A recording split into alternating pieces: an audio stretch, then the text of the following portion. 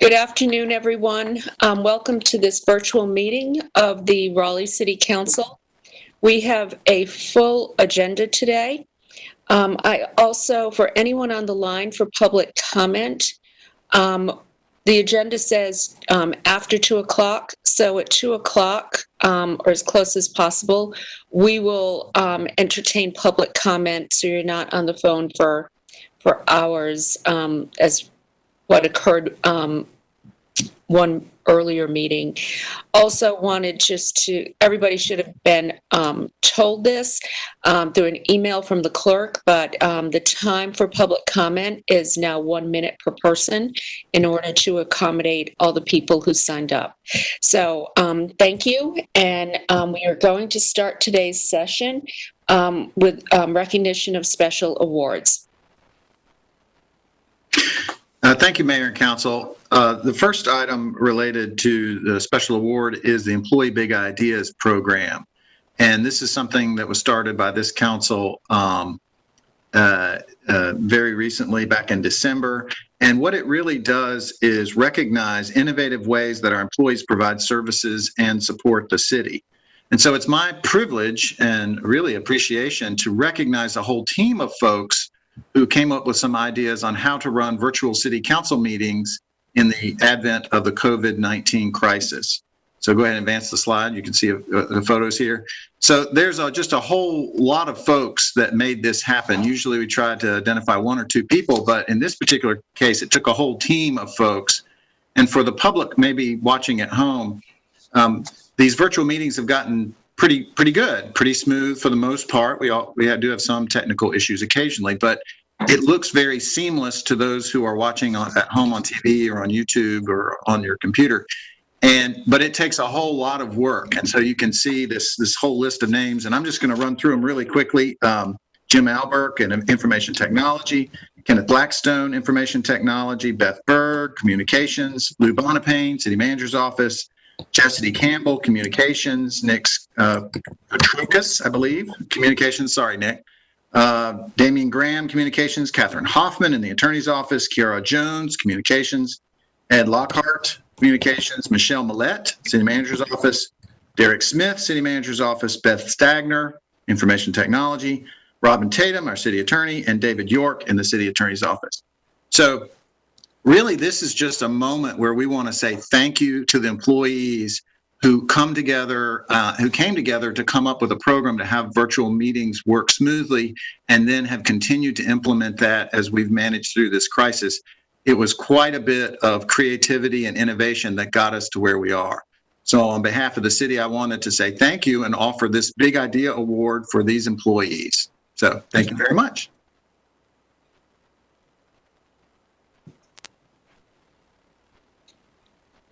They are all to be commended. This was really hard work to get this done, and that was a great effort.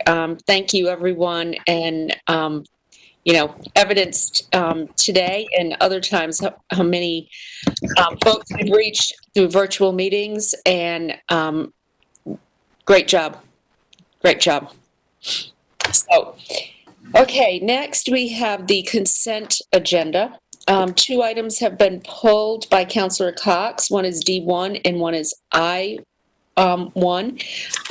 First, going to ask that the remainder of the consent agenda be approved. Anyone have what? Yes, clerk? You're muted, Gail. You're muted. That's a first. I think there was a second or corrected pull list, and Mr. Cox maybe had 3 items on it. Yeah, I reduced it to 2, Gail. Yeah. Oh, okay. Sorry about that. Okay. Yeah, Thank sorry. you. Okay. So would someone like to make a motion to approve the remainder of the consent agenda? Remember the rules, raise your hand. Okay. Councilor Buffkin, do I have a second? Councilor Branch. Okay. All in favor? Aye. Opposed? Okay. That's unanimous, clerk. D1? Yes, I actually spoke with the city manager about this. Just wanted to get clarification so people are comfortable with this item. that this does not mean that we're actually going to be delaying projects like various park and transportation projects. Certainly, Mr. Cox, I'm happy to answer that. What this is the financing element of our capital program. And what it does is just provide some additional time to issue the debt commensurate with when we need the money to pay the bills for the projects. So in no way, shape, or form does this extension of the financing impact the construction and implementation of the projects. It's really just lining up the borrowing of the money for when we have the bills. The projects will continue on their current project path, so there's no impact. Thank you, sir. And so with that, I'll make a motion to approve this item. Do we have a second? Councilor Branch?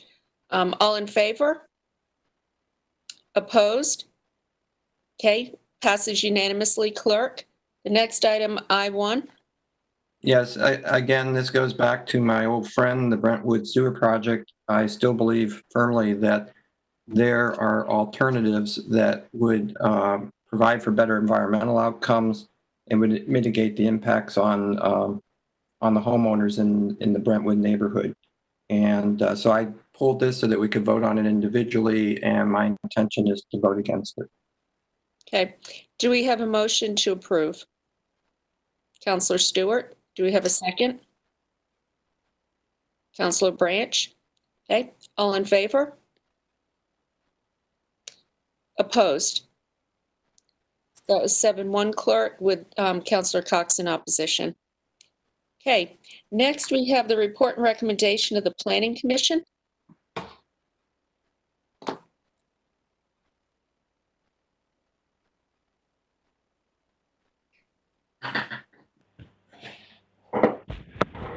Good afternoon, Ken Bowers from Planning and Development. We have 2 items. Waiting for the slides to come up.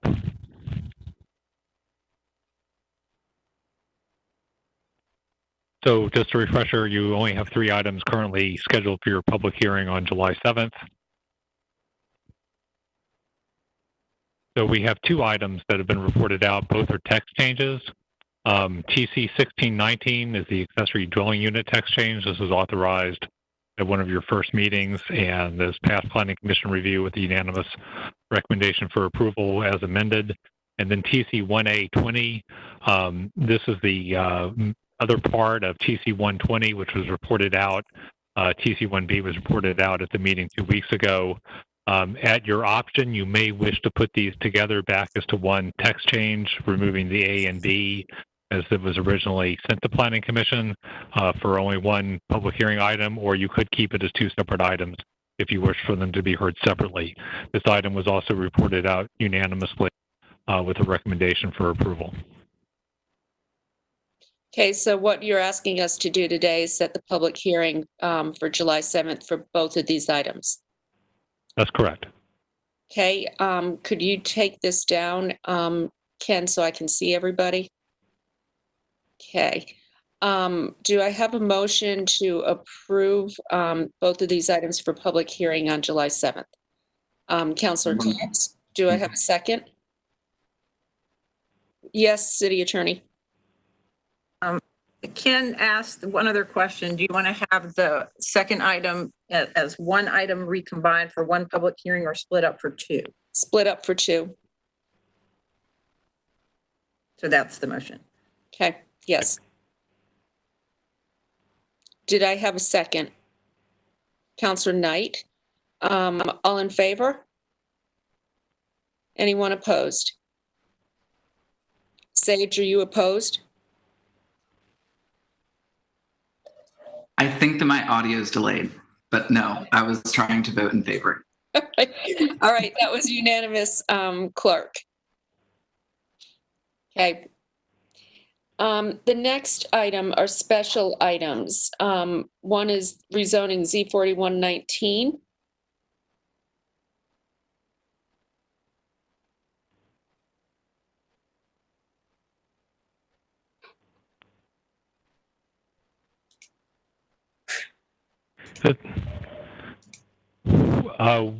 We don't have a presentation unless you need it. This item was heard at public hearing and closed and was continued till this meeting. Okay, thank you. Counselor Buffkin, this is your district. Do you want to say anything? Thank you, Mayor. If I may, a brief comment. We've been having a lot of conversation around this rezoning case and this piece of property at the corner of North Hills and Millbrook in District A in North Raleigh, and in some ways all over the city for about 6 months now. And I've personally invested a lot of time and energy in this because it's an important decision. I used to live in this neighborhood. I love Shelley Lake, and there was a lot of concern about this case around the sensitivity with the lake property. And I've heard a lot of concerns, but I've heard a lot of support for this case as well. I've heard a lot of passion for Shelley Lake and care for the critters that live there, including our bald eagles. And I share a lot of these concerns as a former resident of the nearby neighborhood and a frequent user of the park. And after careful consideration, I'm going to recommend that the council approve this. And the most important factor in my decision is what could be developed under the current zoning. And under the current zoning, I think we have to recognize that this property will be developed at some point, and the current zoning does not provide nearly the protections for the lake property and the surrounding neighborhoods that would be offered through the zoning conditions in this case. This includes an appropriate spacing from the park property on the back side of this parcel of land.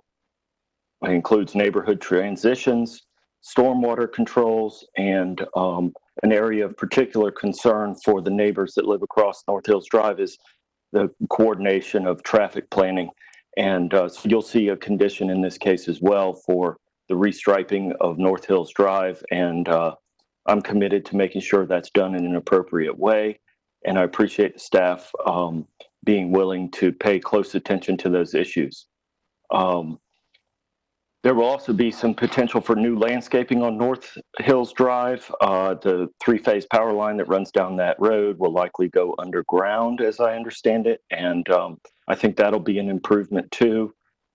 This is, I admit, a different kind of development for this part of the city, but it is consistent with the city's long-term planning goals.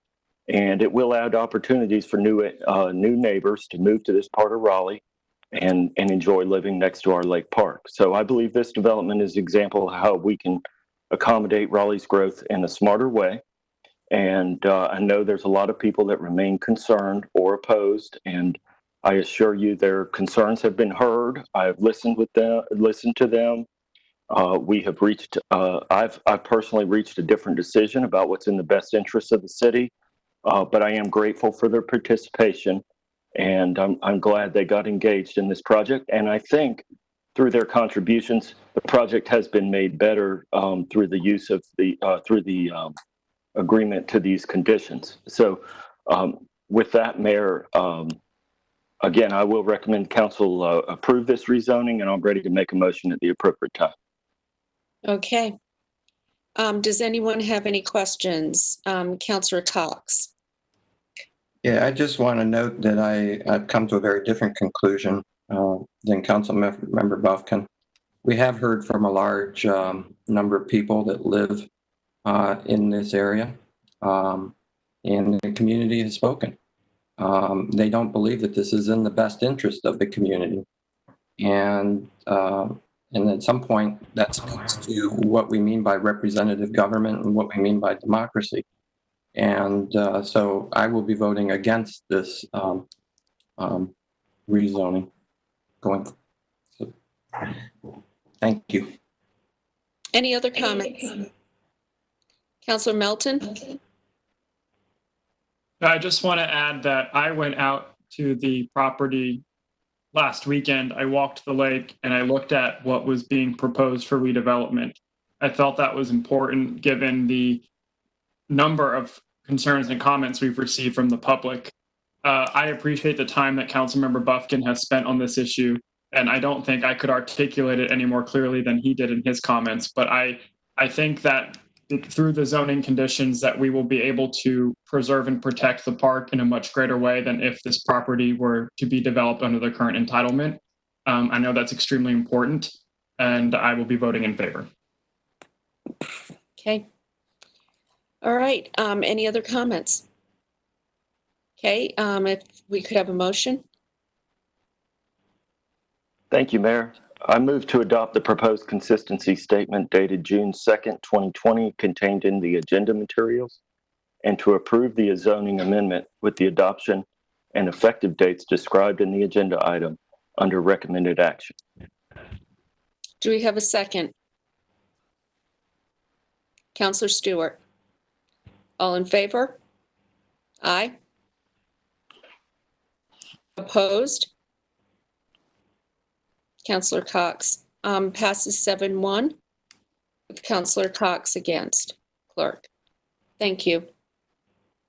Thank you, Councillor Buffkin, for the thoughtful consideration that you gave to this. You know, when many of us campaigned for office, we said this is the type of development that we wanted to see moving forward in our city.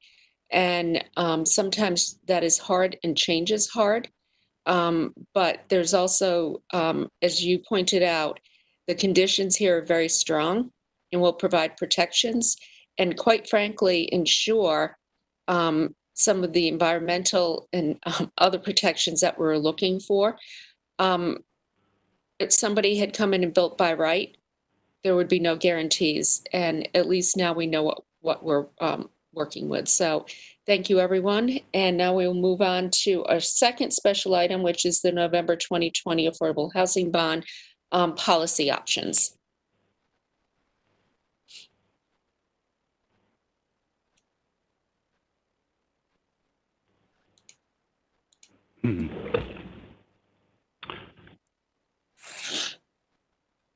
Good afternoon, Mayor Baldwin, members of council, Larry Jarvis, Housing Neighborhood Director. Shall we seem to have lost? Here we go. There's an audio problem. We'll play from the beginning. Okay. So today's presentation, we're going to recap bond bucket. We're going to offer some policy considerations for you to think about. We're going to address the recommendation of the Affordable Housing Bond Advisory Committee as it relates to increasing the number of units affordable at 30% AMI. But we're talking basically about just getting some discussion going and some feedback today. We're not asking for any decisions to be made today. This is the first step. There will be many as we focus on the desired outcomes of the bond. Closer. Got it. So again, these are the 5 bond buckets or elements, if you will, that council, that the committee recommended and the council has approved. So you've got the transit-oriented site acquisition at $16 million, public-private partnerships, $28 million, low-income housing, tax credit gap financing, $24 million, and then $6 million each for the owner-occupied home rehabilitation and down payment assistance program, for a total of $80 million.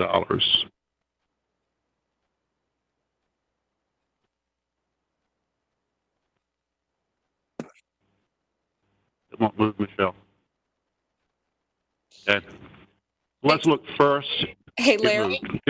Larry, Yes. excuse me. We can't hear. I don't know what the issue is, but we're having trouble with your voice cutting out. So we missed quite a bit of what you said on this part here. I think we all know that and are familiar with it, but I'd like to ask the team to look at why we're getting this kind of static.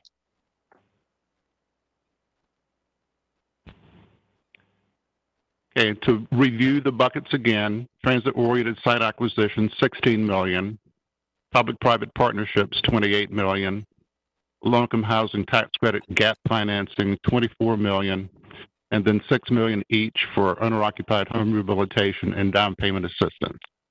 Did that break up? It's better, but not perfect. Okay.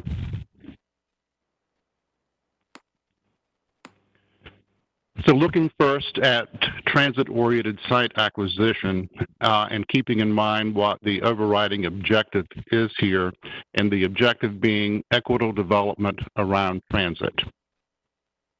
So possible policy options for you to consider or activities that we would undertake with this pot of money. Obviously, one would be direct acquisition by the City of Raleigh for future low-income housing tax credit development.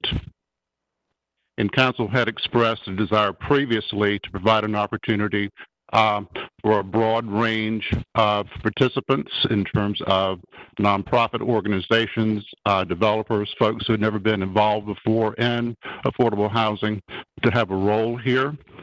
So one of the options is by way of an RFP, provide funds to private entities for the acquisition and preservation of existing affordable rental units, primarily serving 60% AMI and below, or the acquisition of sites for infill or missing middle development, providing affordable rental or homeownership opportunities. Or council may decide that you want to use these funds to focus on affordable rental projects only. So what I'll do is I will go through the entire presentation and come back to particular slides for questions or discussion. Then looking at public-private partnerships, and here again, objectives being equitable development around transit and increasing the supply of affordable housing. One of the options council might want to consider is setting aside perhaps up to $10 million for permanent supportive housing for very low-income, chronically homeless individuals, which would result in about 50 units. This would require very much of a partnership with Wake County, the Housing Authority, because this type of project will have to be staffed. There will have to be either vouchers or ongoing operating subsidies. But a project very similar to this is Moore Place in Charlotte that some of you may be familiar with. Then we might want to make around $18 million plus regulatory incentives for new rental development. Not less than 20% of the units are affordable at 60% AMI for not less than 30 years. And again, this is a voluntary inclusionary model. Or the development of missing middle affordable homeowner opportunities. Or again, you might want to limit partnerships to the development of affordable rental housing only.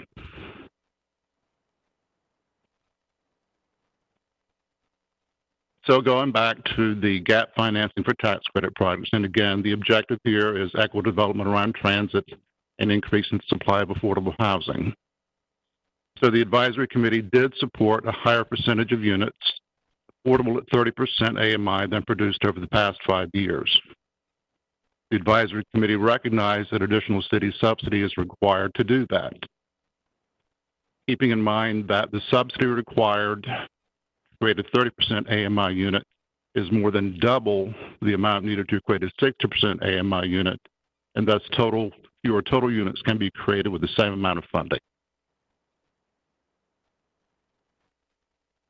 So first we have to establish a baseline. And so what this chart shows are the units that were approved or funded over the past 5 years. Looking first at the 4% tax credit program, 2,260 units.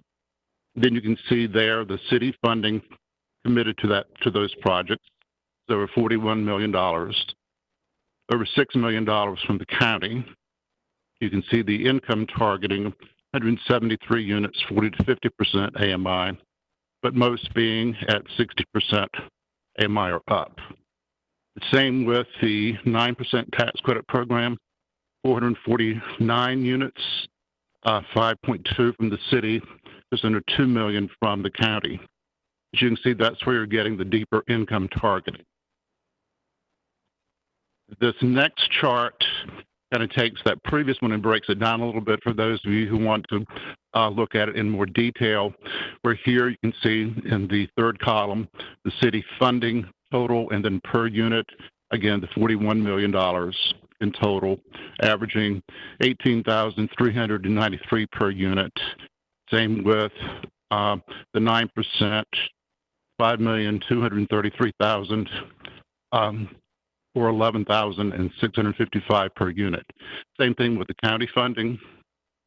And then you can see the various income targeting figures and the associated percentages. So key baseline takeaways from that: the 30% AMI units account for 3.2% of the total units and 19.4% of the 9% units. 40 to 50% AMI account for 8.6% of the total, 13.1% of the 9% projects, and 7.7% of the 4% units. So the city and county subsidy per unit for all projects combined is $20,213. So if you were to look at the $24 million that's budgeted for this bucket and a per unit gap financing of the $20,213, approximately 1,187 units could be created based on past income targets. So going back and looking at the percentages that have been created in the past, options to achieve deeper income targeting going forward would be that we require not less than 30% of the units in 9% projects target 30% AMI, require that not less than 10% of the units in 4% projects target 30% AMI. And although it's not directly related to the income targeting, something to consider is requiring the tax credit developers to commit to a 40-year period of affordability.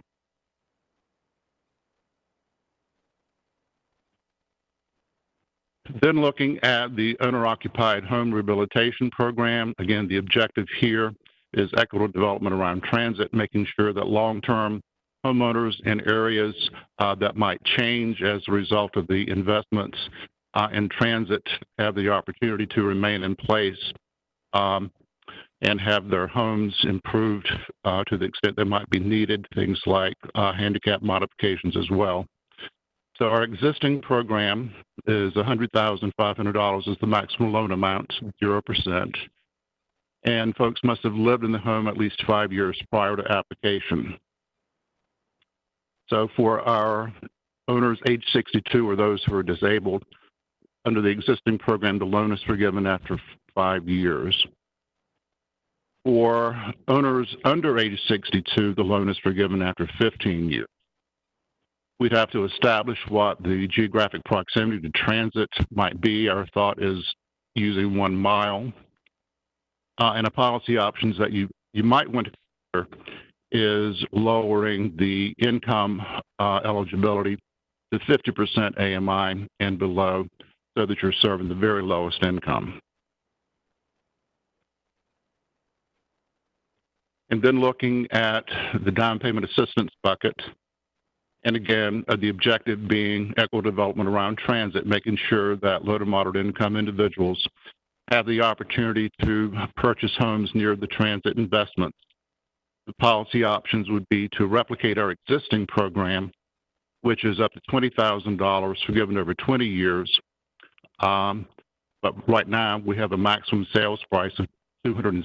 If we were to adopt that, we could assist 300 buyers.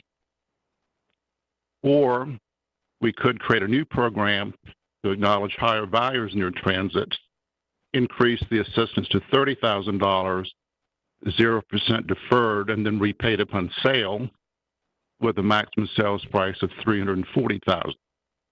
And with that, 200 buyers to be assisted.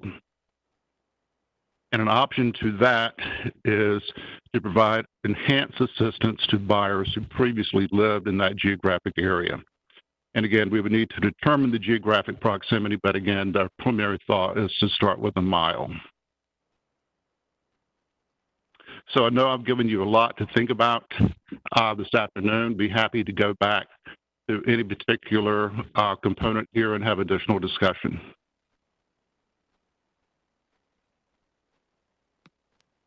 Do we have Councilor Branch? Councilor Branch, you had your hand raised? Yeah, a couple questions. In the past, I understand there's been a challenge with targeting 30% AMI with our 4% tax credits. Is that because of the 60% average for a 4% tax credit, 60% AMI average that they must come out to? Can you kind of explain that of what that challenge has always been? Because I noticed with those 4%, before we had this conversation and we're talking about maybe modifying our policy, there's like 0 units in the 30% of AMI or below. Right. In the 4% program, although it's got to average 60%, the Housing Finance Agency a couple of years ago started allowing income averaging. So you could actually serve tenants with incomes up to 80% AMI to use that as a form of internal subsidy to have folks below 60%. So we've hit the 40 and 50% AMI previously with some of the tax credit investments, but not the 30%. But we think going forward, if we focus specifically on the 30% AMI level, that we could hit that 10%. So if you look at what had been historically created 87 units and at 30% AMI, if you had 2,000 units going forward under the 4% program and 10% of those are at 30% AMI, that's 200 units. Okay. And that requirement is from the state where it has an average 60%? I'm sure it's from the state and IRS, yes. And IRS, okay. So that means as we go deeper requiring that 10%, that means we'll probably have units more in the 80 and 70% so that they can balance out the average 60%.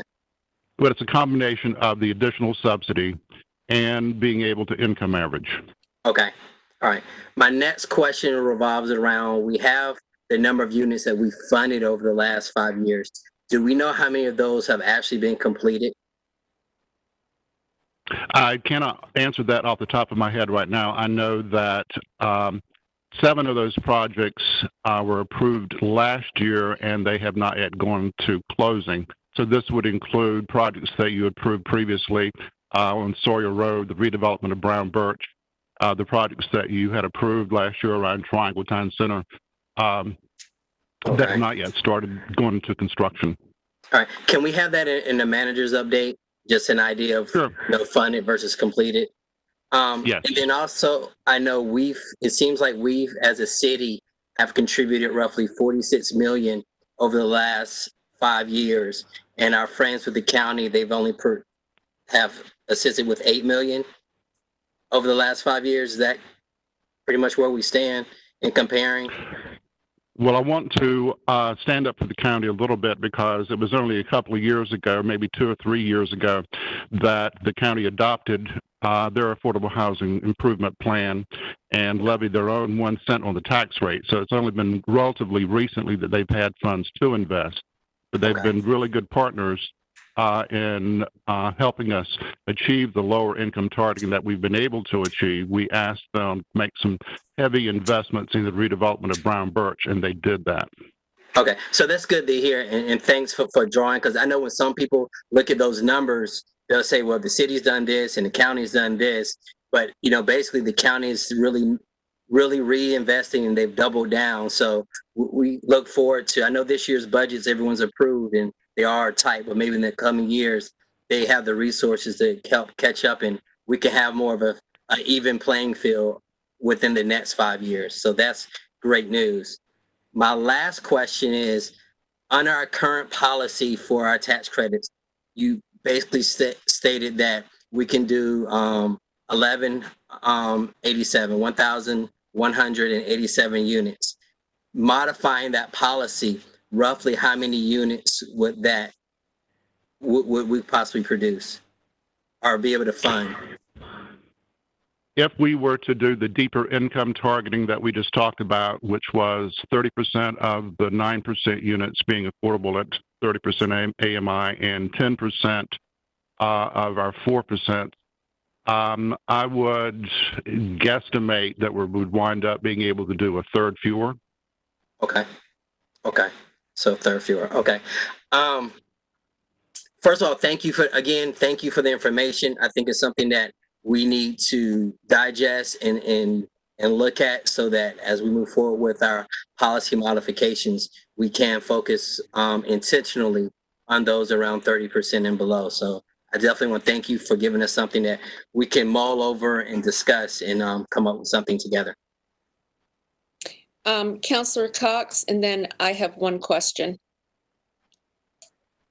Yes, I just want to echo Councillor Branch and thanking Mr. Jarvis for the information, and we will have some time to mull it over and set policy.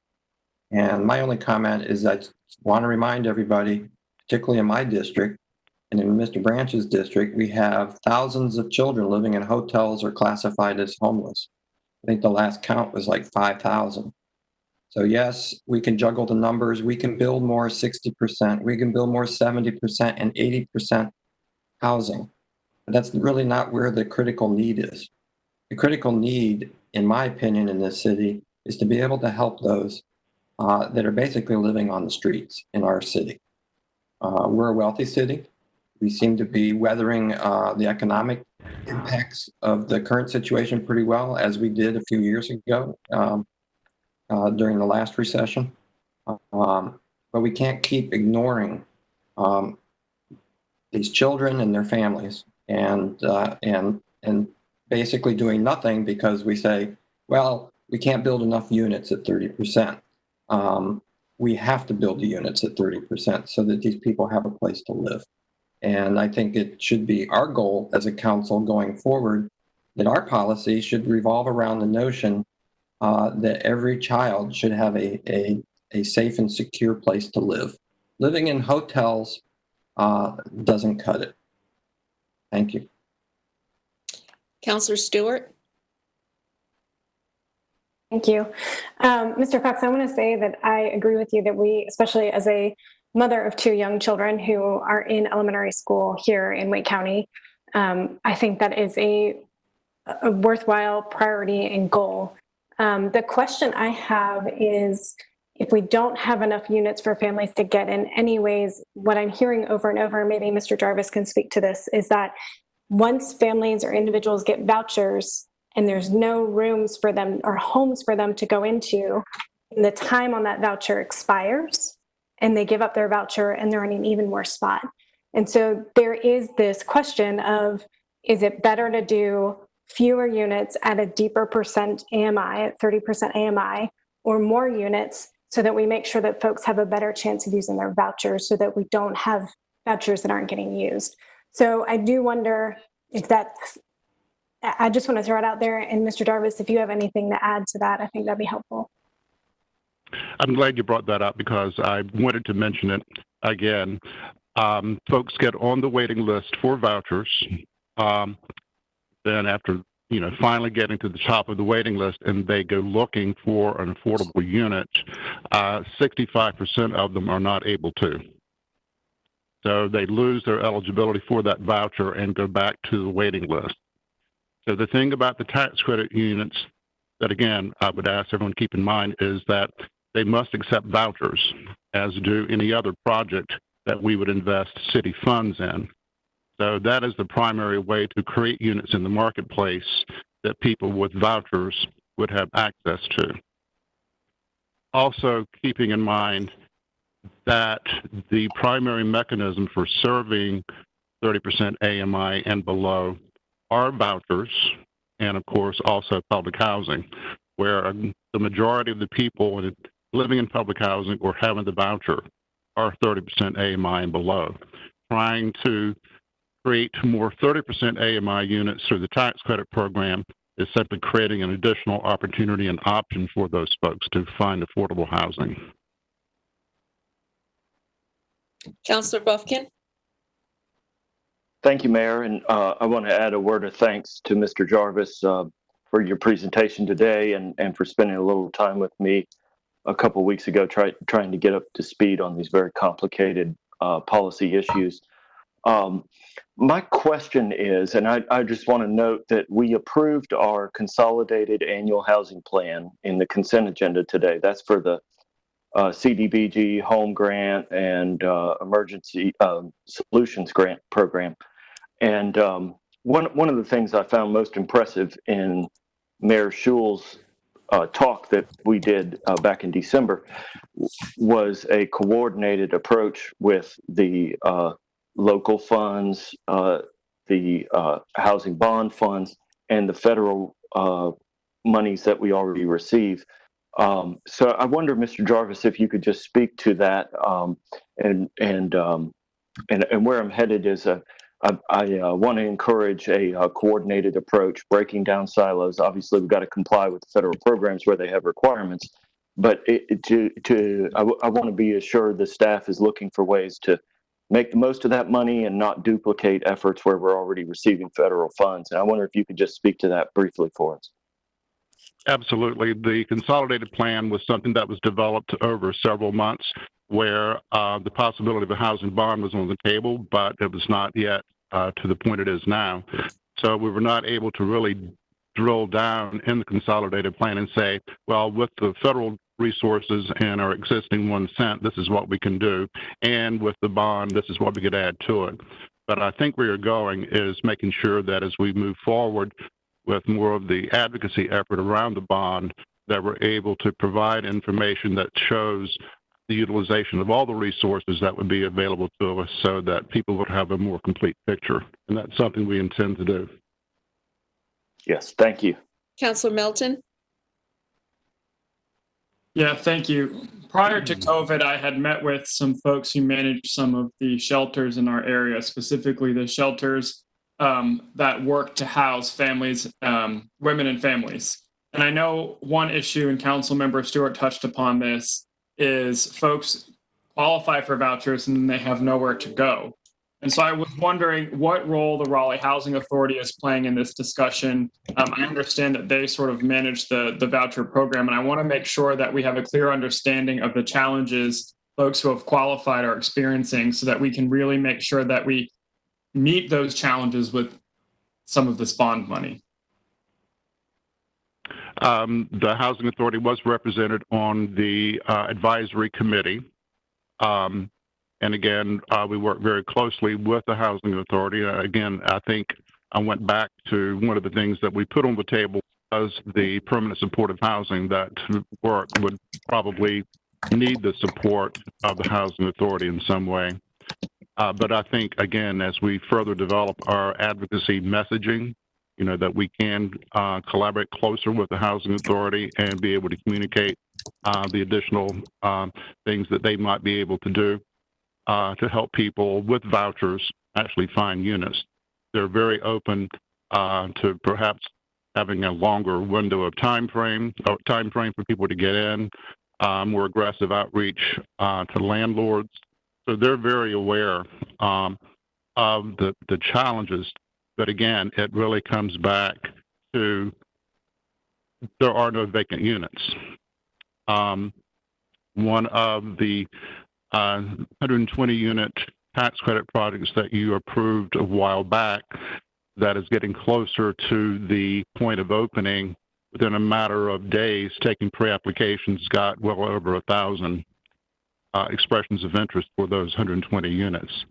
So it's every place has a waiting list.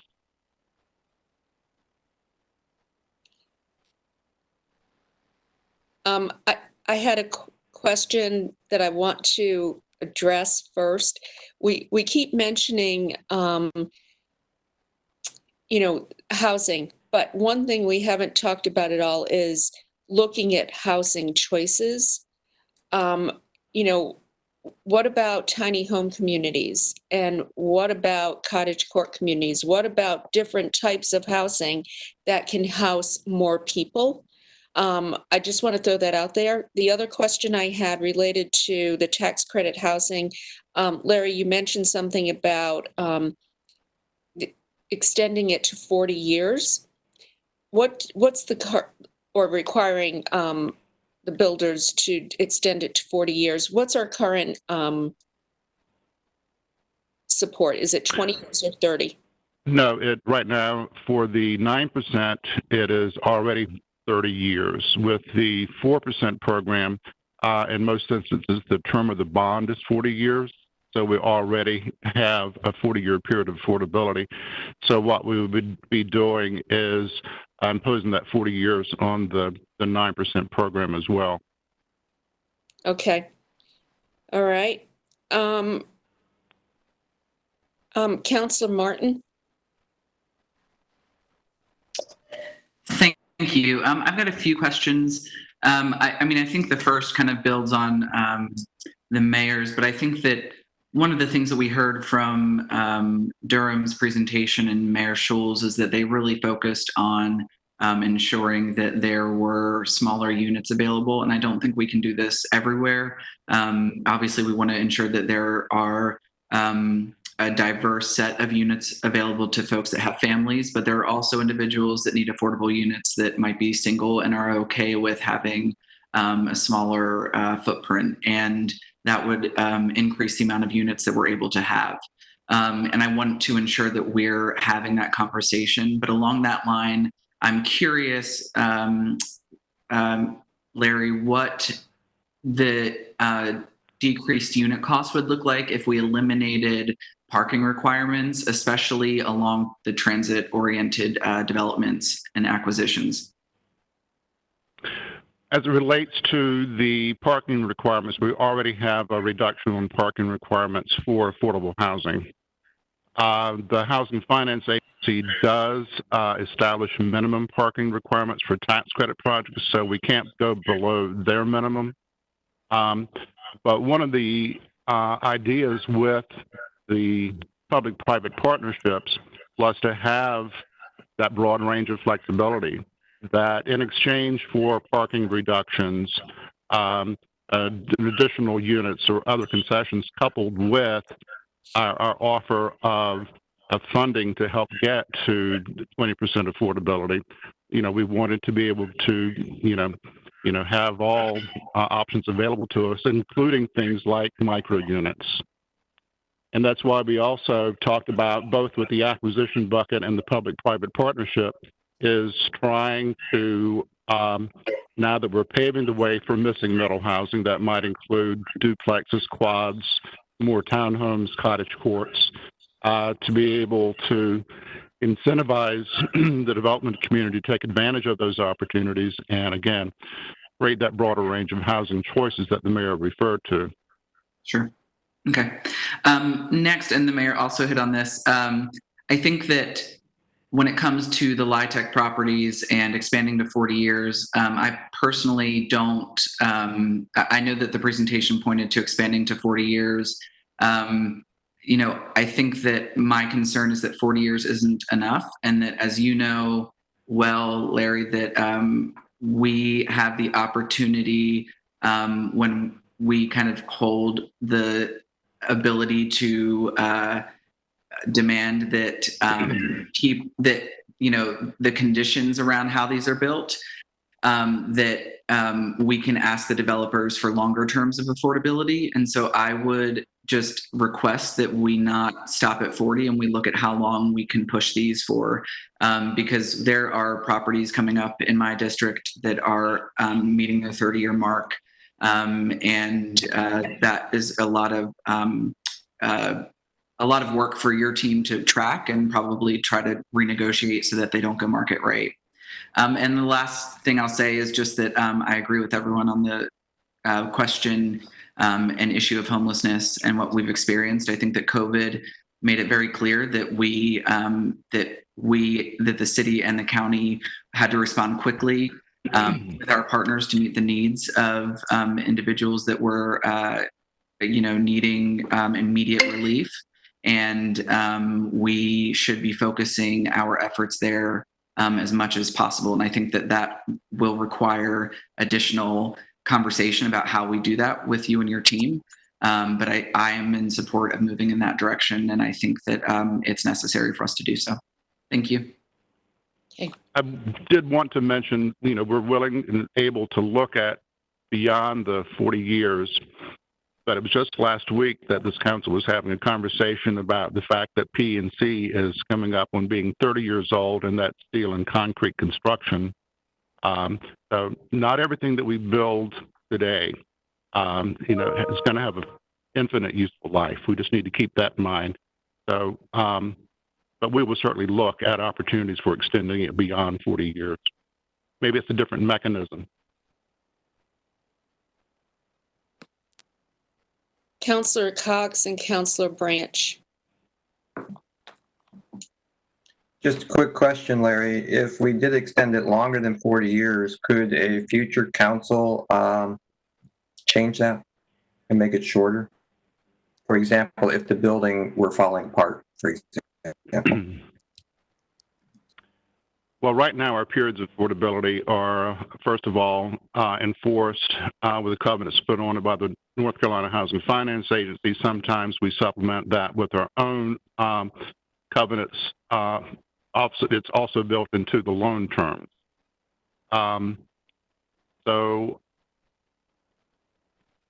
I would look to the city attorney to say if a current council extended something to 50 years, whether a subsequent council could come back and reverse that. I would refer to the city attorney on that. That would be assuming that you could amend all of the documents that contain those yearly limitations. If it's just an ordinance, the council can do it. But if it's covenants and agreements, then that is it is maybe more difficult, but it is possible to do it. Okay, thank you. We had Councillor Branch and then Councillor Knight. So my question is around vouchers. On average, in order to receive a voucher, what percentage of AMI must a person be at in order to just receive a voucher? To be eligible for a voucher, you must have an income at or below 50% of the area median income. Okay, and then that voucher can be used anywhere that will accept vouchers. It could be a market rate property that may say, well, I accept someone with a voucher. The thing is, the voucher pays a part of the rent where the tenant would then have to pay the difference. With the voucher, the tenant pays 30% of their income towards rent and utilities, and HUD through the voucher pays the difference. They can't go to a market rate project because they have to find a unit that is within the established HUD fair market rent. So again, the tax credit units are within the fair market rent limits, and so that is where the units are being created now that people with vouchers can actually use.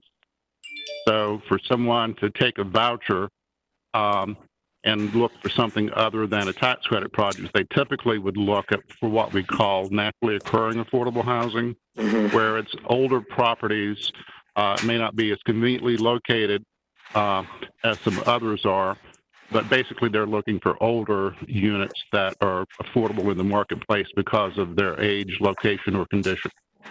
Okay.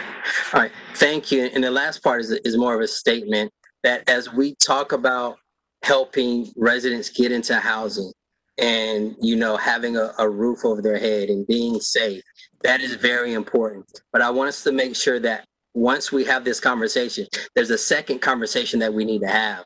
The question is, how do we get people where they do not need a voucher? How do we make sure they have the skills training that they need? So that way they don't have to be in affordable, quote unquote, low income housing or affordable housing for, 50, 40, 80 years. I think that's another step and another conversation for another day, but we need to have that conversation. Thank you. We had Councillor Knight and then Councillor Cox. Thank you, Madam Mayor. I'll be real quick, Larry, but thank you for all the work that you and the committee have done to get us to this point. I think this package is looking better and better.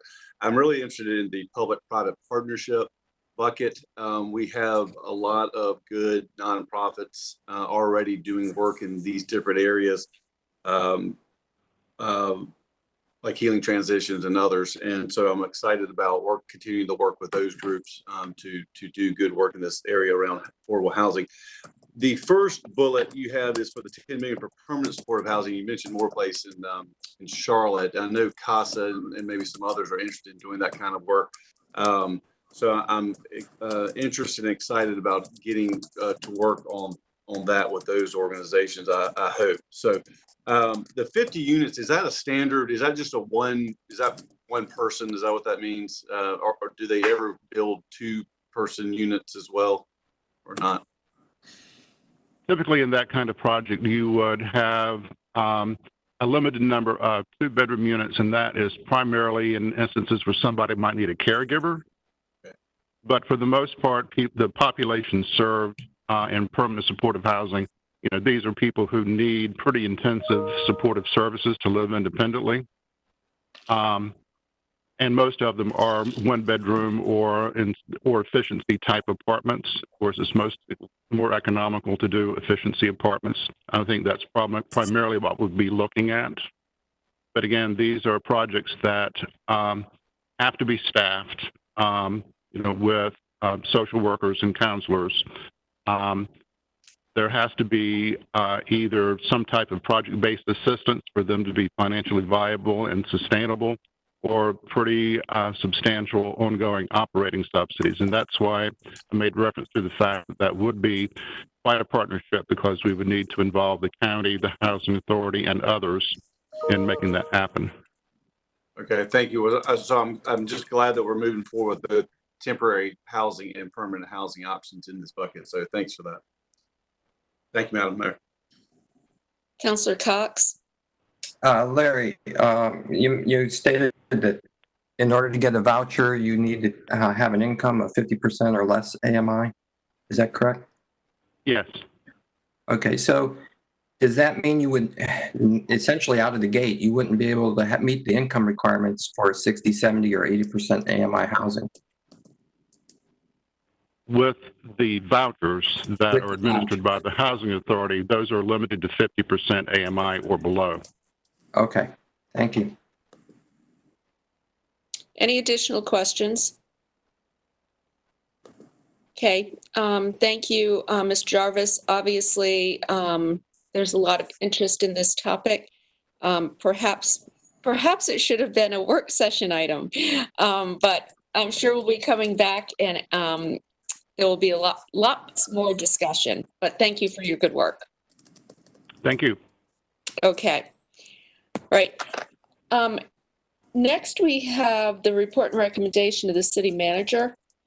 The first item is related to the police department actions to recent events.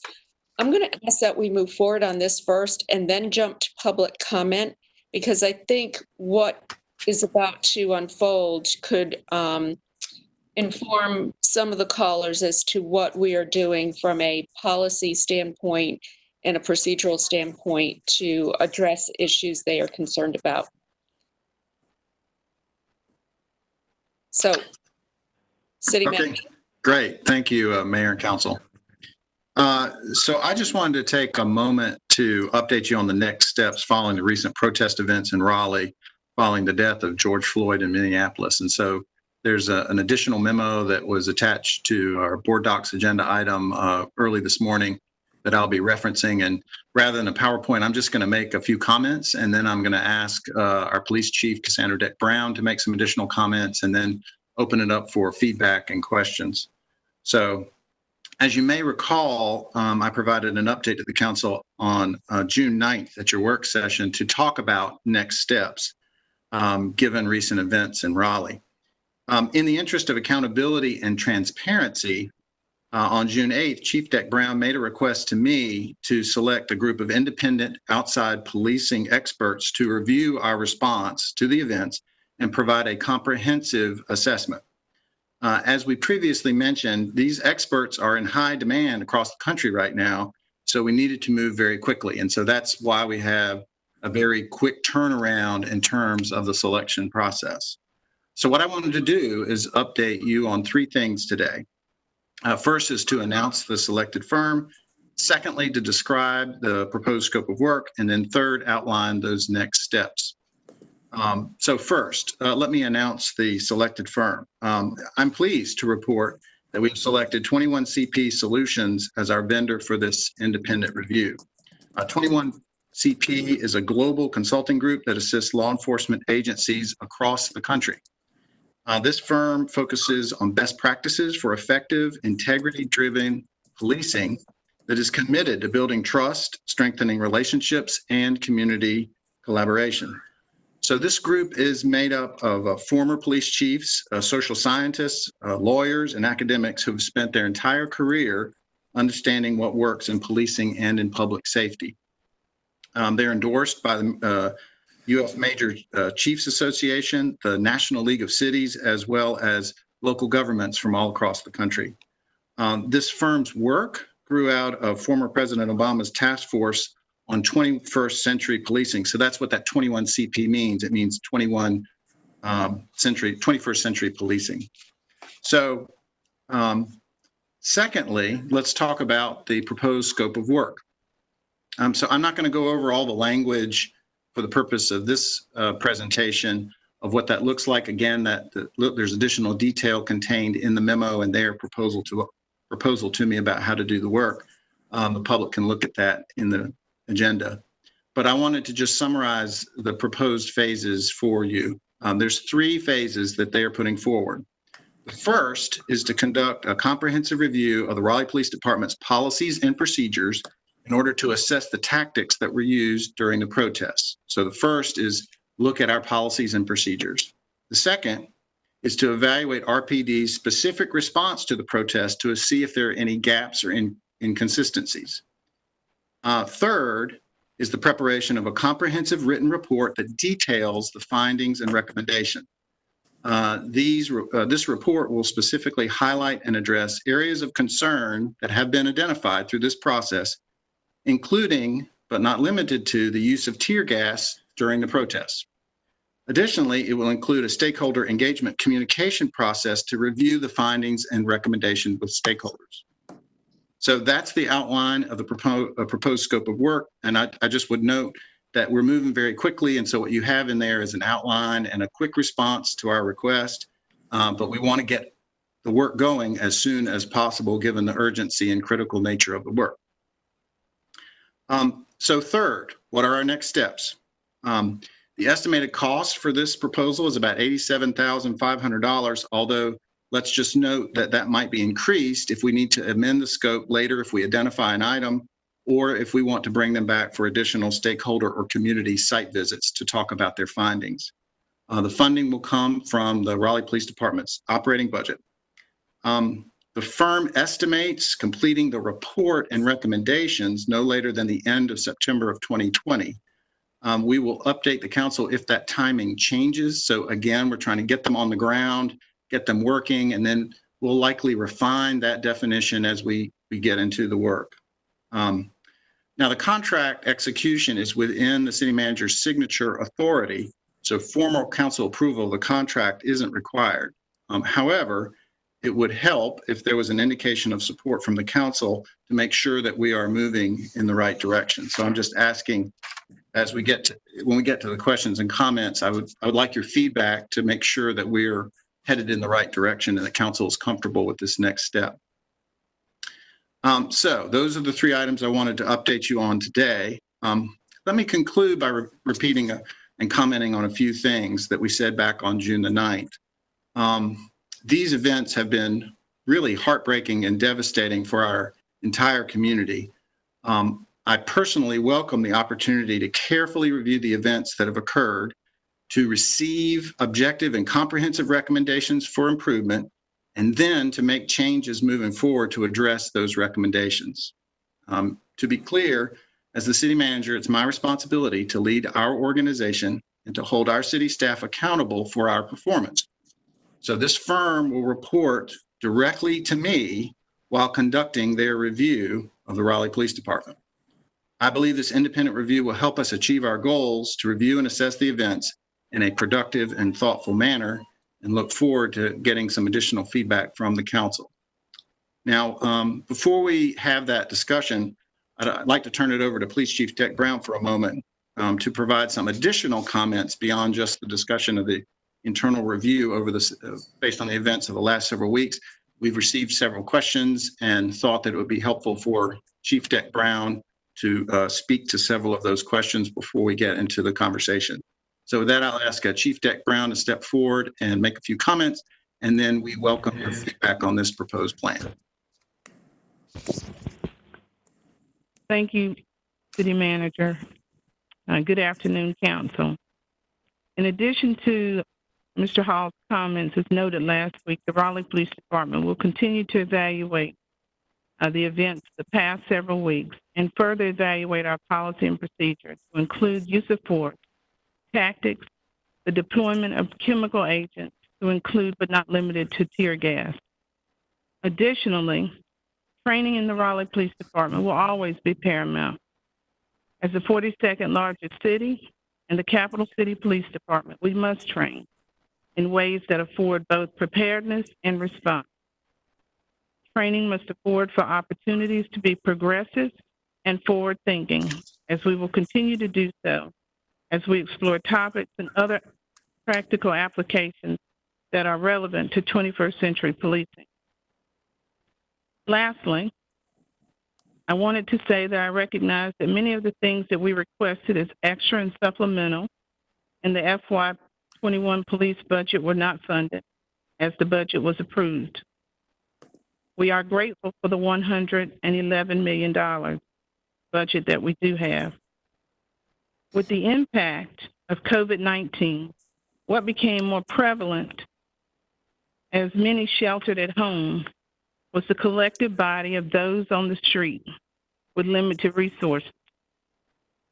From public rooms to fewer opportunities for meals, what became more obvious were the presence of the trees, our homeless, who were often not seen in the forest when everyone else is out and about. As complaints were made regarding our homeless community, often the city and city staff were the ones standing up to respond and standing in that gap along with first responders and some who assisted to meet some of their most basic needs while also offering them a seat at the table. The impact, the least of these, was most visible. With limited resources, as you all know so well, the Raleigh Police Department is not only resilient, but the men and women who serve in this city are both innovative and resourceful. COVID-19, along with the events of the past 2 weeks, will undoubtedly reshape how we do business as a police department and hopefully as a city, and more importantly, as a country. These are very different types of crises, but both have put law enforcement in the very center of change. As the police chief, I can say that some change is needed and welcomed. So as we approach what the new normal will look like, and with limited resources, we will explore our existing resources, where they are, and how we can still meet some of our goals by creating some facet of the unit that will work closely with our vulnerable, our mentally ill, and our homeless population.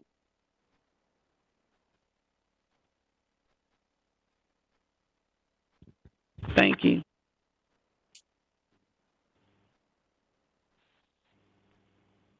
Thank you, Chief. That was very eloquently said, and the recognition of our homeless and vulnerable and communities and people with mental health issues. I just want to tell you how much I appreciate your thoughtfulness on that and the need for a different type of policing. You're right. During COVID and after the protest, those are the most vulnerable citizens we have seen on our sidewalks, unable to get the meals they need, unable to get the care they need, despite the number of nonprofits we have here, and finding ways to get them that care is one of my number one priorities, and I'm happy to hear that it's also yours. So thank you. And our city attorney had raised her hand. Yeah, I just wanted to let the council know for what it's worth that when I was in Asheville as a city attorney, we had a pretty significant event that affected the community that occurred with the police. And we used 21 CP solutions that's proposed, and I worked very closely with them. And I would just echo what the city manager said about their qualifications. I think it was a positive experience for the city and the residents. And I worked closely with them to what extent I can chime in on that. Thank you. I have Councillor Melton and Councillor Cox and then Councillor Stewart. Thank you. I wanted to touch upon some of the chief's comments and follow up the mayor's comments. I really appreciate hearing that there's an opportunity in this moment to be looking towards change and being receptive to change. I think that there is a lot we can be doing to protect our most vulnerable residents. And I think that sometimes when you call for help, the help you need isn't always a sworn officer with a gun and a badge.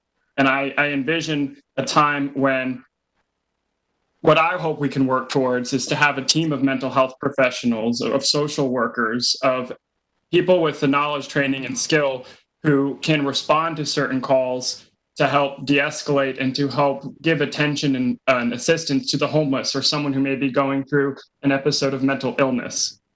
So I think we have a unique opportunity to be re-examining how we're policing our society, especially our most vulnerable residents, and how we can best offer assistance. And so I'm glad to hear that we are looking in that direction, and that's the direction that I support very much. So thank you.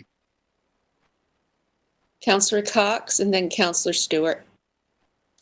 Yeah, I just have a request of the manager. If CP Solutions, CP21 Solutions could provide us with an outline of more specifics about what they're going to review, how they're going to review it, and what their deliverables will be. I'm a little uncomfortable having to wait until September, end of September, and then they deliver us something. I'd like to have a heads up as to what that something will be and what the contents will be. Certainly, Councilmember Cox. Our intention all along would be to get them on the ground and come and have a touch point with the council about their process. They have a methodology that they use that I think is actually normal for them to try to come forward and share. And so what you have in front of you is an outline of their summary process, but coming in front of you and talking about what they're doing and how they're doing it would be part of the methodology. Right, as it relates to Raleigh. Correct. Thank you. Councillor Stewart. Thank you. A clarifying question, kind of following up on Councilmember Cox's question or point. I'm wondering if 21CP's work will include looking at the other agencies that were involved in our response to the protest events, and that it's not solely focused on RPD, but that it includes the Sheriff's Office and any other outside agencies who helped us. Yes, Councilmember Stewart, the answer to that is yes. So in their proposal, they identify one of the stakeholder groups as outside agencies that were involved. Now, I will say that their scope of that piece is more limited than their scope of what they're doing for us. We can't charge them with comparing their policies to their own folks, but as a part of the information gathering and the comparisons and the review of the event, outside agencies are part of the scope. Great. And then just a clarifying question, as 21CP is reviewing our current policies and procedures, just a confirmation question, having approved the budget yesterday, that there is no money in our budget, in the upcoming budget, for tear gas. That is correct. There is no line item in the budget next year for tear gas. Great. I think that's it. Thank you. Anything else? All right, I am going to, I didn't hear otherwise, so, Madam Mayor, you have Councilman Martin, and then I have a quick statement. okay, sorry, where you are on my screen, okay, now you've moved, but where you were, I couldn't see your hand. Oh, good. So you'd have to do the other side. Here we go. I just want to say thank you to the chief for giving this presentation, and for Ruffin and the chief for working together on this. I just did some quick research on 21CP, and of the 24 people they have on staff, it looks like only 5 are not former chiefs of police or associated with a police association. And so I just want to flag that I think calling them completely independent is a bit of a stretch. And I know that I know that our goal is to bring in something that is fair and accurate of an assessment. And that's what people want. And I think that this is taking it a step further from it just being an internal review and report. And I think that's good. But I don't think that this is truly independent. And I know this, frankly, is not up for vote from council. I would be remiss in not addressing the needs of the community and what they've been asking for. And I think that it's disappointing that we didn't find a better alternative that was something that brought forward a truly independent review. Councilor Branch. I just want to thank the chief and actually the city manager for their work. One thing I've noticed in being an engineer, whenever engineers need something to review, you bring in someone that has the expertise and the skill set to intelligently review it. So I thank you for your work and finding a company that is at least demographically diverse as well. And they have experience in working with people of color. With some of the departments that I've seen those former law enforcement and as well as some of the non-law enforcement are coming from. So I just want to say thank you for that, and as well as I look forward to their outreach somewhat to the community. I know they're going to be looking at policy, but I think some input as well as working with the community will be helpful as well.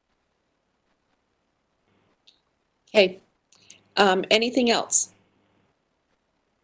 Councilor Stewart? All right, just a quick question. I think there's some confusion out there as to whether or not we will still be receiving an internal report on the incidents. Yes, Councilor Stewart, the answer to that is the Raleigh Police Department will also do its own internal review consistent with any particular event that looks at the specifics of the operation and whether or not it followed policy as well. So there is also an internal review process that they conduct, just like any other piece, but that is not to be confused with the independent review from the firm coming in and doing their own assessment. Great, thank you. Okay, thank you, Chief. Thank you, City Manager. We are now going to move to public comment. And I just want to remind everybody that there are rules of decorum. Please be kind. Please, no profanity. And 1 minute apiece. Bear with us. This is virtual. But we will do our best to move this along. Beth, I'm going to need your help. And the first person I have on the list is Katie McDougall. She has not joined the meeting. Okay, the next person is Van Fletcher. Also has not joined the meeting. Okay, Kathy Bailey. I do believe I have Kathy Bailey. Kathy, are you with us? Yes, I am. Hi, Kathy. You'll have 1 minute. And where is the timer?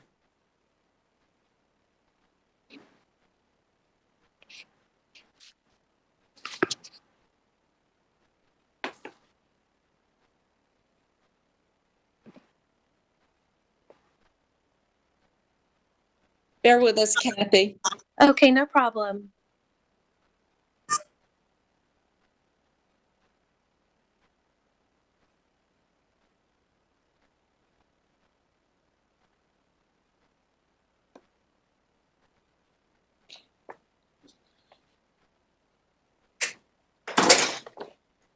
Can you time? Okay.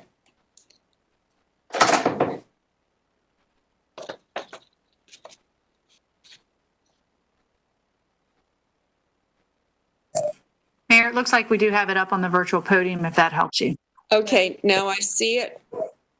If you could help. Okay, Kathy, Yes? you can begin, please. Okay. Thank you, Council, for not defunding the police department yesterday, especially since it's already underfunded. I'm here to support the police department and address a note written by a council member criticizing our police on social media. It demonstrated a lack of understanding how agencies must operate for safety and well-being of citizens. False accusations were made and harmed the dedication and hard work RPD has been doing with community outreach and relations and to keep the peace. It misrepresented that the department is in dire need of reform. While there is always room for improvement, we have one of the most progressive professional departments already in the country. We have work to do to make progress and rebuild trust. To achieve continued improvement, we need honest, open dialogue.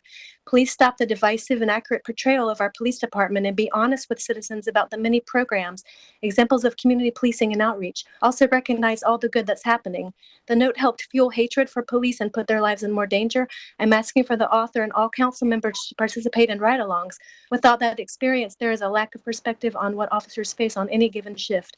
I commend RPD for all they have endured these last few weeks and continue to serve and protect with honor. Thank you. Thank you, Kathy. Next, we have Richard Johnson.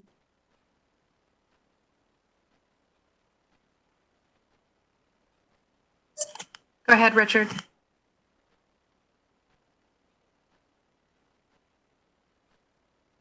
Richard?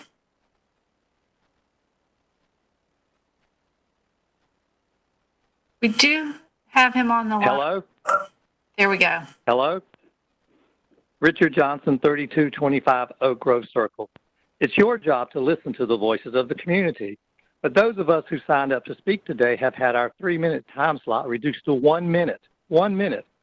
Is this what Councilor Nicole Stewart was referring to when she said she wanted to right-size community voices?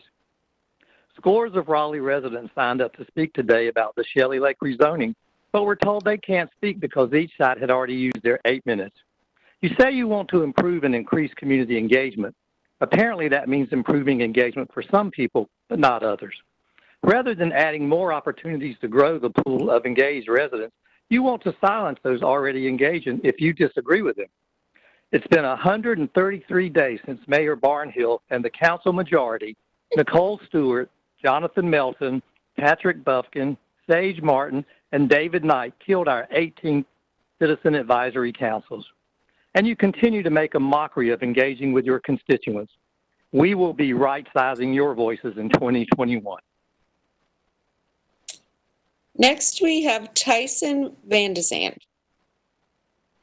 I use my privilege and white voice not to speak for the Black community.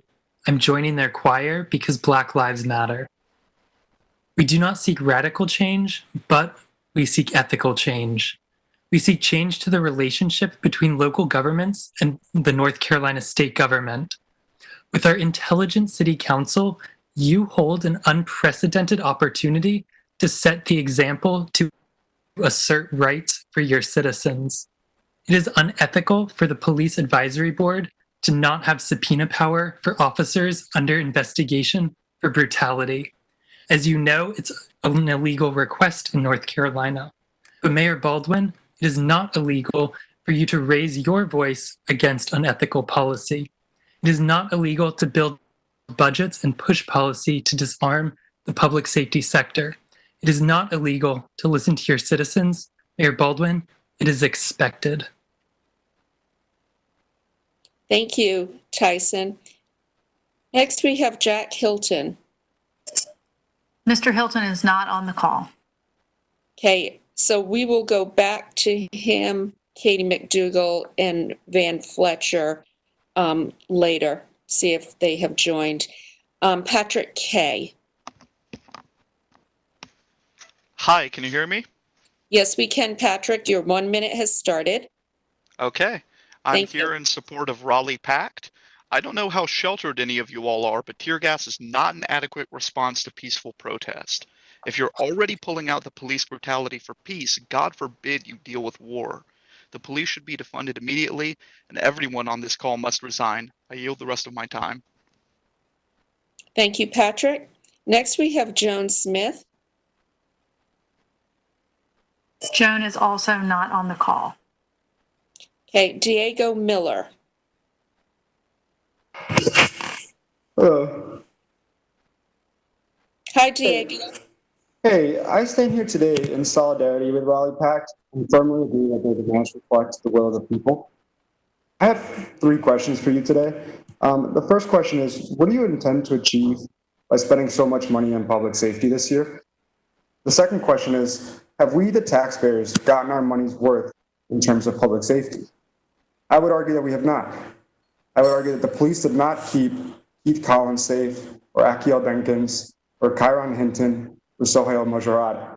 Their deaths at the hand of the Raleigh police are all the reason you need to stop throwing bad money after good.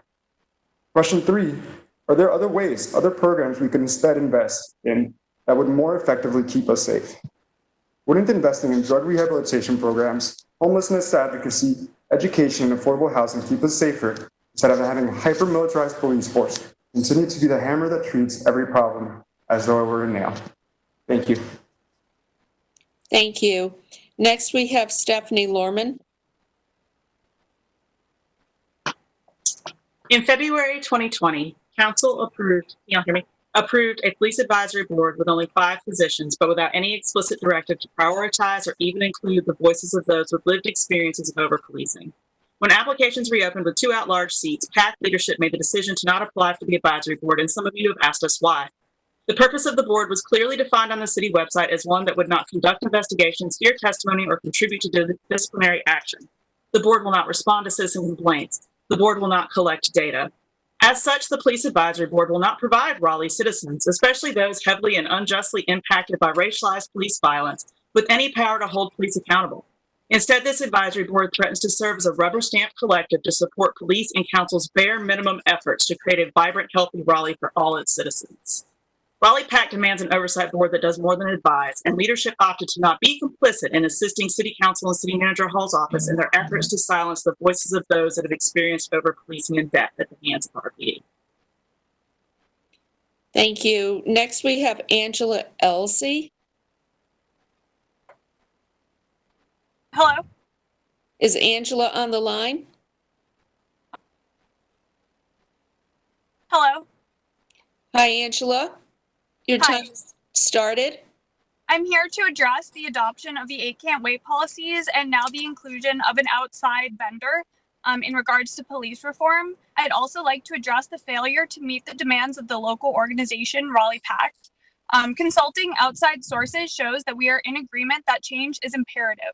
However, my question to Mayor Baldwin is this: why are we going to national and outside sources when we have an organization right here in Raleigh, backed by the personal testimonies of the citizens in Raleigh, that has demands regarding oversight and defunding that have gone unmet for 4 years?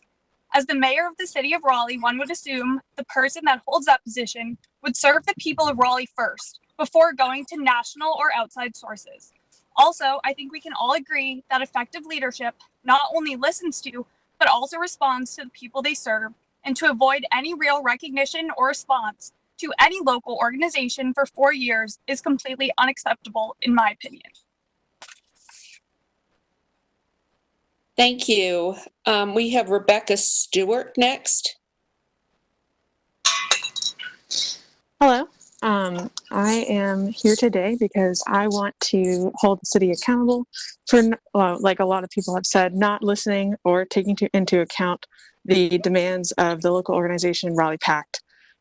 This organization has outlined 6 demands to the mayor and to the rest of the city council, and they have not been acknowledged. I especially want to reiterate that it is important that the accountability board is given the ability to subpoena in order to actually exercise accountability over the Raleigh Police Department. I yield my time. Thank you. Next is Jonas Chisholm. We do not have Jonas on the call. Okay. Jess Coggins. I stand in solidarity with both Raleigh PAC demands and NC Bourne's. It is apparent that the City Council has not heard our voices. Passing the unenforceable policies of 8 Can't Wait only serves as a placebo to make yourselves feel better and does not give this that we are demanding. Mayor Baldwin and Chief Deck Brown need to be removed or resign. It is apparent that being unable to denounce the obvious harm done to folks, including children, on May 30th and 31st protests, that you do not have any interest in protecting or supporting Raleigh's Black community. This 21 CP Solutions organizations that you are reviewing this situation are also majority of former police chiefs still committed to protecting police and not making communities safer. The city of Minneapolis underwent a review of police policy and tactics in February 2020 by 21 CP Solutions, and yet on May 25th of this year, George Floyd was still murdered. 21 CP Solutions didn't protect George Floyd, and I have zero faith they will bring safety to the city of Raleigh. Disarm RPD immediately, find better systems and programs to support our community, and defund RPD. I yield my time. Thank you, Jess. Next is Rolanda Bird. We do not have Ms. Bird on the call. Okay, Brian Conlon. We also do not have him. Matthew Sasso. Hi. First, Councilmember Martin is right. This is disappointing. You have a so-called objective task force, and it's a board full of ex-cops. That's a joke. 21 CP Solutions is an absolute joke. It hasn't worked elsewhere. It also looks like it's comprised of like 60% white men, which is not what we need right now. Most of you still think 8 Can't Wait is good enough. We all know that it is a failed program. Even though some of its leaders have disowned it, we still are enacting it here. You can't wash your hands of responsibility that easy. Listen to Raleigh PAC's demands. Listen to the voices of Black people in your city. And Mayor, you cannot work for Barnhill, secretly dismantle citizen advisory councils with Councilmember Martin, and let Barnhill and their $6 million contract with the city build whatever they want with no community oversight and think you can get away with it. Like Raleigh PAC has said, if these demands aren't met, it is time to resign. I'll yield the rest of my time. Allie McFadden is next.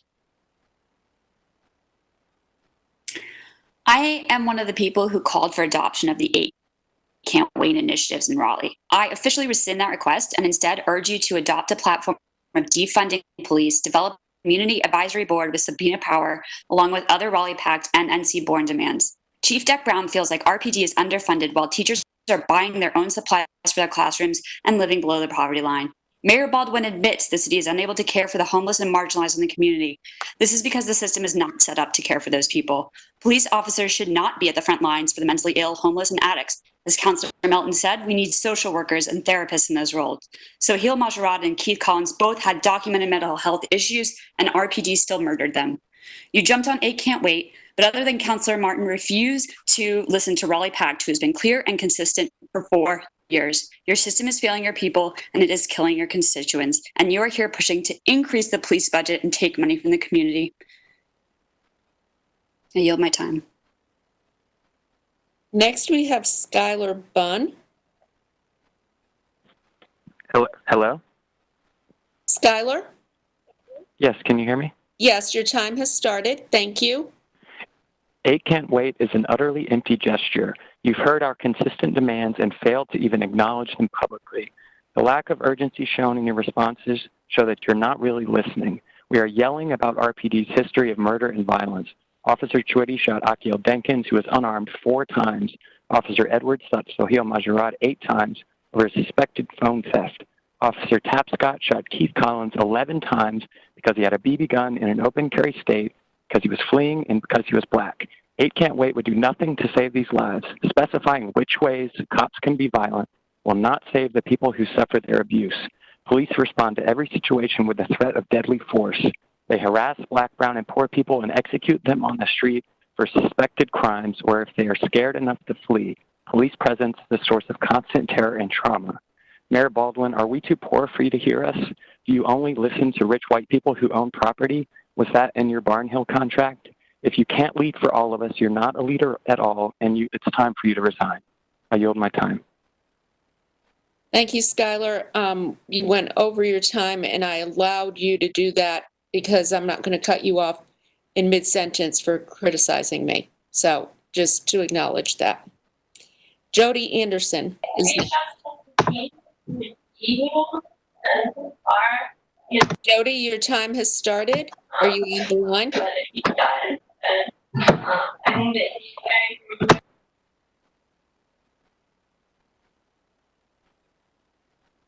Beth, did we lose Jody? Yeah, it looks like Jody dropped the call. Okay, we'll see if she gets back on. We'll come back. Christy Herrera. Yes, ma'am. Hi, how are you? I was proud to see defunding the police was not an option for the budget yesterday. I fully support Chief Dick Brown and our Raleigh Police Department. Mayor, you stated the City Council stood behind Chief Brown and RPD, but Sage Martin made public a note that trashed RPDs days after they worked a riot. It's confusing and contradictory at best. The note was so offensive the PBA rescinded their backing of Martin. A petition for Mr. Martin's resignation has well over 2,000 signatures. Citizens find Sage Martin unfit for this position, and his small following should know he waffles in his beliefs when speaking with citizens of opposing views. I also want to touch on the mandatory face mask. At best, this is a controversy statement. The policy infringes on our rights by telling us what to wear on our bodies. Covering your face is a religious symbol, and it's not my religion. Some medical reasons people have not to wear masks. Citizens obeyed stay-at-home orders and curfews, and therefore we're still asked to cover up with masks. Christy, your time is up. Thank you so much. Next, we have Jessica Sater. Do not have Jessica on the line. Okay. Amy Yang. We do not have Amy on the line. Okay. Camille Brown. Yes, hello, council members. As you may know, a couple of years ago, North Carolina passed legislation to raise the age, making it the last state in the country to stop trying 16 and 17-year-olds in adult court for minor offenses. Wake County was ill-equipped to handle this influx of new children involved in juvenile justice, and community programs scrambled to make space. Community programs can be used to prevent involvement in juvenile justice. We know anytime a kid has a touch point with the justice system, they are much more likely to come in contact with that system again. For our Black and brown children, that's an increased chance of harsh and unfair sentencing, police brutality, and death. I work with middle and high school girls who are involved with or at risk of being involved with juvenile justice. They do not need SRO officers or police involvement. They need counseling to address the trauma of systemic racism and oppression, access to healthy food and appropriate medical care, stable housing, and well-funded schools with trauma-informed classrooms. A friend of mine who lives in Raleigh suggested last week that we go to Durham to protest because they're so well organized and people are actually listening. But I'm not from Durham, I'm from Raleigh, and I want Raleigh to be better. I know Raleigh can be better. I'm asking this council to do the right thing. Do not increase the police budget, instead spread that money out. Sometimes wide-scale change seems impossible, but as Muhammad Ali said, impossible is just a word thrown around by small men who find it easier to live in the world they've been given than to... Thank you. Next, we have Divine Utley. We do not have Divine on the call. Okay, Grant Bunn. Hello. Can you hear me? Your time has started. We can hear you. All right. All of you on this council have had ample time to listen and deliberate as members of your community have expressed their anger over the policing in this city, and yet your first response was to consider 8 can't wait measures. This is merely performative and insulting. These bans are essentially meaningless without a community-led police oversight board with legitimate authority. This board needs subpoena power, and you should side with your constituents and pressure legislators for this change. But we need to do far more than improve police accountability. We need to drastically reduce funding to the police department and invest in community-led approaches to public health and safety. The fact that you have not even publicly acknowledged the demands of the organizers in your community is inexcusable. You say that you care about Black lives and that you are listening, but your actions so far have proved otherwise. You need to work with members of your community to create new strategies for public safety. We will no longer accept performative empty gestures. Thank you, Grant. Next, we have Wanda Gilbert Coker. Hello, can you hear me? Yes, we can. Hi, my name is Wanda Gilbert Coker, and I'm a resident of Southeast Raleigh, speaking for the Black community and the most vulnerable and the marginalized communities in Southeast Raleigh. I stand in solidarity with the Wake County Housing Justice Coalition against the proposed 2020 housing bond. The current bond upholds the white supremacy and capitalistic and racist agenda of the mayor and the developers such as Barnhill and John Kane. It puts profits before people. I stand in solidarity with Raleigh PAC and Raleigh demands justice against the City Council's proposed police advisory board. It will not provide the black community the opportunity to hold the racist police, lynchers, and killers accountable. Mayor Barnhill, you stated that the city is not in the business of social services, yet you just armed the Raleigh Police Department with guns instead of giving this community the mutual aid it deserves. Thus, I demand the removal of the chief of the police, Det Brown, and Mayor Your time is over. Thank you. Roxanne Saucier.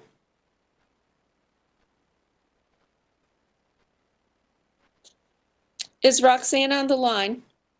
Yes, can you hear me? Yes, Roxanne, we can. Your time has started. Thank you. My name is Roxanne Saucier, and I live at 556 East Edenton Street here in Raleigh. I'm speaking today to express my disappointment that in the face of unprecedented uprisings here, you saw fit to pass a budget that includes $1.1 million increase for the Raleigh Police Department. When most of us think of what it feels like to be safe and secure, we don't think of police. For some of our community members, police represent the very opposite of safety and security. Safety is living in a vibrant neighborhood where people look out for one another. It's about having compassionate ways for addressing harms. It's being confident that the people we've elected to represent us are listening. 8 Can't Wait is not the real change that members of your community have been demanding for the last 4 years.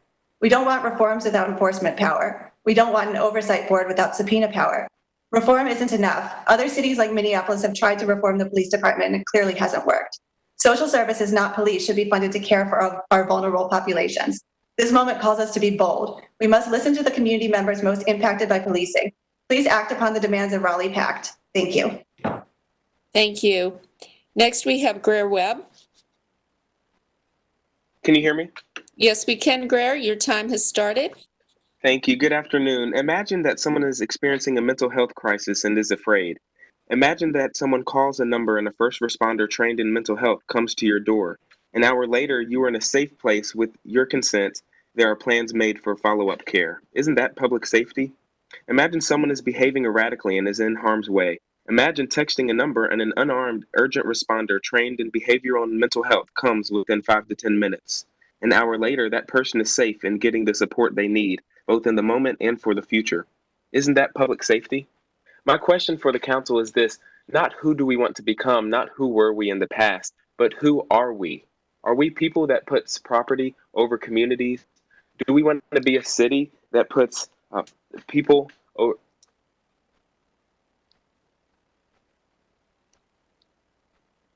Greer, we lost you. Beth, did we lose that call? No, he's there. He went mute. Now he's gone. Okay. Yeah.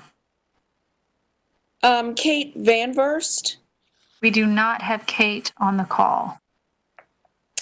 Megan Roberts. I'm here. I'm here in solidarity with Raleigh PACT. We cannot reform systemic racism and police brutality by simply adding more policies like 8 Can't Wait, because the disease of racism within the RPD runs from its roots to the leaves of that tree. This is why 8 Can't Wait is nothing more than a quick and effective marketing strategy, but it will not change the roots of this racist system. We can no longer pretend that police departments are able to regulate and police themselves, and 21 CP Solutions is a team of former police officers from the same racist system. There's too much inherent bias, both implicit and explicit. Instead, I believe we should reallocate much of RPD's budget to other services that others have already mentioned well. When I have to call the police for a well check for one of the postpartum mothers I work with, I painstakingly make that call. I have to carefully calculate that decision for a Black mother. I know I could be calling the police and it could result in this mother's death. Attempting to ban a chokehold cannot fix that level of distrust. Megan, your time is up, please. Thank you. Gregory Elkins is next. He declined his opportunity to speak, and so did Tara Romano. Okay. Then we have Douglas Johnston. He is not on the call. Okay. Steph Mendel. Hi, Steph Mendel, 3225 Oak Grove Circle. A few questions about the city's engagement consultant, Mickey Fern. Has he been told about all the efforts CACs had been making to improve over the years, and all the time city staff prevented that from happening? Has he been told how much the development community felt hampered by CAC involvement in rezoning cases, and how much developers spent to elect most of this council? Has he been told that there's no demographic data to support the council majority's contention that CACs weren't representative of the community? During discussion after Fern's recent presentation to council, Sage requested that Mr. Fern start with the folks who are struggling to find the time and resources to be involved. Why wouldn't you start with the people who are already putting in the time and effort and then seek to build on that base, not blow it up? That would be like saying we should quit having elections until we can figure out how to increase voter turnout. Also, I stand with PACT and against CP21 and against the affordable housing bond. Okay, next we have Jessica Turner. Can you hear me? Yes, we can, Jessica. Your time has started. Okay, my name is Jessica Turner. I stand with Raleigh PACT. Yesterday, the City Council approved a budget that increased the RPD budget by $1.1 million. Then some city councilors turned around and said they did not increase the budget. We have been very clear since the beginning, defund the police. You cannot say that you hear your citizens while also increasing funding to a police department that causes violence and harm in our communities. The City Council has latched onto the 8 Can't Wait proposals instead of enacting the proposals Raleigh PACT and other community groups have been asking for 4 years. Without consequences and accountability, these policies mean nothing. Police will continue to violate policies and kill people with impunity. The way forward is clear. Defund the police, institute all the demands of Raleigh PACT. I yield my time. Thank you, Jessica. Next, we have Julie Savage. Hi, I am a concerned citizen of North Carolina. I saw Governor Cooper walking maskless with rioters. I saw the chief of police out with rioters and terrorists past curfew that she placed on us. Now Governor Cooper is contemplating enforcing masks. Meanwhile, I have talked to business owners that are sleeping in their stores because they know the governor and chief of police are giving platforms to terrorists rather than arresting those destroying livelihoods and terrorizing North Carolina residents. We are being told to trust the science and data by Dr. Cohen that holds no North Carolina medical license, and yet she has been given responsibility for 10.48 million residents. With a 0.0038% death rate and terrorism left going unchecked, I do not feel our elected representatives are paying attention to the Jacobin communist takeover of our state. We do not comply with forced masks, continued closures, and terrorism in our state. This needed to be at the forefront of this meeting. You discussed new neighborhoods. What businesses are going to want to come to North Carolina and employ those residents with terrorists controlling our representatives? Julie, your time is up. Thank you. Christine Sloan. We have tried incremental reform for decades, and it has cost hundreds of people their lives. As the mayor and our council, you have the opportunity to lead in this moment. I need you to take yourselves extremely seriously. Where are you being complicit, and how can you ensure safety and well-being? I support the policy demands of Raleigh PACT and defunding the Raleigh Police Department. Minneapolis has defunded the police. You cannot tell us it's impossible to reimagine community safety and health. It's done. It's being done. Get on board. We need you to acknowledge and act on past harm. I demand that Officer Twitty, Officer Edwards, and Officer Tapscott be fired from the Raleigh Police Department and that these cases be brought to justice.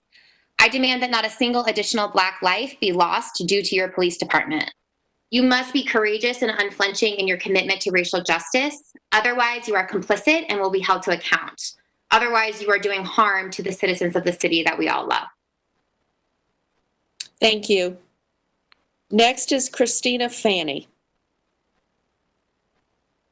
Calling in support of our Chief of Police and the Raleigh Police Department.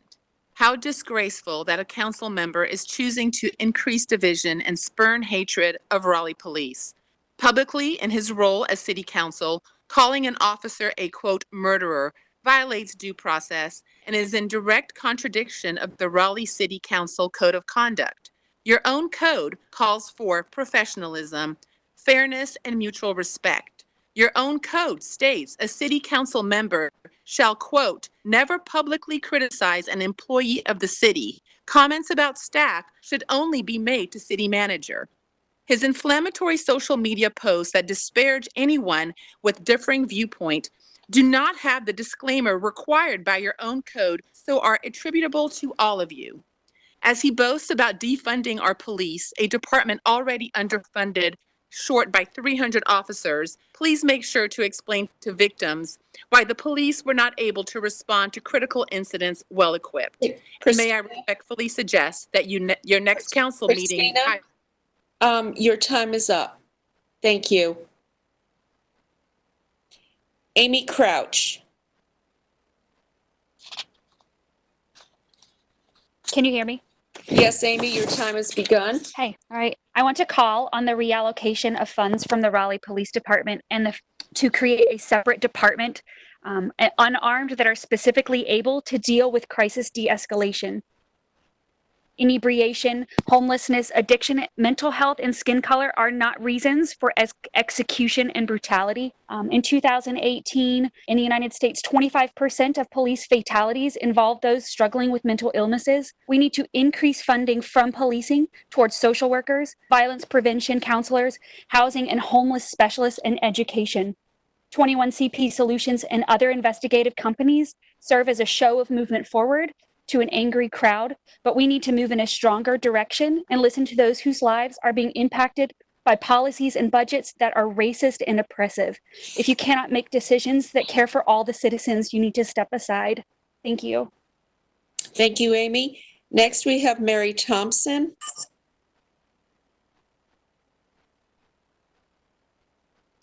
We do not have Mary on the line. She declined to speak. Okay. Rose McMillan. We do not have her on the line. Okay. Tim Niles. I am here. I prepared 3-minute remarks on a different topic, but you cut the time to disengage with citizens. In your first meeting, you illegally silenced speakers from calling staff by name. Then abolished CACs, silencing the only voices not appointed by or controlled by council. Citizens were denied speech at a committee meeting because Nicole Stewart had had her fill. The clerk stopped reading public comments into the record so they are not heard by the public. Baldwin blocks citizens from her Twitter account. At-large counselors don't hold listening sessions.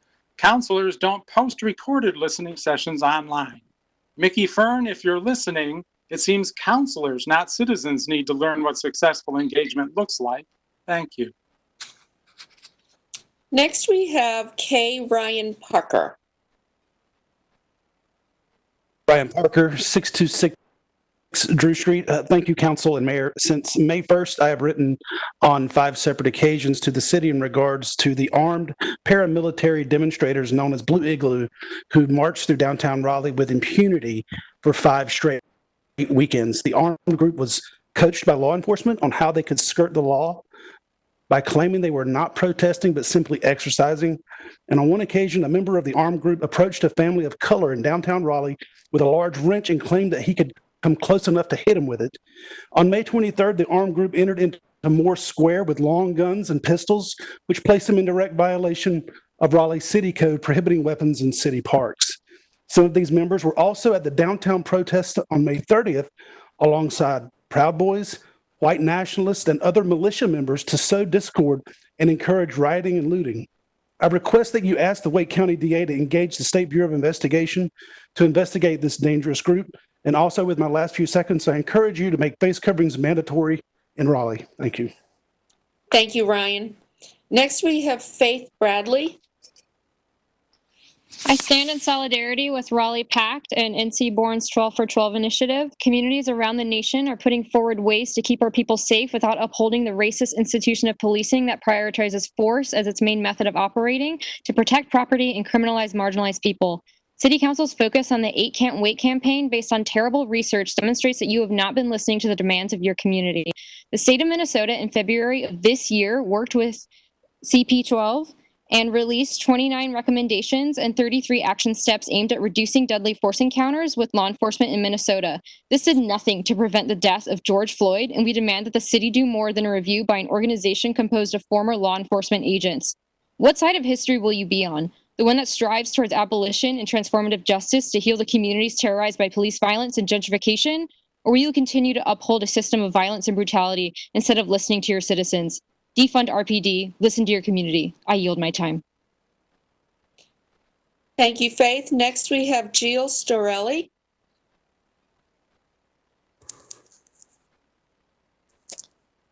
Hi, I'm calling to express how utterly appalled I am by your response, or lack thereof, to the events recently.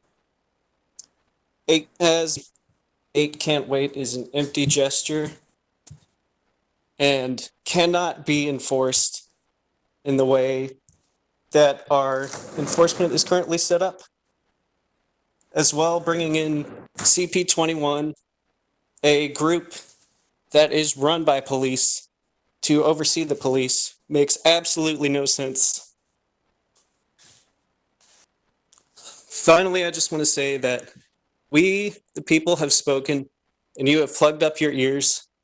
So we will continue to pursue justice by any means necessary. Thank you. Thank you. Next, we have Chris Domingo. Chris has withdrawn his request to speak. Okay. Next, we have Todd Mormon. Hi. A couple of quick things that are easy suggestions that you might be able to implement. In Charlotte, a cop who shoots or tases someone is not allowed to view body cam footage until after they're interviewed by supervisors about what happened. Why does Raleigh allow cops to see what the camera caught of their use of force in a significant incident before they give their initial report of a shooting? This is an easy change. Charlotte is more progressive than Raleigh on this. It needs to change immediately. Just put consequences for violating 8 Can't Wait policies in writing. Using a chokehold is grounds for immediate termination. If you can't be bothered to put that in writing, grounds for immediate dismissal, something like that, then you really don't care, and you know 8 Can't Wait is just an empty gesture. Raleigh's current restrictions on its police advisory board, and Robin in the city attorney's office, I'd love to follow up with you on this. They are far more restrictive than what the conservative state legislature requires. Where is the state law banning the board from collecting data? I'm going to follow up with you on that, Robin. Raleigh's restrictions are absurd on its police advisory board and need to change. Thank you, Todd. Next, we have the Reverend Brian D. Crisp. Hello. This is Reverend Brian Crisp from Pullen Memorial Baptist Church. I've sent my statements in earlier, and I'm going to divert from them just for a second because the mayor and the chief both mentioned people who are experiencing homelessness. That's the majority of people that I work with. I hope that those are not empty statements, and the reason I say that is because I never see the city of Raleigh when I'm working with people with homelessness. I stand in solidarity with PAC, but I would encourage this council to do one more thing. Aside from your racial equity training, please commit to a race audit, the evaluative measure designed to identify sources of persistent racial inequality implicit in your current practices. I encourage you to adopt this and to move forward and listen to your citizens. Thank you. Thank you, Reverend Chris. Jane Coons. We do not have her on the call. Okay. Leka Shupek. Hi, I'm here. First, I want to say that I stand with Raleigh Pact. I'm also disappointed in your choice of 21 CP for the investigation. Among other things, in Asheville, they completely ignored the role of racism in police violence, which is one of our chief issues. Mayor Baldwin, last week you announced that RPD will implement all of the 8 Can't Wait reforms. What assurance do we have that the police will actually follow the 8 Can't Wait rules? We all know of instances where RPD officers ignore the rules already in place, including Kyron Hinton and Sohail Motorrad. All across the country, we have seen video that shows us that police routinely lie about the circumstances in these cases. The bottom line is that we can't trust the police to follow these rules. And with that as a given, our only option is to defund them and to fund a different model of community health and safety instead, as Raleigh Pact has demanded. I yield my time. Thank you. Next, we have Leighton Prentice.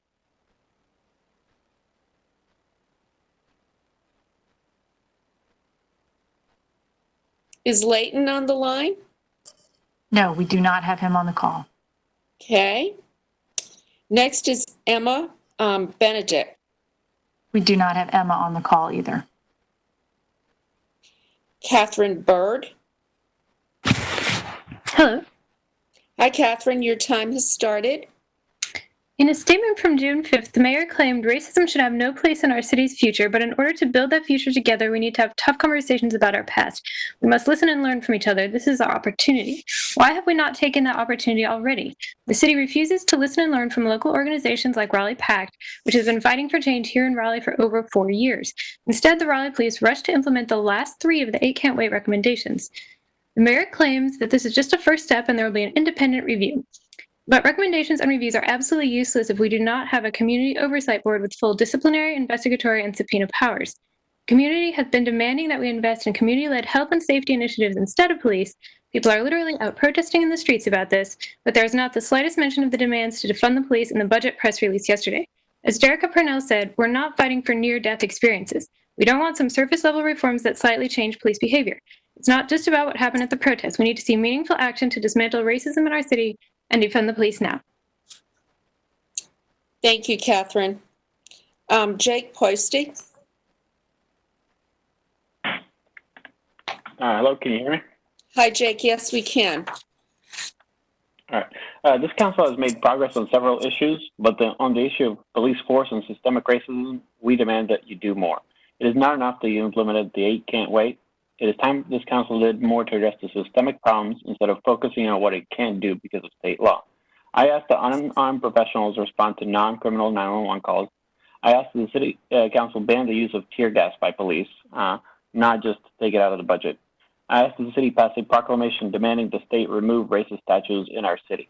What you have done so far is not enough. More needs to be done. I yield my time. Thank you. Next, we have Abigail McNaughton. Hi, can you hear me? Yes, Abigail, your time has started. Great. I am honestly shocked at the number of people that have come on here telling you exactly what the Black community in Raleigh needs. The number of organizations and organizers that have told you the same demands, that have been working on the same things for years and years. And yet it seems like you're only listening to the people that are saying easy solutions instead of the hard solutions that we actually need. I genuinely don't understand what is motivating you guys if it is not to help your community and listen to your community. And that is why I am here to express my support for all of the Raleigh Pact demands. I'm glad that you didn't institute an increase in the budget, but that's kind of the bare minimum after everything that you've heard over these past few days. I hope that you are actually listening to what these people are saying. Thank you. Thank you. Next, we have Melanie Kaur. For me? Melanie, yes, we can. Okay. Our city council should be standing with our Raleigh police. Our police department is some of the most professional officers in the country. These men and women have faced some of the most horrific treatment over the last 3 weeks. The continual complaining of tear gas towards peaceful protesters is a false narrative.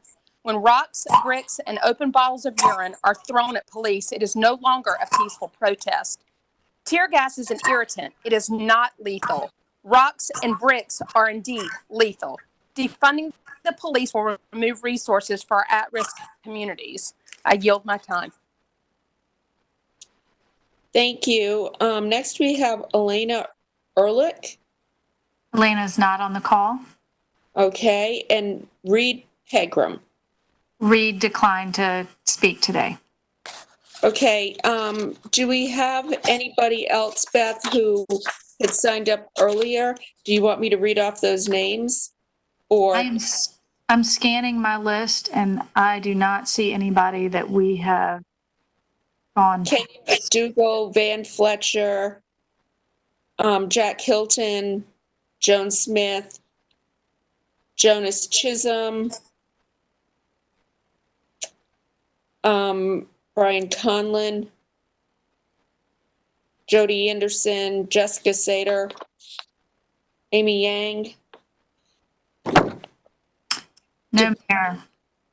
Okay. All right, so nobody else is waiting on the line. No, ma'am. City attorney has something. City attorney and the clerk. The clerk's probably doing what I'm reminding her to do. Okay, I'll just defer to the clerk. Okay, we're just confirming, though, that there are no more people on the line. Correct, that have not already spoken. Okay, thank you. We have one for public hearing, that's it. Okay, thank you. Okay, clerk? Yes, according to your guidelines, people have until 1 hour before the meeting to submit written comments. I have forwarded you written comments, the following written comments.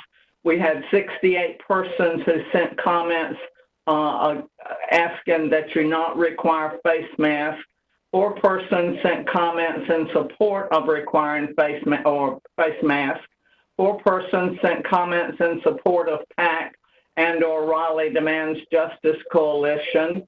1 person sent comments in support of the police department. 1 person sent comments in opposition to requiring masks and their concerns about the riots recently. 4 people sent comments about COVID in general. All of these have been sent to you and will be become a part of the public record. Okay, thank you. All right. Thank you. Let's see, we still have sizable amount of information on the report and recommendation of the city manager. I'm going to suggest we take like a 3-minute break. Everybody, because we're going to be, there's a lot to plow through in what's coming forward. 3-minute break, walk around a little bit, come ready to hunker down. Please mute and mute your video.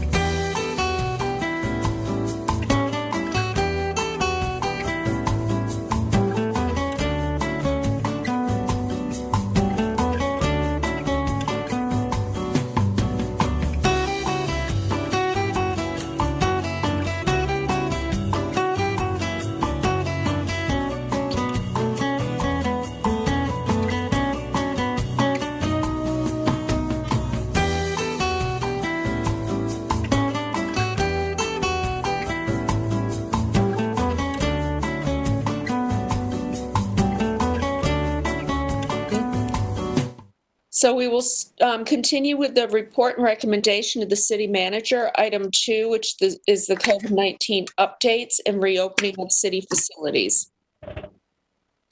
Thank you, Mayor and Council. This next item has several components to it. So as we all know, the entire community is still grappling with the impacts of COVID-19 on our entire city and what that means across multiple dimensions. Our purpose today is to provide to you a pretty comprehensive proposal associated with several reopening plans. And let me underscore the word here is plan. As we continue to look at data, as we continue to seek and get guidance from the state of North Carolina, these things are subject to change.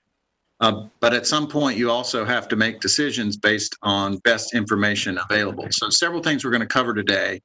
One is the potential for reopening our city facilities, our main facilities downtown, such as Raleigh Municipal Building, One Exchange Plaza, and the Dillon. So sort of reopening those facilities is a possibility. We're proposing to move forward with summer camps, although with a delayed start, as well as opening some of our outdoor pools. If at some point these proposals create an area of discomfort or concern, we'd like to hear that feedback.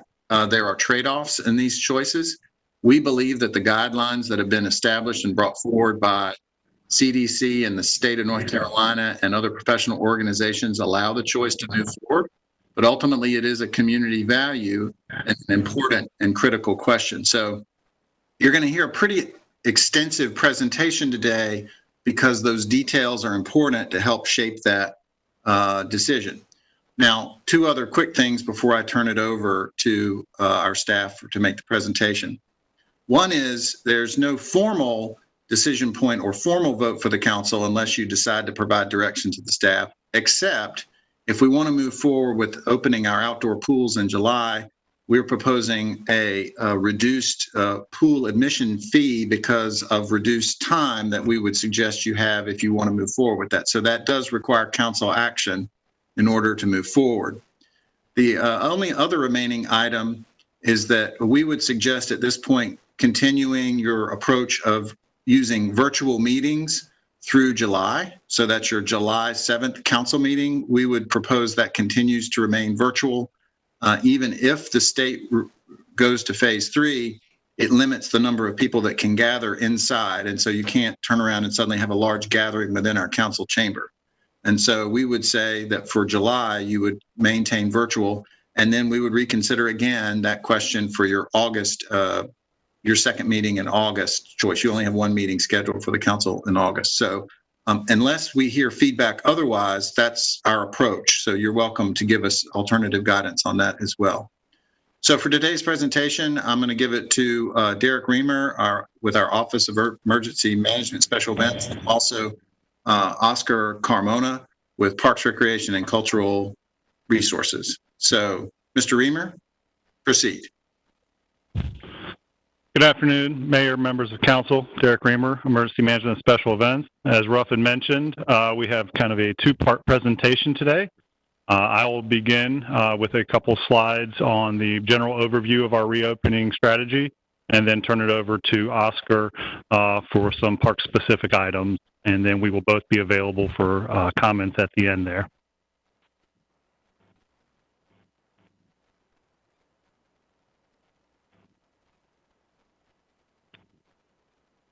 To begin, cases in Wake County continue to rise. We are at a little over 3,000 cases now in Wake County. You can see that the growth of those cases continues to go up every day. We are now entering our first peak, if you will.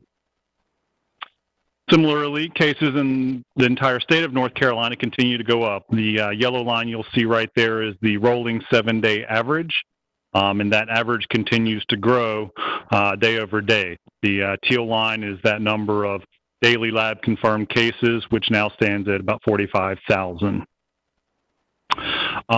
Another interesting one that is of concern is the number of people currently hospitalized by COVID in North Carolina. That too is continuing to rise. You see the yellow line representing that rolling average, and there are now just around 800 people hospitalized with COVID in North Carolina. So all that leads us to how do we continue to provide services to the city of Raleigh and reopen in a COVID world. It's important to have a little background and remember that the state of North Carolina's reopening plan has a three-phased approach of lifting restrictions, and those are based off of virus trends. That's data-driven. We are currently in phase 2 of the state's plan, which began on May 22nd and will end only as early as June 26th. The city's plan tries to align where the state's phases where possible, but again, we need to make sure that we're taking into our own goals and our own services as we continue to look towards reopening. So when we talk about reopening, it's important to note that we're progressing towards a more normal operational status of providing those greater levels of service. We want our employees and the public to feel safe, and we're going to do so gradually and safely in accordance with our 3 goals. And let me remind you of those 3 goals. We're going to do everything we can to help slow the spread of COVID-19. We're going to continue to provide great service for our community, and we're going to achieve goals 1 and 2 by being supportive of each other, working as a team, and treating each other like good neighbors. So I'm going to touch a little bit on how we intend to begin reopening our facilities. Yesterday, we had a soft opening of some of the downtown facilities. This is our planning to open we're planning to open the building to the public on June 29th. So this soft opening allows us time to figure things out with the hopes of opening to the public on June 29th. As you'll see there are some reasons why we might not be able to do that. New CDC or state guidance that would not allow that to happen. We might need more time because we learned certain lessons through our soft opening. Or we just have a dramatic change in the number of confirmed cases. So again, our plan is aiming towards June 29th, but we are flexible if certain things happen. When we talk about opening to the public, that's changing some of our on-site services and beginning to slowly reopen those. Some of the initial service provisions will be continuing to remind people that we have online and virtual services, but we want to make in-person payments, for instance, available. To note, we have around 1,100 transactions every single month that are just cash-based. And so that's a considerable amount of people that pay in cash that have not been able to come into the building to pay that. As we continue to look towards slowly reopening, Community Engagement Division of Housing and Neighborhoods will reopen. We've continued to have boards and committees that remain virtual. So when we talk about our reopening plan, we have a couple of different categories we like to look at. Changes in administrative practices, our implementation of guidance from CDC, OSHA, and the state, PPE planning and provisioning for our staff, signage, and facility changes, and I'll go through each of those in a little bit more detail. When we talk about administrative changes, we're going to continue to encourage teleworking as much as possible, continue virtual meetings, and staggering employee shifts. We're going to continue providing education and training to staff, and it's important to note the well-being of our employees and their emotional state, and so we want to make sure that we have administrative processes for them to follow if someone needs help. When we talk about implementing guidance of the CDC, OSHA, and the state, we're going to continue to encourage general sanitation practices. We have wellness screenings for all city facilities and making sure that we're testing, isolating, and contact tracing of those symptomatic employees. And we continue to provide PPE for our staff. Specific to PPE, staff is required to wear a mask when social distancing is not possible. And social distancing is less than 6 feet for an exposure time of greater than 10 minutes. Washable face masks have been provided to all full-time staff.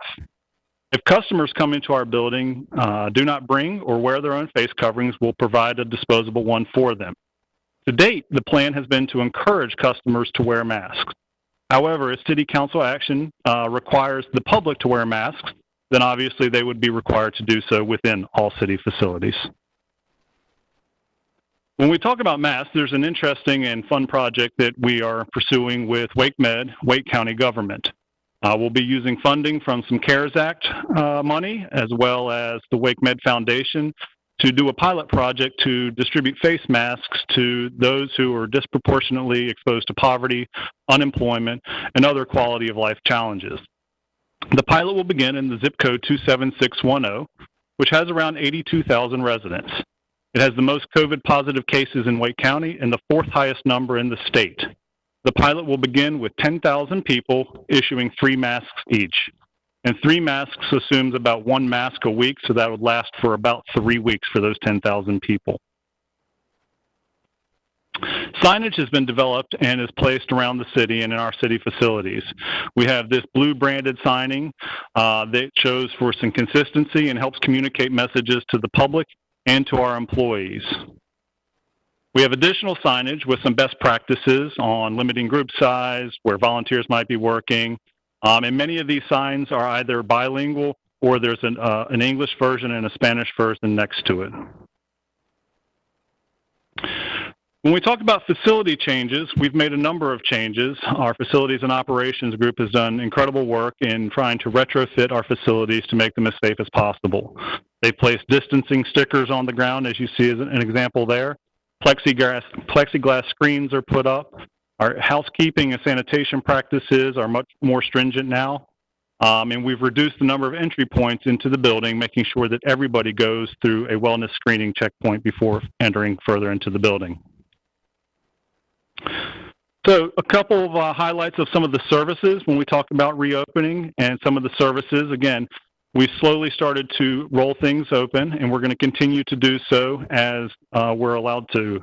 So right-of-way mowing, street and sidewalk maintenance, stormwater maintenance, those are fully reinstated, again, with social distancing precautions in place. Bulky load collection resumed on June 15th. Planning and development programs continue virtually, including the new virtual express review. Go Raleigh Transit's regular weekday service is continued with rear boarding and the suspension of fares. And there's been standards developed for boards, commissions, and committees with virtual meetings. Additional services that have resumed include on and off street parking enforcement, but maintaining that curbside zone for restaurants. Park amenities, including the comfort stations, restrooms, picnic shelters, and dog parks. Those are all now open. And tennis and outdoor pickleball courts are now open. However, singles play is strongly encouraged. And festivals, road races, conferences, concerts, parks programming all remain canceled.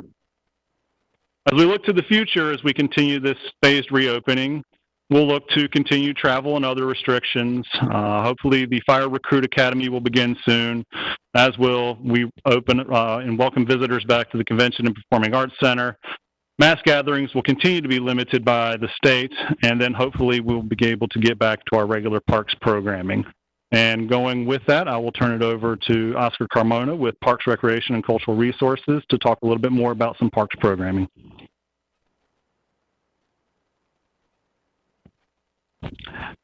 Good afternoon, Mayor Baldwin, members of council. Oscar Carmona, Parks, Recreation, and Cultural Resources. This afternoon, I'm going to brief you on the reopening plans for both our summer camps and our swimming pool programs. So for a little bit of background, from May 22nd to June 9th, we had been receiving and reviewing guidance from both the CDC and the state of North Carolina on various guidelines and best practices for being able to proceed with operations for both summer camps and pools. We did take a lot of reopening considerations into heart as far as our decision-making process. We did delay our decisions for both openings to June 15th to allow us to evaluate the guidance from those organizations and to basically kind of get some other experiences from other organizations on how best to proceed forward with these openings. As part of Phase 2, many private organizations were given the green light to the state of North Carolina to start offering day camps, summer camps, as well as private pools openings. But we do know that there's a lot of financial barriers and other barriers that exist for some of our community members. So we're going to be filling that void by hopefully being able to offer them camps and also access to swimming pools. our staff has been able to identify some strategies and other implementation guidelines that will not only meet those public health guidelines, but also exceed public health guidelines for both our pool and camp proposals. And then we are going to be making sure that all of our communication, not only internally but externally, is going to be clear about all the safety precautions and measures we're taking place, so that way parents do know that they're making the right decision when sending their kids to either summer camps or to a swimming pool. For summer camps, here's a little bit of data that was just prior to COVID. As you can see, our seasons usually ran from June the 15th through August the 14th, about a 9-week data on a number of registrations, how many campers we typically get, locations, field trips. A good thing to point out is that typically in our express camps, our group ratios are typically 2 counselors per group of 24 campers. And then you also see that we did provide some financial aid previously in previous years on average, and that a lot of our sites do benefit from the summer food service program. So post-COVID-19 impact, as you will see, there has been quite a few dramatic changes to it. Our camps now, because of our delayed opening proposals, we have shaved about 3 weeks off of the camp experience. We'll be focusing basically on all our all-day and all-week child care needs, and we're eliminating specialty camps, focusing on youth and teens. And of course, as part of our safety practices, we won't be having any field trips. We will continue to utilize our park and recreation community center facilities and about 3 Wake County Public School System sites. One of the main things that we'll be doing to keep not only our participants but staff safe is we'll be doing aggressive temperature and wellness checks upon entry daily and also throughout the day to make sure that we are providing the safest environment possible. We have reduced our group size ratios in half, so we are looking at 2 counselors per 12 participants. And then we're also going to be programming to encourage distancing, and we are going to be requiring masks of all participants and staff. And we will continue the summer food service program at several of our sites. Additional program planning for summer camp. Obviously, this is a whole new environment, so we are making sure we're doing providing the proper training for staff on all new safety protocols. One thing to point out with is for our community centers during the summer months, during camp season, they will only be available for summer camp only and during those hours. So we will not be offering any other programs. There will be no access to fitness rooms or anything else. We are strictly going to focus on camps at our community centers during this time period. And we will be basically kind of just grouping participants in groups, keeping them together at the same time. So that way there's no, crossing people from one group to the other, just to kind of keep things safe. Increased sanitation and housekeeping. And once again, we're going to be following all state, CDC, and industry standard guidelines. And obviously, communication is going to be key. Communicate internally and externally. Now I'm moving over to aquatics. So once again, here's a little bit of data prior to COVID. 8 pools, 4 seasonal, 4 year-round, 38,000 visitors that we welcomed to seasonal pools in 2019. It is important to point out that 2 of our 4 pools are located in the 27610 zip code, which does really serve a need in that community. And then the community pool options are very limited near 3 of our seasonal pools. So we're really filling a void where private facilities are not able to meet the public need or demand. So operational planning. So we are proposing starting our pool openings on July the 6th. We did seek guidance from several organizations, federal, the CDC, the National Recreation and Park Association, state, American Red Cross, and also some trade industries as well, just to make sure that we're providing the safest environment possible. one of our guiding principles was what NRPA presented the National Recreation and Park Association on the path to recovery. As you can see there, as long as there's clean and sanitation protocols, distancing, we're going to be doing various things with signage, staffing, furniture placement to where they're all basically separated. As Derek mentioned earlier, we are going to be utilizing a lot of the signage, floor stickers to kind of promote distancing and healthy ways of being able to be on site. We will also be conducting wellness checks for both staff and participants coming into our aquatic facilities. And then basically we're going to be having additional staff on site to kind of help with distancing and so forth. So our recommendation was to go ahead and kind of follow the advice of trade and CDC and state guidelines.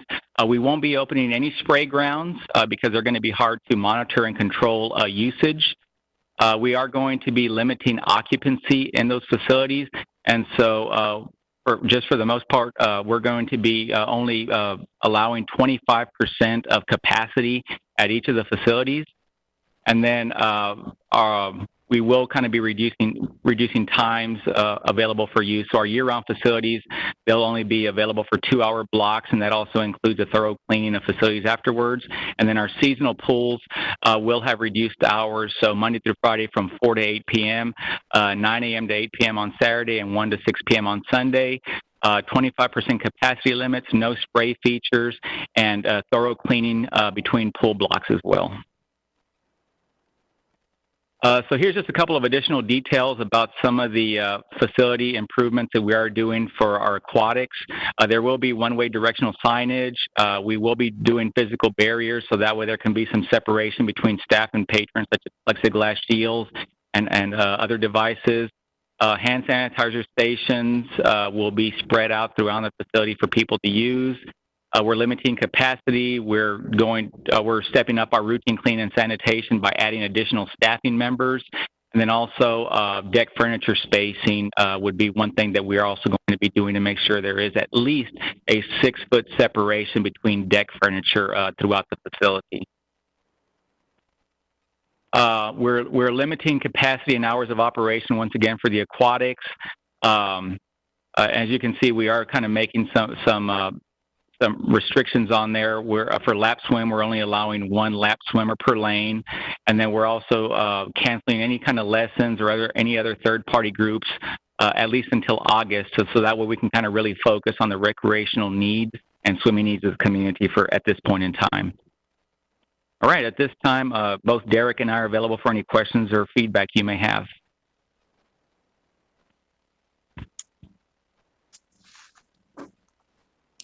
Okay, that's quite a bit to absorb. Councillor Cox has his hand raised. Yes, it is a lot of information, and I probably didn't catch everything I wanted to make a comment about. Regarding the use of showers, I mean, it's well known that droplets are what facilitate the spread of COVID-19, of the coronavirus. I don't think it's a good idea to allow people to shower and then other people have to come into that facility and you've got all this steam in the air, potentially transmitting coronavirus. So I really think you got to rethink the idea of even allowing the use of showers in any of these facilities. Otherwise, I'm glad to see that we're limiting, I guess, what is it, 25% of the capacity of our pools. What is the maximum size that we're going to have for the summer camps? I know you're changing the ratio of counselors to participants, but how many participants are you going to have? Yes, sir. We're basically what staff did. They went into each facility and basically were able to find out what the square footage for each facility was, and then we're able to go ahead and determine the number of actual participants or clusters that can fit within each of those facilities. And so, for the most part, I think we're looking at about 4 groups, 4 clusters per site. And how big are the clusters? The clusters would be the group of two counselors per 12 campers. All right, but how many campers would you have in a cluster? That would be a good question. Let me bring Ken Hissler up. He's the Assistant Director over Recreation, and he may be able to answer that question for you, Mr. Cox.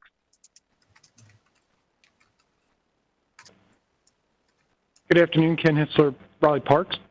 Councilor Cox, your question was how many campers per cluster? So we will have groups of 12. We will have no more than 4 groups of 12 in any one facility outside of Leesville Elementary School. So we will have a larger group there, but we'll only be having, and following with the school guidelines, will be 10 kids per room there because we have to comply with what the school system is going to permit so we can rent some of their space. Okay. Now, we know that the spread of coronavirus depends not just on the distance people are apart from each other, but also how long they are actually within a confined facility with each other. So how long are these kids going to be in a facility together at any one time? Because if our policy is that we're only going to require masks if they're closer than 6 feet, I find that to be inadequate. Even if they're 20 feet apart, if they're in the same room together for extended periods of time, the risk of exposure increases. So I think we have to rethink what our mask requirements are if the kids are in the room together for extended periods of time. A great point, Councilor Cox. So what we're looking at is DHHS guidelines give us guidance on how to approach face masks. So it is our expectation, as Oscar brought out, the fact that we're going to require campers to bring a mask with them. So during the course of the day, it's still going to be camp. So we're going to be doing things in the gym. We're going to be doing things in the outside fields. We'll be using the grounds that are out there. When they're in more of what we're considering the sedentary type activity, like they're in a classroom, quarters are a little bit closer, our expectation is that is when the campers would have their masks on. When they're outdoors, they're running around, they're in the gymnasium, where their physical activity is up, those will be times where we have to be careful of other physical concerns that come into play with wearing a mask. So those would be the places where we're going to monitor, more than likely know if we're outside playing on a ball field, if we're playing active games in the gym, but we're in more of those sedentary activities within our classrooms at the places where board games, activities are closer, where yes, we would be requiring the campers to wear their masks. And you're aware, of course, that when the kids are outdoors even, and they're running around, they're breathing a lot more heavily, they're generating a lot more water droplets, and they're becoming effectively much more readily available to spread the virus. So I'm wondering how that will be addressed.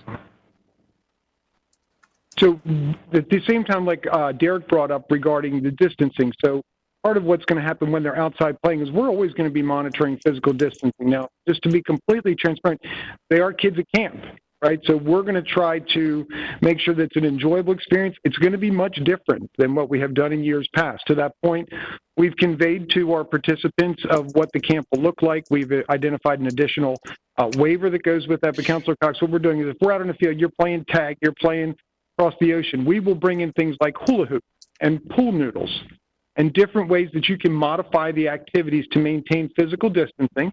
And I don't want any of you to believe that 100% of the time, we're going to keep kids from being kids, right? At the end of the day, a 6-year-old's going to do what a 6-year-old's going to do. But our staff, the reason we're limiting that size, we're putting the additional counsel in there is the best we can to moderate that. And then also to have the additional sanitation, the housekeeping, the face mask, the other practices employed so that we can do our best to mitigate risk. And just to make sure, again, to be transparent, we've told the parents up front the information we conveyed to them last week. And are we limiting the amount of time that the kids are actually in camp?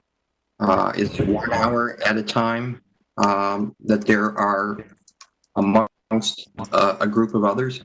Is it 2 hours at a time, or is it 8 hours at a time? So camp, the day will run 8:30 to 5.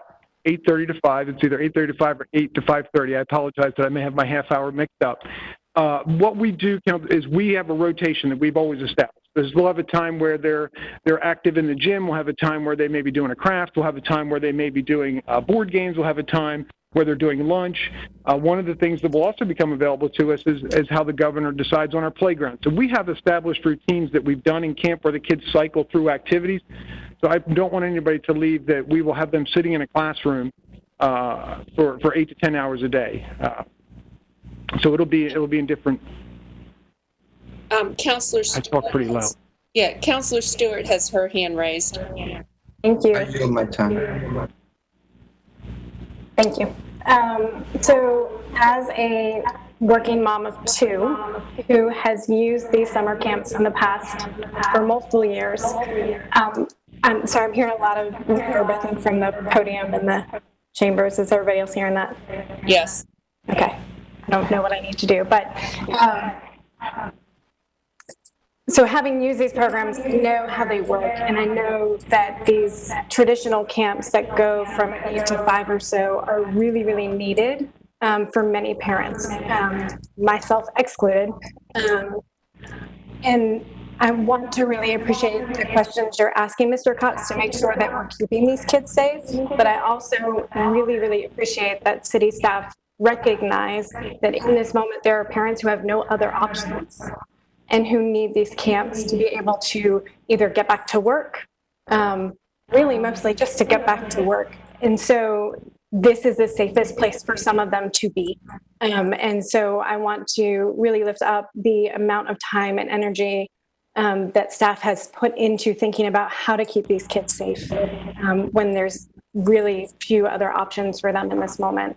That's really all I want to say, just as someone who's used the program, whose kids have been through these programs for many, many years, whose kids would be in these programs this year were it not for COVID. So just grateful for the work y'all are doing, and also recognizing that this is a plan, and if something else goes crazy wrong on the statewide or otherwise level, that we can bring these plans back. But I really appreciate y'all having a plan. Councilor Branch. First of all, again, I want to reiterate Councilor Stewart as far as having a plan in place. We may not implement this because we don't know what the future holds as far as the numbers and the data.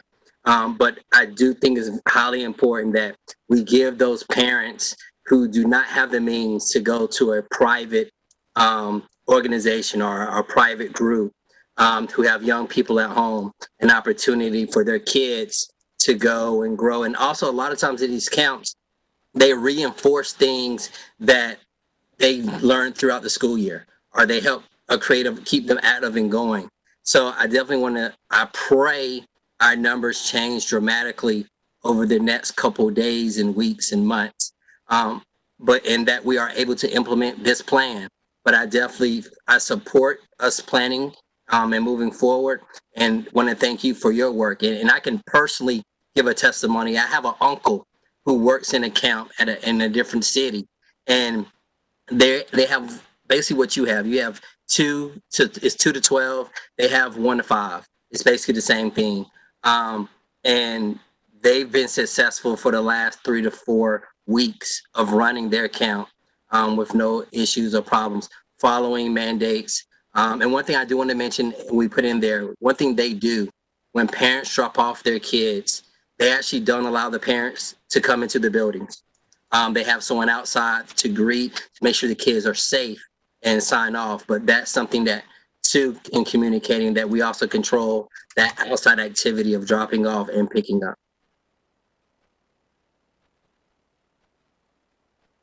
Anybody else? Well, I would just say, I'd like to reiterate what you said. It's important that we have a plan, but we don't know what the future holds, and we will be guided by data and other health considerations in making final decisions. But a lot of thought has gone into this, and I want to thank staff for that. Great. Mayor and Council, if I could maybe close this out, I appreciate this particular topic. I know the staff has spent a tremendous amount of time and energy wrestling with this topic, as well as cities across North Carolina, even the country, are doing the same thing. And there is no simple or easy answer. And just to be clear, I want everyone to understand this doesn't mean that there's not some modicum of risk associated with this, and we need to accept that. It's a matter of also balancing needs in our community and the requests and the demands for service we're getting during this difficult time. So these are not easy choices. One other thing I just wanted to add before moving on to the next topic with regards to the plan, I think as a practical matter, it is easy to adjust a reopening of the buildings and perhaps changing our position on pools. The camps involve a planning aspect to that for parents that once, the first camp would start, June 29th, they're going to do the registrations. People are going to want to depend on that. So not to say that we can't unwind that, but I do want to be clear in terms of the planning statement. Camps involve a bit of a contract between the city and the parents. So it's possible to back off of that if circumstances do get worse. But what I'm hearing is we're going to proceed with the camp program. And if circumstances change, we can look at other alternatives. But as a practical matter, it's easier to close a pool or close a building than it is to have parents depend on that service and take it away. So that's just a practical matter between those services. So with that, I don't want to call on you since it's the mayor's role. So, Councilor Branch. No, I wanted to, because I believe in our agenda, there's a motion is needed, and I wanted to move to authorize the temporary pool admission fee as outlined with the expiration of September 7th. Do we have a second? Councilor Buffkin has seconded that. All in favor? Anyone opposed? Okay, clerk, that was unanimous. And Mayor, if I could just confirm, I assume the council is comfortable with a statement of virtual meetings through July for council meetings. Is that correct? Okay. Yes, I'm seeing the head nods. Yes. Okay. Okay, Mayor and Council, I'm ready to move on the manager's report if you are. Lots of material here. It will go faster now, I promise. Okay, the third item is an update regarding the CARES Act. This is the various pots of federal stimulus money that have occurred related to COVID-19, mostly involving housing and neighborhoods and transit. And so staff is here to do a quick presentation on that material. Mary Vigue, I believe, is going to do the presentation with assistance from Housing and Neighborhoods and Transit. So Mary Vigue, our budget director, is here to do a quick presentation. Good afternoon, Mayor and members of Council. Mary Vigue, Budget and Management Services. Today, just want to provide a quick overview and request some action from Council involving the CARES Act. There's a lot of backup material in the agenda, so our presentation is slightly brief. Are we pulling the presentation up?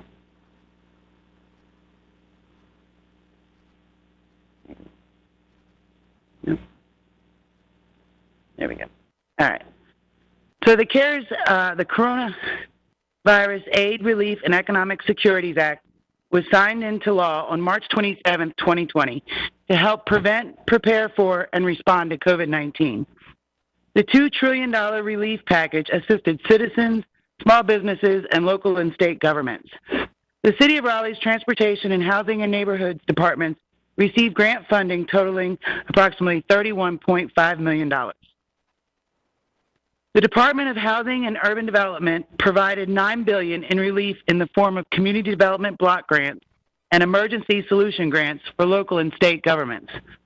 As presented at the May 5th City Council meeting, staff presented an amendment to the fiscal year 1920 Annual Action Plan. The City of Raleigh has been awarded $1.9 million in community development block grants and $950,000 in emergency solutions grants.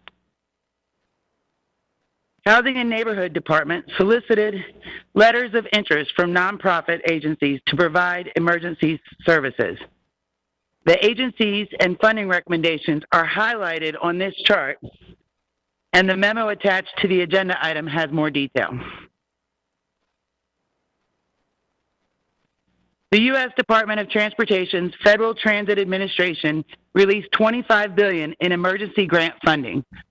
Go Raleigh will receive $28.7 million and is allocating funds accordingly.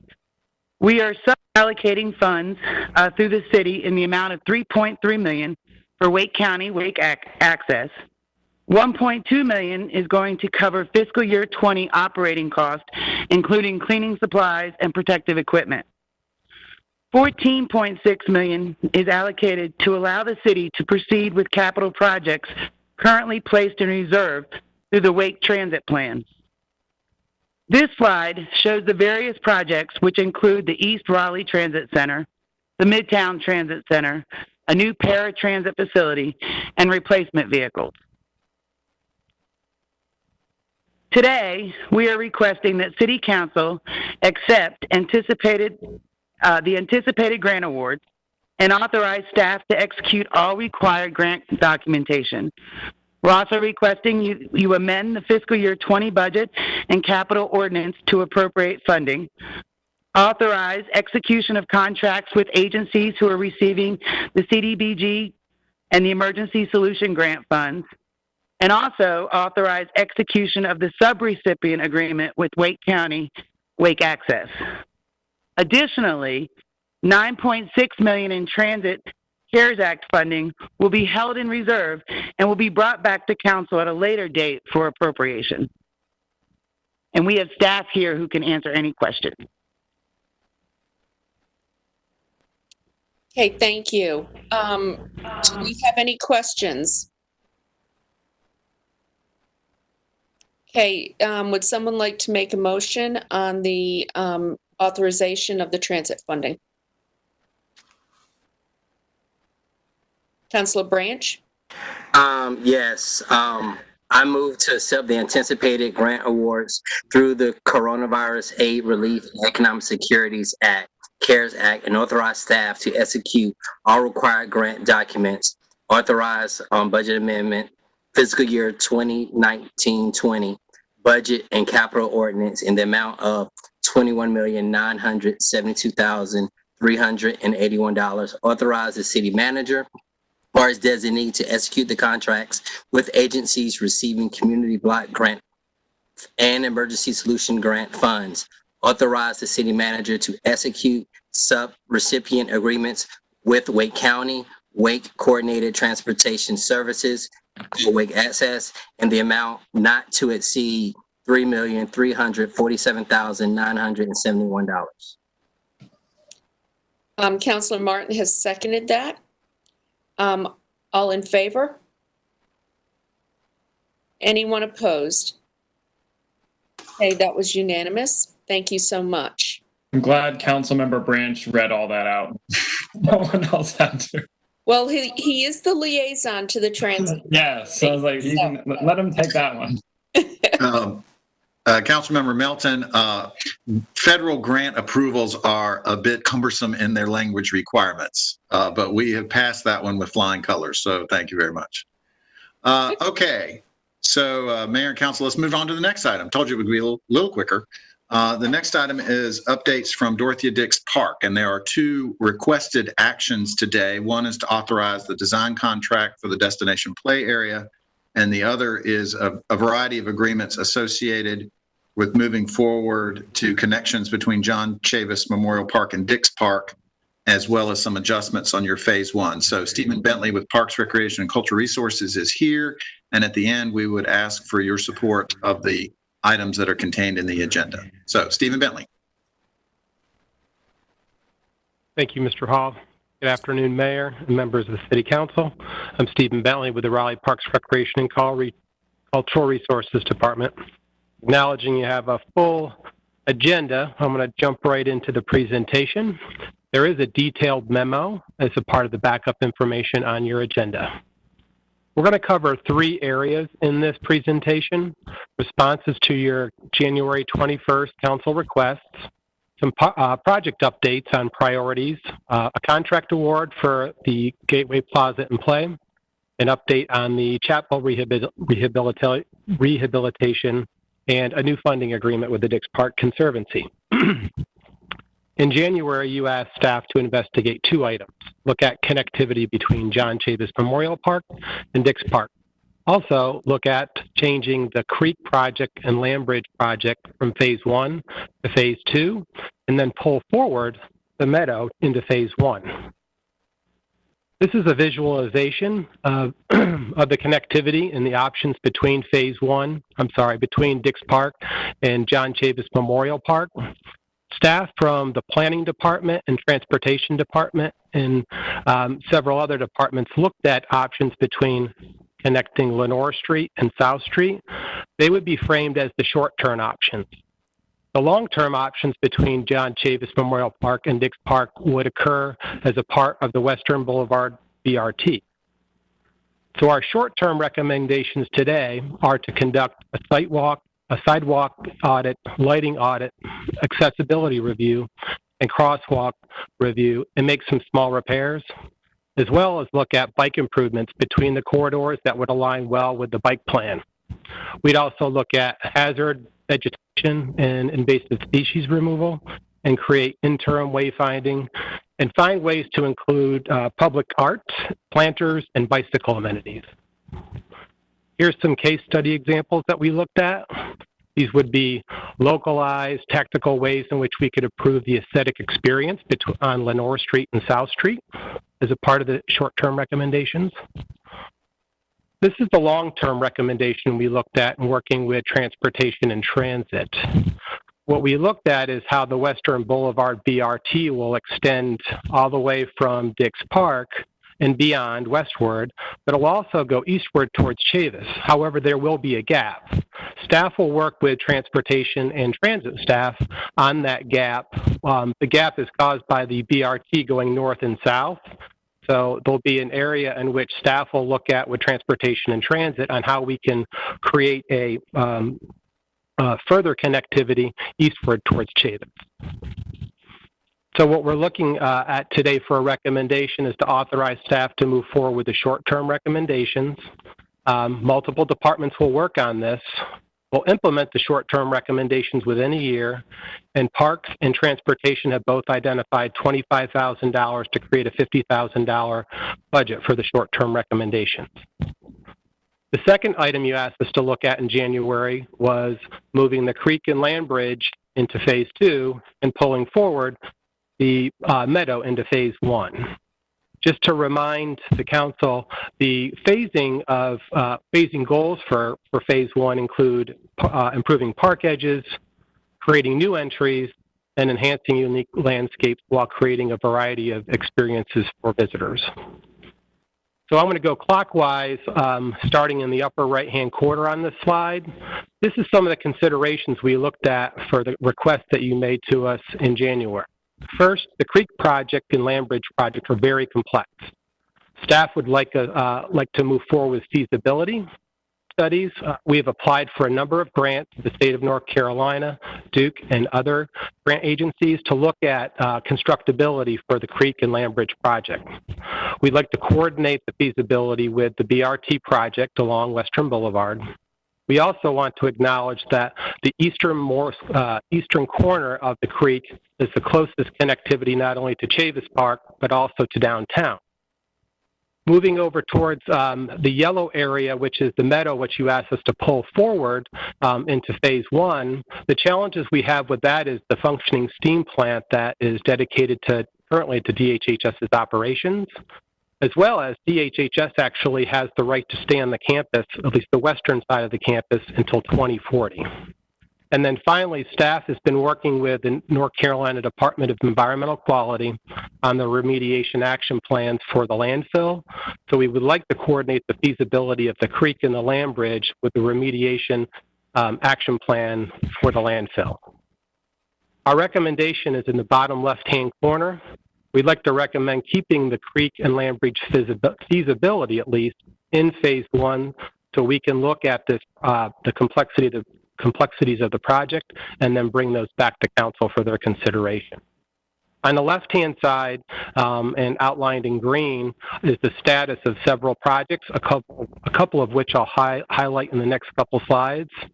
But on the right-hand side of the slide, we're acknowledging that we plan on deferring a lot of work. We understand the impacts that we acknowledge from COVID, and from all the shortfalls that we have with our financial resources. So we're going to defer the Lake Wheeler multi-use path, cemetery improvements, connection study, building evaluations until such a time the city is in a better position.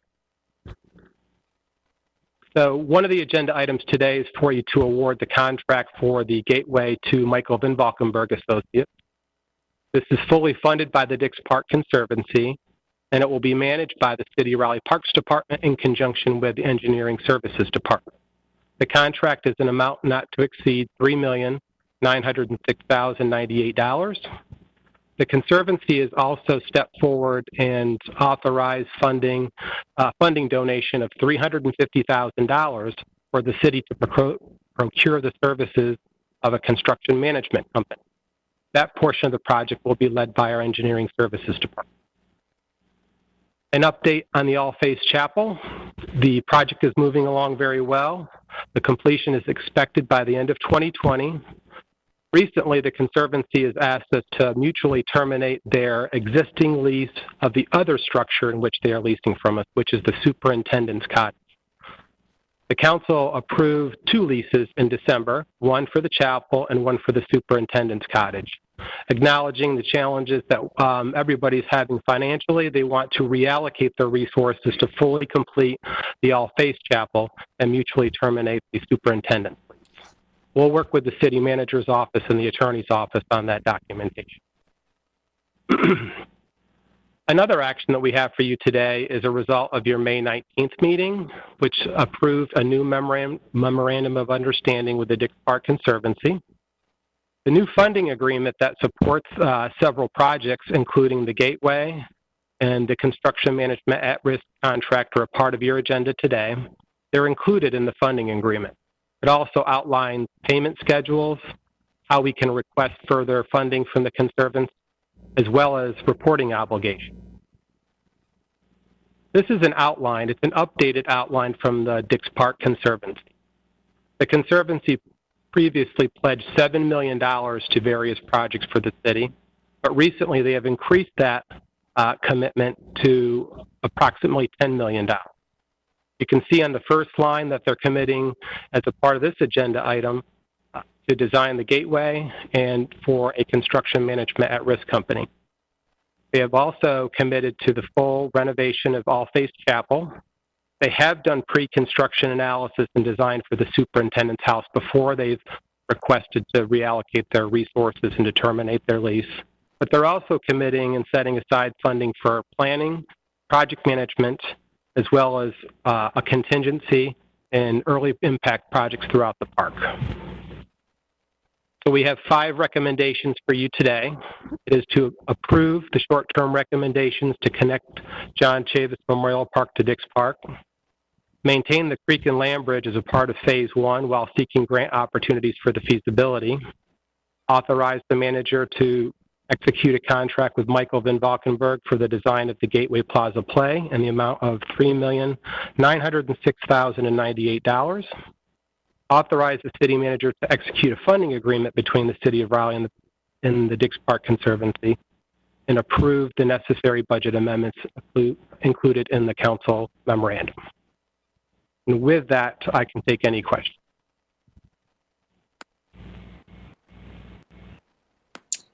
Do we have any questions for Stephen?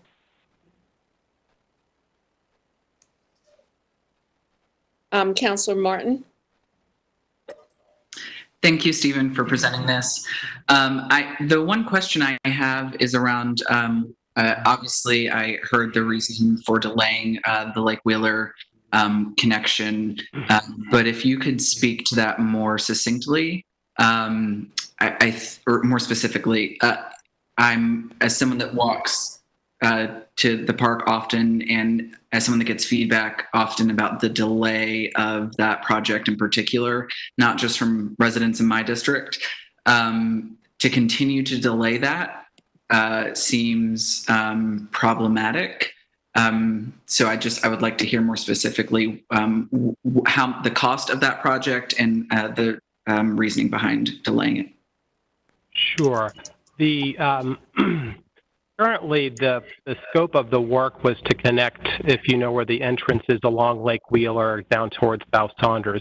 There was going to be a multi-use path that came up the ridge to the play area. What we'll achieve, we're going to remove that scope of work and do interim measures, signage, maybe sidewalk review, and paintings within the park. So the multi-use path was not going to go along the road. It was going to go through the park. So we believe we could still make connectivity within the park with the current sidewalks that we have. Does that help? Not having a map, it's kind of hard to explain, but we weren't planning on making improvements along Lake Wheeler. We were planning on making improvements within the park. Thank you for, and Mayor, I'm ready to make the motion to approve this when we get to the right point, but I see the city manager with his hand up. City manager had. Yeah, sorry, Councilmember Martin, I just wanted to also add, because I believe the staff was saying this perhaps more delicately, but we also don't have any money.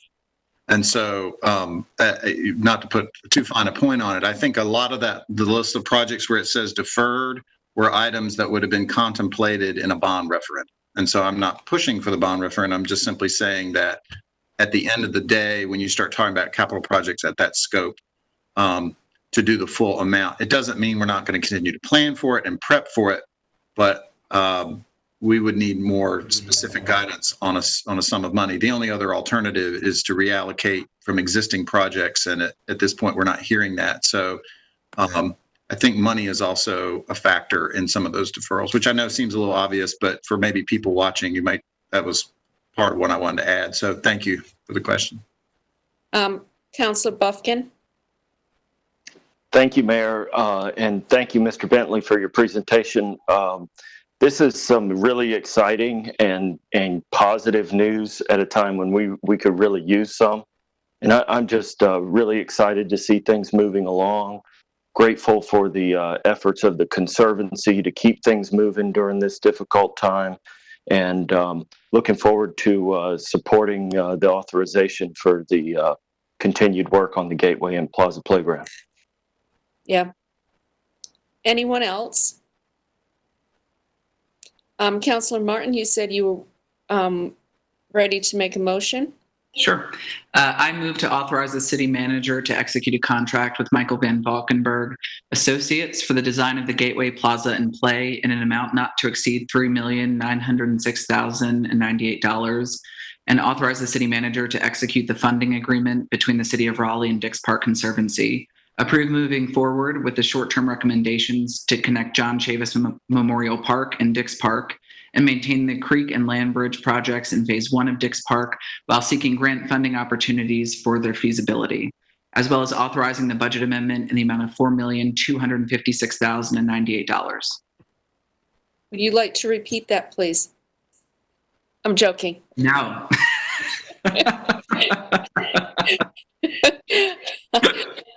That was just about as challenging as Councilor Branch's. But, thank you, and Councilor Buffkin has seconded that motion. So all in favor? Anyone opposed? Okay, clerk, that is unanimously approved.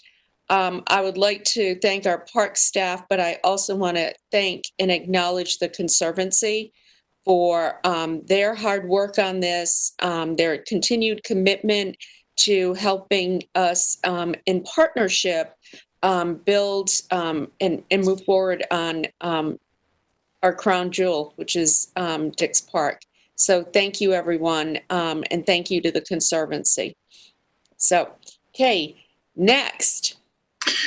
Thank you, Mayor and Council. The next item is the Downtown North-South Greenway Connector, and this is a continuation of a project that has been recommended by the Bicycle Pedestrian Commission, as well as been worked on this by the staff for quite a while.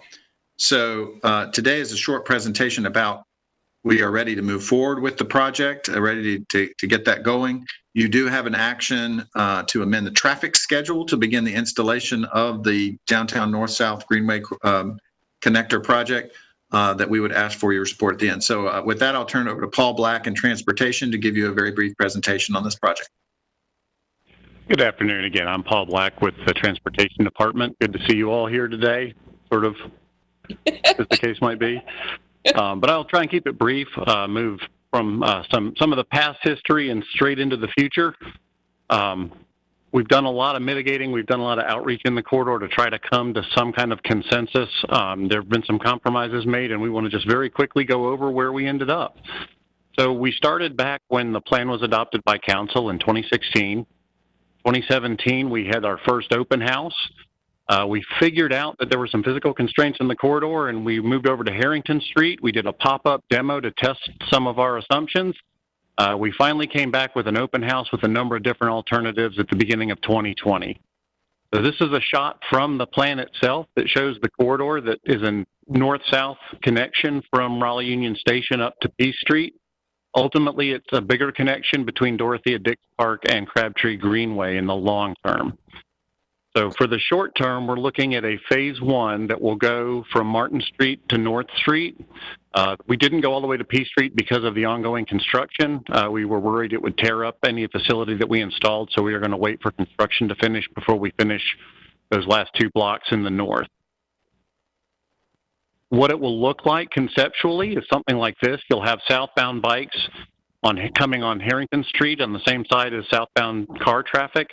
And on West Street, you'll have the same thing in the northbound side. Sort of an ideal of what it will look like actually on the ground. And first, we'll jump right into the trade-offs. We're going to lose about 100 on-street parking spaces total. We are going to gain 2 handicap spaces. However, there's a lot of parking coming online in decks in the next couple of months. One of the projects is on hold, but we still end up netting a lot more than we're going to lose. The difference is the on-street versus actually being in the deck. We do have some additional infrastructure that this project is going to bolster. We've got 7 of our bike share stations, which is over 1/5 of our system, are in or very near the corridor. And then in terms of outreach, again, COVID sort of put a wrench in the works for a little bit, but we got our way around it, and we've been doing some one-on-one outreach with a lot of the folks in the corridor, making sure we're talking to the property owners and the tenants. We've worked with a number of those, and that gets us into some of the other ways we tried to mitigate. We had some special situations along the corridor, notably St. Paul's AME Church. They've got queuing that they do, particularly for weddings and carpools, or weddings and funerals. And we had to make some concessions there on the design to make it all work for everybody. Similar situation with Exploris Middle School and their carpool. And then Weaver Street Market, there was a forklift issue that we felt would create some unsafe situation for the bikes as well as the forklift operations. And so we were able to design around that as well. The next steps, what we're asking council to do today is approve the changes to the traffic schedule item. That will allow us to proceed with phase 1 implementation, which is putting a contract out with a markings contractor to do the actual work. And hopefully they can get that done in the summer. Worst case, it may bleed a little bit into the fall, depending on the contracting environment. But we want to make sure they can get out there before it gets cold and they can actually put down the thermoplastic. And that's all we've got today.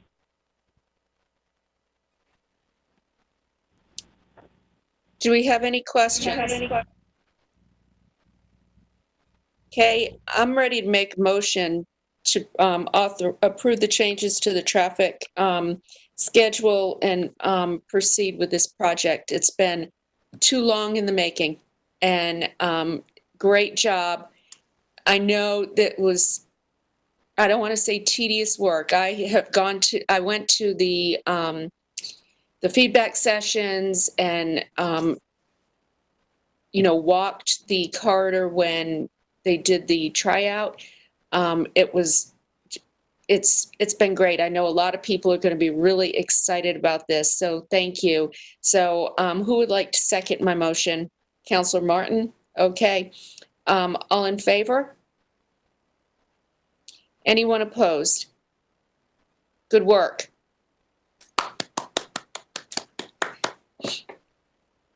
Councilor Melton? Yeah, I just had one comment, and I don't pretend to understand the history. I know that sometimes the first time you do something is when you have to work out all the kinks, but I do know that, as you pointed out, Mayor, this was a long process, and I'm hoping that moving forward, as we've identified more funding for Tier 1 and protected bike facilities, that we're able to get them implemented and on the ground quicker. And that is not meaning to say that that the process was unnecessarily slow. The first time it may have taken that long, but I hope it's not going to take us 4 years to get the next one on the ground. A lot of that had to do with this is a complicated area. So, and there were a lot of stakeholders who had, shall we say, very strong and differing opinions. So the fact that we could come to a successful conclusion is great news. So thank you, staff. Okay, well, thank you, Mayor and Council. The next item, it has to do with excessive water bill leak adjustment policy. I'm going to ask Aaron Brower to come forward from Raleigh Water. As he does that, just very quickly, and this one is short as well, this really represents an opportunity to give the staff some more flexibility associated with a situation where someone has an excessive leak. And one of the things we determined over the past year or so is that a lot of the policy is very restrictive and doesn't allow maybe some of the flexibility that the staff is ready to use to help manage that with our customers, while at the same time recognizing the need for additional revenue for the system. So with that, I'll turn it over to Aaron Brower, and then we'll ask for your approval of the policy at the conclusion. So, Mr. Brower. Thank you, City Manager. Good afternoon, Mayor and Council. My name is Aaron Brower. I'm Assistant Director with Raleigh Water, and I'm here to present to you today some of the proposed modifications to the city's excessive water bill / leak adjustment policy. The agenda today is we're going to go over the policy purpose, policy history, and overview of policy update. The policy purpose is pretty simple. It's to provide financial relief to customers who experience excessive water bills for unknown leaks.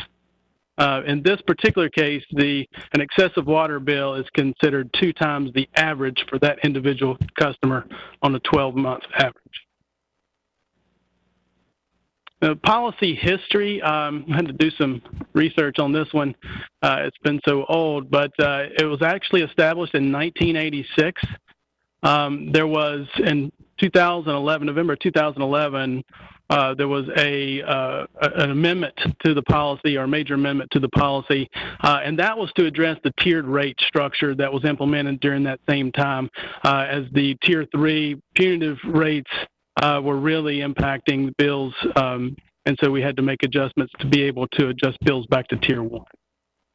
Then again in April 2013, also related to tiered rates, we made an exception for preventable, what we consider like a preventable accessible leak, such as a leaky toilet flapper, as long as the toilet flapper had been repaired. Here is an overview of the policy recommendations and of the update. There are general clarifications and definitions of key terms. We also included a provision for hoses inadvertently left on over an extended period of time. And in that particular case, the water is adjusted to Tier 1, and also the wastewater is adjusted to the customer's monthly average since it did not go through the wastewater system. This policy update also includes 1 adjustment per calendar year, and the previous policy was 1 adjustment per every 2 calendar years. And we found that to be problematic with some of the customers that we've been dealing with, especially in some of the older areas of town. There is a one-time annual adjustment to remove wastewater charges from the filling of swimming pools. And also, finally, this update authorizes the city manager to modify future policies for customers' water bills that are twice the customer's average, and up to with a limit of up to $1,000 per customer, and that is also included in the resolution that was in the agenda packet. For the staff recommendation is to approve the recommended changes to the excessive water bill / customer leak adjustment policy, repeal the old resolution from 1986-75, and authorize the city manager or his designee to adjust future customer leak adjustment policies under the terms of the attached resolution. And with that, I'll open it up to any questions. Do you have any questions? No questions? Would anyone like to make a motion? Councilor Stewart? I move to approve the recommended changes to the excessive water bill customer leak adjustment policy, repeal resolution 1986-75, and authorize the city manager to adjust future customer leak adjustment policies under the terms of the attached resolution. Seconded by Councilor Branch. All in favor? Anyone opposed? Okay, thank you. That passes unanimously, Clerk. And Mayor, if I could, just one important clarification in terms of the wording of the motion, which I'm sure Councilmember Stewart will be fine with. I think the key word is also for the clerk, city manager or designee, so that leak adjustments don't come to me directly for approval, because no one really wants that. I think it'd be a lot easier for them to handle it themselves. So city manager or designee would be the language, correct, Councilmember Stewart? Absolutely. Okay, thank you for that. Appreciate that, Gail. I just want to note that for the record. Yeah, appreciate that. Actually, that's what I thought you said. Yeah. I just want to make sure. Okay. So, Mayor and Council, the last item under the manager's report is the Midtown St. Albans small area plan coming before you today. Let me just take a moment to say how much I appreciate the hard work of the staff on this particular item. You do have the option of going ahead and referring this and the associated comprehensive plan amendments to the Planning Commission without hearing the full presentation. There is quite a lot of material here, and it's some really good work. And so given the schedule and what's been on your agenda today, you may want to do that at a period of time when you can perhaps take some time to go through that. It's up to the council. It's not up to me. I defer to the council member, particularly the district representative on that. But it is it's quite a lot of good work. You probably want to dig into it a little bit when you have that presentation, and today just may not have enough time for that. So leave it up to your discretion.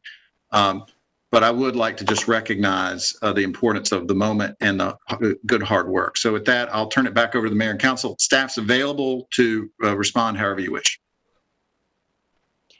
Councilor Buffkin, this is your district, and I know that you sat on this study group. Is there anything that you want to bring forward, or? Well, Mayor and members of council, I would, for the sake of time today, I would take the manager up on making this referral. But if I could just briefly reiterate a few points that the manager made in his comments. And I want to be careful not to speak to the substance while we're waiting for the Planning Commission to get us a recommendation and we make further consideration. But the process that developed this plan was just extraordinary. I went to lots of the meetings for the planning process and lots of the other meetings where the planning staff was present. And I just want to highlight a few things. First off, I've never seen outreach like this in a city planning process. Maybe it's happened. I've personally never experienced. We had a first for the city. The city's first all Spanish language planning meeting happened within the Midtown St. Albans area plan. And I think that's phenomenal. The staff was reaching out, not just to property owners, sending postcards to renters as well. And the turnout and the engagement in this process was just second to none. And I've checked with the manager. He says it's okay if I specifically mention the two planners that dedicated a significant amount of time to this, Jason Harden and Sarah Ellis, who were involved throughout the entire way. I think I'm not sure that we could count up the number of presentations that they made to different groups in this process. They sought out input from the community about where to go find new people. And it was just an extraordinary process. I think you'll be impressed with the results when they come back to us. And so, Mayor, unless there's any objection, I'd ask that we make this referral to the Planning Commission, along with my personal thanks to the staff that was involved in the process. Okay, do we have a second? Councilor Brayich, thank you very much. Okay, all in favor? Any opposed? No. Okay, great. Yes, good work on this, and I look forward to this coming through the process. It's been 2 years, maybe longer, that this has been going on, so we're getting there. Excellent. All right, anything else, Ruffin? That ends the city manager's report for today. Thank you. Okay, thank you. Next, we have matters scheduled for public hearing. And we should have probably moved this to up after public comment, and I apologize to anyone who's on the phone for that. We have a petition annexation inside the ETJ, and then flood maps, proposed changes. Great. Thank you very much. Good afternoon, Mayor and Council members. My name is Christopher Golden. I'm with Raleigh Planning and Development Department. And we've got a petition annexation on the agenda where it's contiguous within the ETJ. They submitted the petition as one of the requirements, or as the requirement for connecting to city utilities. It's roughly 120 acres, for the most part zoned heavy industrial, and it is, they're looking to construct a 112,000 square foot networks and operations center for Duke Energy. And I'm here to answer any questions, and we have slides available if you wanted to see specifics on this. So this is a public hearing. I am going to open the hearing. Beth, I believe we don't have anybody on the phone who have signed up to speak on this. We only have one person, and they said they were signed up to speak for the Walnut Creek Rail Trailwood. Yep, and I don't think this is that. Okay, so I've opened the hearing. There's no one scheduled to speak. I'm going to close the hearing. Would Councilor Brandt? Yes, this actually application is within my district, and I've actually reached out to Duke Energy. They are looking to really consolidate two sites into one at this location. I think it will be a great benefit to the community because they're looking at office space there. So we're looking at them moving some jobs, which may possibly open up even more jobs. So with that, I move for approval. Do we have a second? Councilor Stewart, all in favor? Anyone opposed? Oh, City Attorney? Yeah, Mr. Branch, if you don't mind reading the recommendation with the effective date as described in Exhibit A right there, move for approval. Gotcha. I move for approval of the annexation coordinates with the adoption effective date as described in Exhibit A of the staff's report and backup material. Okay, Councilor Stewart has approved. I guess, do we need to take a vote again? Had you voted already? Yes. Okay. Yeah, vote one more time. Okay. All in favor? Opposed? No. Approved unanimously. Okay, thank you. The next is floodplains, plains proposed changes.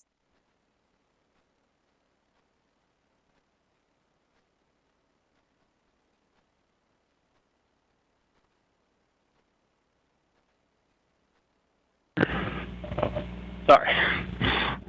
Good afternoon, Mayor and Council. My name is Ben Brown. I'm the floodplain administrator for the city of Raleigh. I'm bringing you 3 separate floodplain map amendments today based on design and in construction for new Greenway Trail projects at 3 different locations. The All three sites require the floodplain map amendment as part of the process outlined in our UDO and a FEMA approved process. Once these all are approved, they will be effective 5 days after the official FEMA approval of all these map changes. With that, I can go into the first case, which is FP1 2020 for the Crabtree Creek West Trail. There are 36 properties affected, and the changes in the map elevations range from 0.36 feet up to 1.55 feet. And the 1.55 feet, the highest increase is contained in open space for residential subdivision and an undeveloped portion of the Hanson Rock Quarry. Okay, I will open the public. Any questions first? Okay, I'll open the public hearing. No one has signed up to speak on this issue, so I will close the public hearing and ask if there's a motion. Councillor Stewart? I move to approve. Do we need to say much more than that one? Yes, attorney. There is one typo in the recommended action, and it's you should be adopting an ordinance and not a resolution. So with that change, you can make your motion. All three of them should be the adoption of an ordinance as opposed to a resolution. Okay, so you've made the motion for the ordinance. Yes. Okay, do we have a second? Councillor Buffkin. All in favor? Opposed? Passage unanimously. The second is Walnut Creek Rail Trail Woods floodplain.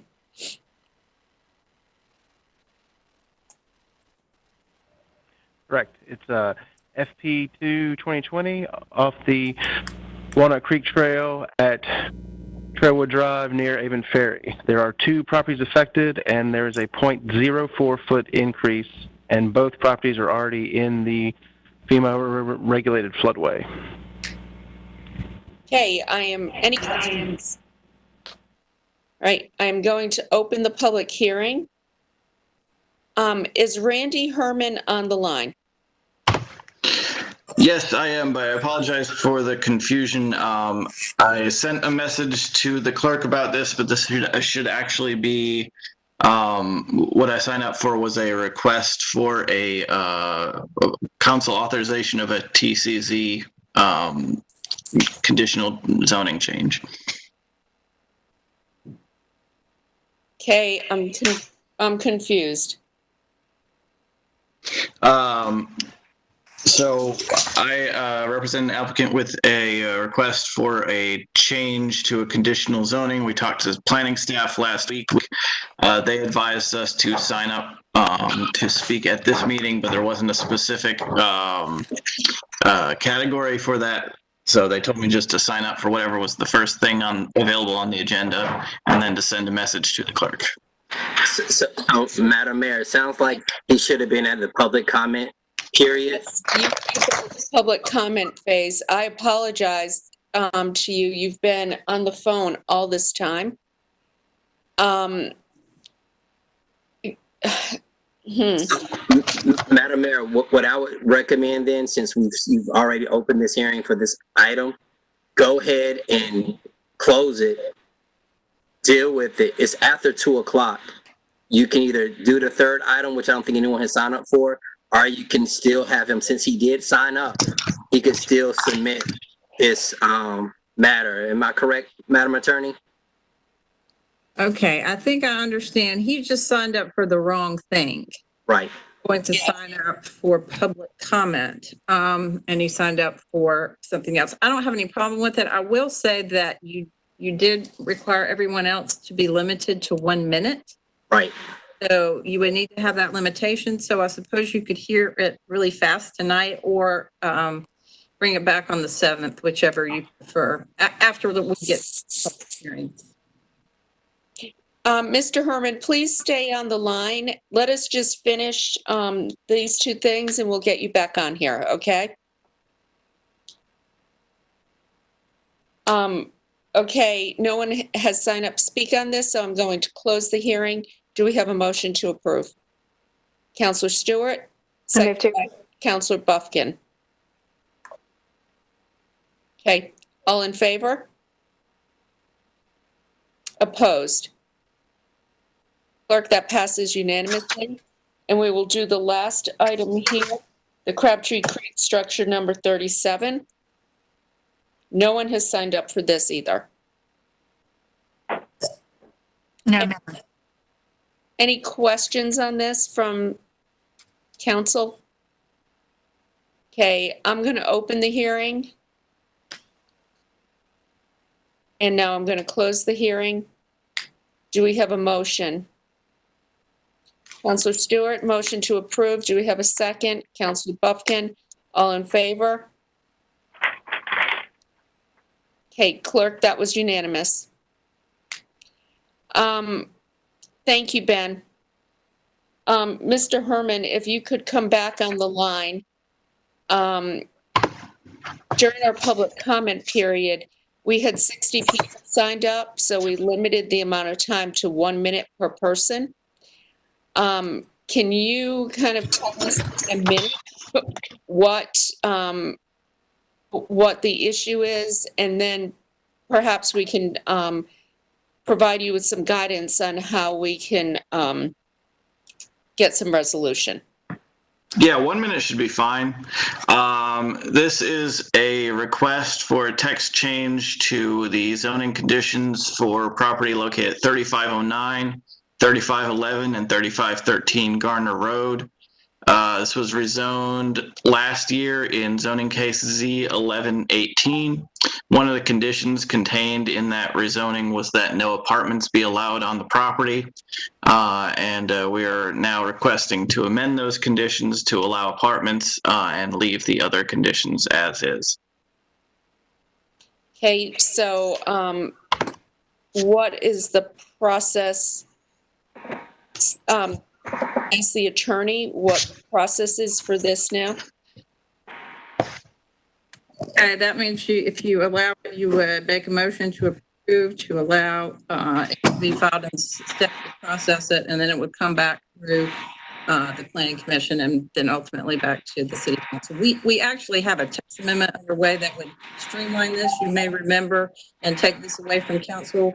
We just have not completed it because it's been a sort of a major rewrite and we've been a little bit distracted, but it's in the queue for these to go straight to staff. So we would just make a motion to authorize it and let it go to staff and be processed back through. Okay. Do I have a motion to approve that? Councillor Cox?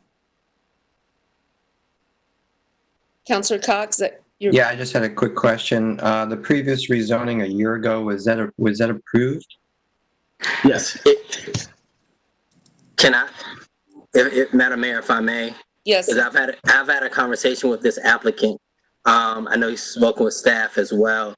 This is the one near the State Highway Patrol Center that the council approved. That extends Tryon Road. I think for what they would like to do, their only process is basically go back through our text change, which is really a mini rezoning. They still have to do public engagement. As far as engaging the public, still go through planning commission, and then it will come back to us for a public hearing. So that's what this project is. And yeah, we actually did approve this one last year. And I think they are under they have some other changes with ownership, but right now they're just seeking permission to go through our text change process. Okay.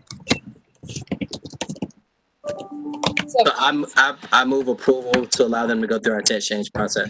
Okay, do we have a second? Councilor Martin, all in favor? Aye. Anyone opposed? Okay, that passes unanimously. Thank you, Mr. Herman, for hanging in there. And I do apologize to you. Wish we had gotten you in the queue at 2 o'clock. Sorry. Okay. Next item is the report and recommendation of the Economic Development and Innovation Committee. I take it you will be meeting? We're meeting June 23rd, so a week from today at 1:30 p.m. and we will be addressing the strategic plan review. Our portions are arts and cultural resources and economic development and innovation key focus areas. Okay. All right. So we can get proper notification on that. Growth and natural resources. We will also be meeting on Tuesday, June 23rd at 4 p.m. Do you know what items you will be discussing? I'm afraid I'm going to say the wrong things, but I'm pretty sure it's the strategic plan and the hillside, the guidelines for commercial hillside development study. Okay, great. All right. The next is the safe, vibrant, and healthy community committee. We will be meeting at 11:30 and reviewing the strategic plan and the LGBTQ evaluation. And next we have transit. Yes, we will actually meet on June 25th at 3 p.m. virtual, and we will be discussing micromobility, scooters, and the strategic plan review, transportation and transit key focus areas. And the third item is on hold for now. Okay, thank you. Next, we have the report from the mayor and city council members. First, Councilor Branch. Yes, couple of things I wanted to bring up. First one is dealing with our Go Raleigh buses.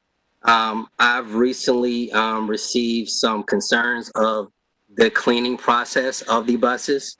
I asked if we can get a review of our buses, how often they're cleaned, and possibly if we need to bring in an outside agency to ensure our buses are clean as we deal with COVID-19. I did furnish the pictures that I received to our transportation director, as well as our Go Raleigh, our assistant director of transportation. So if we can get some attention to these matters, I think it will help our staff as well as our public feel safe on our Go Raleigh buses. The second thing I want to bring up is around our community block grant, how we advertise. We had an item today that we approved on the consent agenda, and I understand that we use Gov Delivery and our websites to advertise RFPs and RFQs that go out. Can we review our avenues of advertising, looking at print media, as well as possibly the news, to make sure the public is fully aware of opportunities for community block grant funding? I think that is key and critical as we move forward. So that's the second item I want to address, which ties to the third item. I had a meeting last week, a virtual meeting with constituents within District C. District C is very, diverse, is not monolithic. No one group can represent Southeast Raleigh or District C because of everyone who lives there. But some of the things that come up is making sure that equity is distributed throughout the city, and making sure that citizens have a way to interact with some of the departments. I understand there's been some concerns about, how residents can interact and talk with departments. So if we can have our directors, because we have some new directors that have come on in the last year or so who are doing a great job. But I don't think some of our residents are aware of who they are. So if something can be communicated as we move forward. Also, some things that they brought up, I think we're looking to address. Matter of fact, I will push that we do address is how we handle mental health support through our community. We heard that today in the police report that we received, as far as looking at how that can be staffed. That is something that continues to come up, as well as something came up as, again, around our body cameras and storage. I think re-communicating, where we are as far as our storage policy. And there's residents in the community that they don't understand how information is stored. If it's due to a case, it's there until almost forever.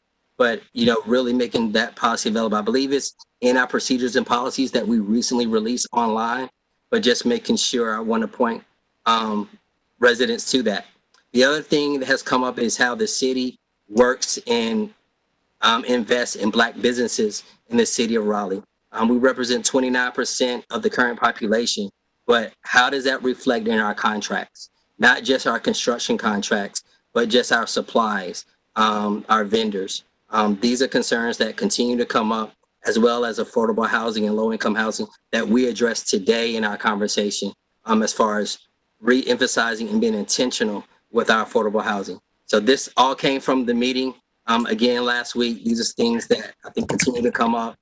And as we continue to work, and I look forward with working with our staff and the city manager's office on addressing these and making sure that whatever we're doing as a city, everyone has an opportunity to receive that information. We have to find ways to get rid of roadblocks that some may have that may not be online to receive information. So those are the only 3 items I have. Okay, thank you. Only? Hey, we have to start somewhere. Good job, thank you. Councilor Stewart. I have one item, and I am going to read my statement. So Gail, I will send this to you when I am done. The North Carolina Department of Environmental Quality's Division of Energy, Mineral, and Land Resources is seeking community feedback on the Wakestone mining permit application. There will be a public hearing on June 23rd, and the division is accepting comments through July 3rd. As a part of this formal procedure, I'd like to ask this council to consider sending the following statement, and I will let you know when I'm at the end of the statement. While the question as to what authority or jurisdiction the city of Raleigh has over the Oddfellows property is still legally undecided, this council continues to hear from hundreds of Triangle area residents, including Raleigh residents, about their opposition to Wakestone's proposed quarry. We as a council therefore urge the Department of Environmental Quality and the Division of Energy, Mineral, and Land Resources to hear and seriously consider the comments and concerns of these residents. The council values environmental protection and public health, as well as our economic prosperity and the economic viability of our regional airport. As such, we respectfully ask that DEQ and DEMLR consider all appropriate concerns in making a decision about the mining permit for the Wakestone quarry. So that's the end of the statement. Just like our community, the stances of our council members on this topic vary. Rather than divide our council on a matter that is in the state's hands, I sought to find compromise and ensure that we would have enough support from council to pass a resolution in time for DEQ to receive it before the public hearing. As a reminder, individual council members can submit their own stronger comments as a part of the public comment period. Thus, I'd like to make a motion that Raleigh City Council approves sending this statement to DEQ as the city's official position on the Wakestone mining permit application through the formal comment procedure, and ask the city attorney to assist with putting in the proper form for the mayor's signature and submittal to DEQ. Question. Hold on a second. That was a motion. Councilor Knight, I saw your hand up. I second the motion. Okay, Councilor Cox. Yes. Last September, City Council made a statement that the Raleigh City Council is not in favor of the use of the Oddfellows tract as a quarry and believes that the RDU Airport Authority should have obtained the city's permission before entering the quarry lease. I would prefer a statement that is much stronger than simply asking the board or the committee to simply hear citizens and hear all sides. I think we need to take a strong stand against this quarry. And so as a consequence, I can't support this statement. I could support a statement that was quite clear in stating the opposition to this quarry. I think it is a tremendous harm to the environment and a tremendous harm to the community. And I'm disappointed that we can't get there as a council. Okay, we have a motion and a second. Any other comments? Councilor Knight? Madam Mayor, thank you. Yes, And I hear you, Councilor Cox. I think if each one of us would write our own letter, they'd be different in terms of strength. I think it was important to try to get the city council to speak as a body, and I think that's what I'm supportive of us trying to do here. It's not ever going to be the same as we say individually, but I think it's important to speak as a body, and that's what I'm hoping we're able to do today to make sure that our citizens are heard during this comment period by state government. So I support the letter in that vein, and I hope that the rest of the council will support the letter as well. Thanks.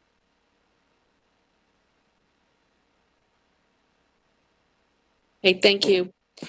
Well, you have a motion and a second. All in favor? Opposed? Clerk, that is 7-1 vote with Councilor Cox opposed. Okay. Anything else, Councilor Stewart? Okay. Next, Patrick Buffkin. Thank you, Mayor. Members of council, I don't have anything to report today, but I would just like to very briefly acknowledge again the professionalism and diligence of our city staff. These last 3 weeks have been even more challenging than the last couple of months we've gone through. This has been a time when there's no clear answers, and the staff has taken the brunt of that in both directions. Lately, it seemed like everything we've done has disappointed a bunch of people, and I know that's difficult for the staff, but through it, they have demonstrated an incredible amount of professionalism and responsiveness to the council and to the community, and I want to again express my appreciation for their work. Thank you.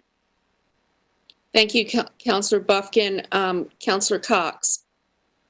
I have no report today. Okay, thank you. Councilor Melton. Thank you. This is awkward following Councilor Buffkin. I do agree with your comments, but I had a telephone call this morning with Bill King of the Downtown Raleigh Alliance and some community members who had some concerns with the program that we have stood up to allow shared spaces for our businesses in the public and private right-of-ways. The takeaway that I had from the conversation is that perhaps we need to issue a little bit more guidance on what we hoped to accomplish in the program.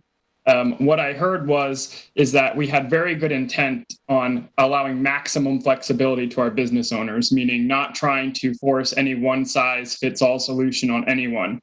But the practical effect of allowing maximum flexibility has been that most of the work and responsibility has fallen on our small business community, and that it may be more helpful if we could provide more of pre-programmed menu options, or as Bill King referred to them, buttons, that if a business owner wanted to expand into a parklet, there's a button they could push and all the information they need is there. And that's a figurative comment.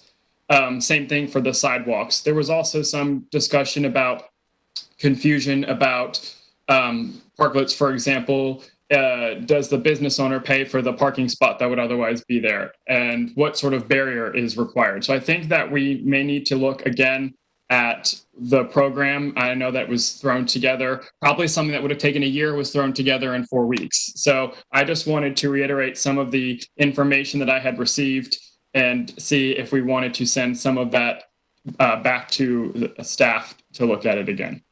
So that's my first thing.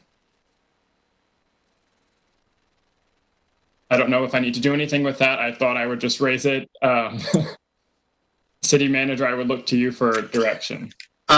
Certainly. Why don't we start with a follow-up with you to find out more about the feedback you received. So I think we need to hear maybe a little bit more about what you're hearing on that. You are correct. The Parklet program was put together several years ago, actually somewhat quickly, and we could certainly report the current conditions, and the council approved some of those restrictions, such as the parking meter, revenue loss, and things like that. We could certainly bring that back forward to the council for your approval. Maybe we start with a phone call to you from one of our staff and then do a report. And then if you want to pick it up and do something with it, you certainly can do that. Fine with us. Yeah, I don't want to delay the program moving forward. I was hoping that there would just be, maybe it's just how we're communicating information so that we can get it up and running and convey the information more clearly to the business community as what I was really hearing on the call. So I will follow up with you. Why don't we follow up away from the meeting, and we can find out more about what the issues are, and we'll provide a report back to the council. Happy to do that. Great. And then the second thing I wanted to address is yesterday, the Supreme Court of the United States ruled that Title VII of the Civil Rights Act of 1964 extends to LGBT workers, specifically that an employer who fires an individual merely for being gay or transgender violates Title VII. And I just wanted to acknowledge that that was a landmark decision for the LGBTQ community. It feels really nice to have something to celebrate in this moment, especially during Pride Month. And I wanted to call attention to that and just say that I was extremely happy, and I'm wearing my Pride lapel pins to celebrate. And that's all I have. That is a big celebration indeed. So, yes, and a great way to celebrate Pride Month. Major milestone. Next, we have Councilor Knight. Thank you, Madam Mayor. I'd like to draw the council's attention and the public's attention to a op-ed that was written in the News Observer on Sunday called Next Step, Ending Zoning Laws That Lead to Racial Segregation by Thomas Berry, who's a professor at NC State University. In response to what's going on the last couple of weeks, I think this is part of it and something that we can be working on. And I'm glad to say that we have been talking about this and been thinking about it. And I just want to read a short quote from the op-ed, and I think that it says it much better than I could say it. Dismantling systematic racism includes systematic changes to our built environment. We should have honest conversations about spatial justice and enact comprehensive land use reform. Built environment of North Carolina cities reflects years of discriminatory codes and practices. Transforming our cities by visionary actions will express our collective commitment to more just, equitable, and inclusive state. So I think that's good for all of us to think about as we move forward, because that will be certainly an important part of the discussion. Thank you very much. Thank you for mentioning that, Councilor Knight. It was an excellent op-ed piece, and Tom has been very involved with Wake Up Wake County on a number of issues related to housing, including ADUs. So I really appreciated his sharing that and the sentiments in that op-ed. So thank you. Councilor Martin. Thank you. The only thing I have is building on what Councilor Melton said around it being Pride Month. I just want to highlight that over the last week, we've lost 2 trans women of color to violence, and something that we need to be thinking about not only in this moment, but as we continue to lead on these very important issues around violence against Black lives and Black bodies. I think that it's imperative that the council continue to take action and put forth policies that are going to create change for folks. Thank you. Okay, Councilor Branch indicated he had an item. Yes, some residents have brought to my attention concerns about Boogaloo taking place this year. We already know that the Bluegrass Festival has decided to go online. That's always been our biggest festival. We've had countless other events go ahead and make changes and adjustments. So with COVID-19 and everything that we're seeing and the conversations that I believe we'll continue to have as far as public safety, I think it's imperative that our staff really works with our vendors and residents that want to have events to make sure they do it in a safe manner. And I think Boogaloo may be something that we may need to really have some conversations with them on this year to see how people can be safe throughout the city of Raleigh, but especially downtown where so many people usually come to participate.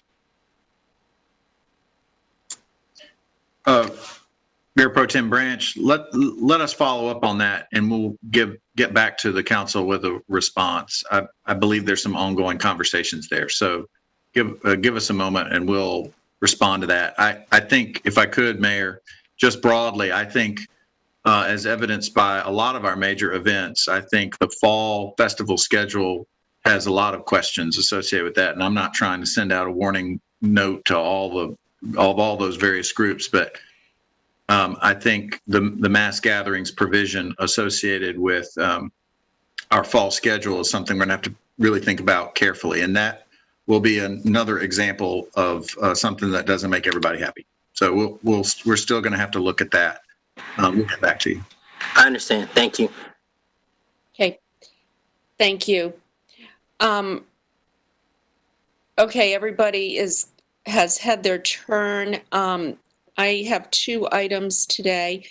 Normally at the beginning of a council meeting, when they're held in person, we start with proclamations. And today we have a proclamation where we are declaring June 19th as Juneteenth Day in the city of Raleigh, recognizing the end of slavery and celebrating the culture and achievement of African Americans.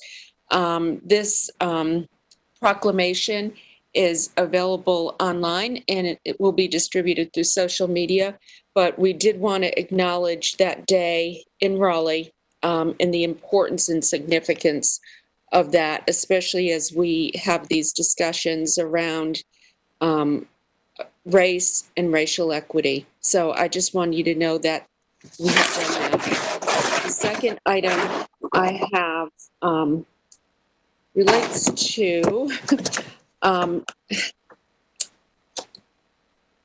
some actions that were very disturbing over the weekend.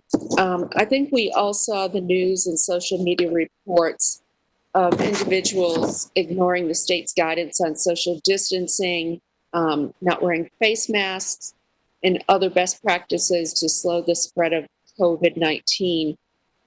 This going on despite the fact that incidents are rising. And while some of our businesses have encouraged social distancing in their establishments, they've done a good job. Other people continue to ignore the state's guidelines, and I believe they're acting in a reckless and irresponsible manner. This definitely puts the health of our community at risk. I am asking today for Raleigh to consider enacting a face covering requirement similar to Durham and Orange counties. Durham asked that residents wear face coverings when they can't socially distance in public and private places, including retail centers, pharmacies, businesses, and transit. Orange County's rule is very similar, but they also state that face coverings are not required for people whose religious beliefs prevent them from wearing a face covering, for those who cannot wear a face mask due to medical or behavioral condition. And they also outline some other requirements, such as if you're eating in a restaurant, you don't have to wear a face mask while you're dining. Also says private officers, when complying with directions of law enforcement officials, or in settings where it's not practical or feasible to wear a face covering. And while you're with family or household members. I would like to make a motion asking the City Council to support Raleigh enacting requirements for the use of face coverings to slow the spread of COVID. And I would ask that our city staff work together on this, either alone or with Wake County. Wake County right now is looking at ways that they can earn the support of the mayors, similar to what they did during the stay-at-home order. And they're trying to build consensus among the county commission on what they're comfortable with. So what I would like to propose is, first, that we look at this, we come up with requirements that suit our city, and that we continue to work with Wake County to enact this.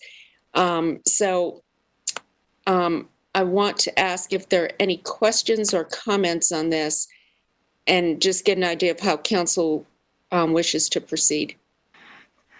Councilor Melton?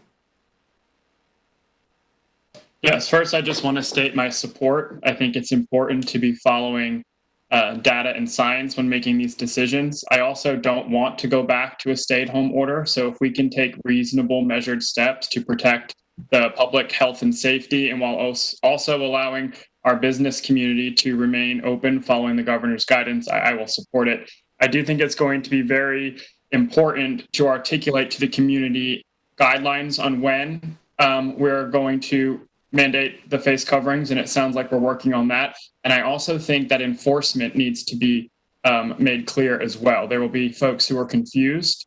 And so I have a question about how it will be enforced and who will enforce it. Well, I think if we model ourselves over Durham's, after Durham's declaration, Durham does not fine anybody. That they are urging compliance through education. And that's the model I believe that we should use as well. We don't, first off, our police department is already kind of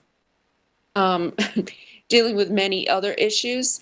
And I don't think that we should be asking them to cite people or whatnot. This is really designed to ensure that people do their part. You know, I think it establishes a rule our residents can follow, and then how we enforce it is through to encourage compliance and education. You know, wearing masks helps each of us protect others. And I keep hearing from people who tell me they want to do their part, they just don't know what to do. This is one of the things that all people can do to protect others. So this would be one of those things. It's a rule. We would ask for compliance, but we will enforce it with education. Just as Durham and Orange County are doing. Councilor Branch. I definitely believe we do need to go with the mask on the coverings. I like the Durham model. I think we need to make sure in doing this that we also look at ways to help furnish those that do not have the means and resources with the opportunity to receive a mask. So that's something that I think we should look at our partners, as we saw earlier for our facilities in doing. It's needed. Our numbers are going up. I have my district seems to be carrying the bulk of the impact currently right now. And I think too, just educating is the key. We don't need to do citations. We have enough with citations right now. We need to make sure that people are educated and are aware, and we do some more community building around this. So I don't think that's what Councilor Milton was saying, but I definitely believe that, you know, us going forward, requiring masks out in public, requiring on, especially in Raleigh facilities and on our Go Raleigh buses, is very important. We can't have outbreaks, and what happened this past weekend in Glenwood South, that can't happen again. Well, it's not just what happened in Glenwood South. Also getting reports from private, like apartment complexes, of just loads of people in swimming pools, not social distancing. I mean, that's just not smart. Retail centers, people are not wearing masks. I went to a grocery store the other day on Saturday, and half the people there did not have masks on. It was very disconcerting.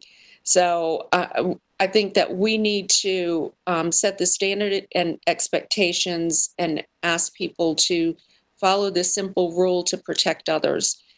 Councilor Melton, then Councilor Cox.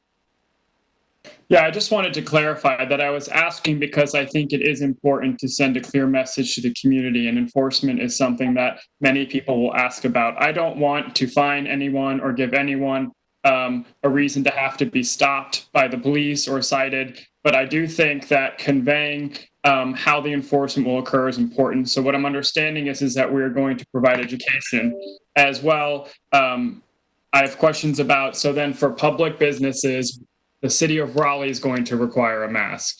And for private businesses, could a private business then say, you may not enter our establishment without a mask on because the city has made this mandate?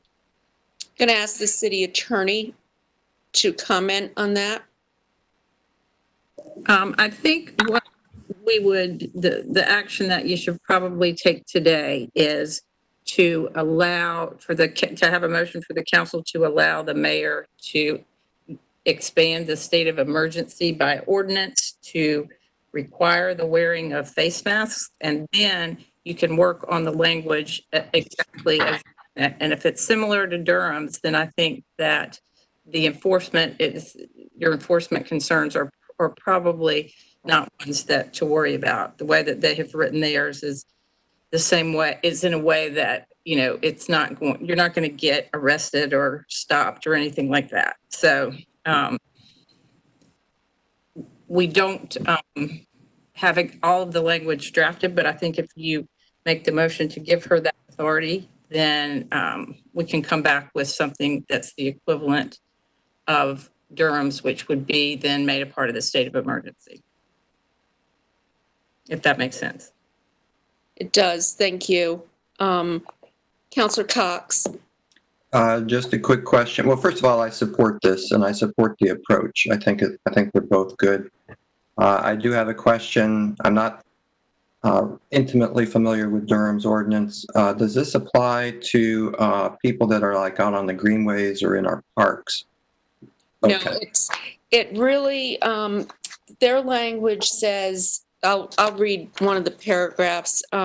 All persons in the city and county of Durham are required to wear a clean face covering anytime they are or will be in contact with other people who are not household members in public or private spaces where it's not possible to maintain social distance. So it doesn't apply to, say, riding your bike on a greenway or walking on a greenway or walking in a park.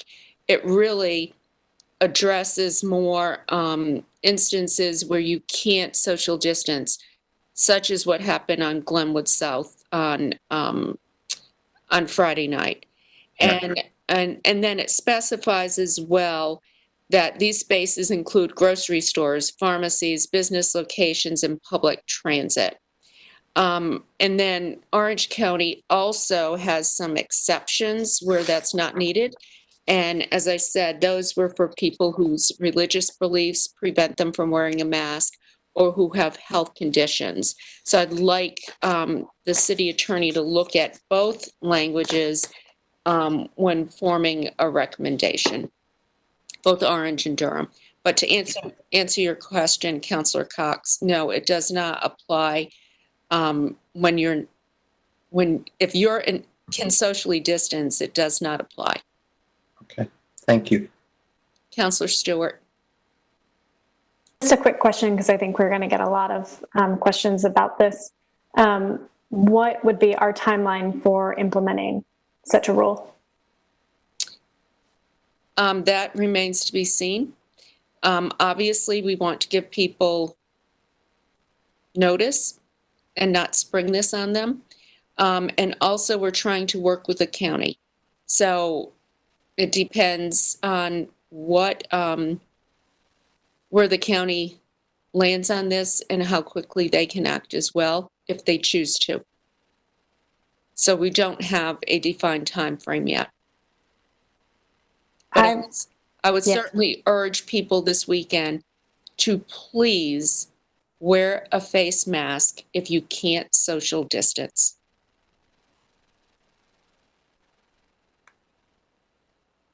So can you repeat the actual motion? Because I know the city attorney mentioned something, so we can. I can help. You want my help? The motion would be to allow the mayor to expand the state of emergency to include an ordinance mandating the use of face coverings. Second.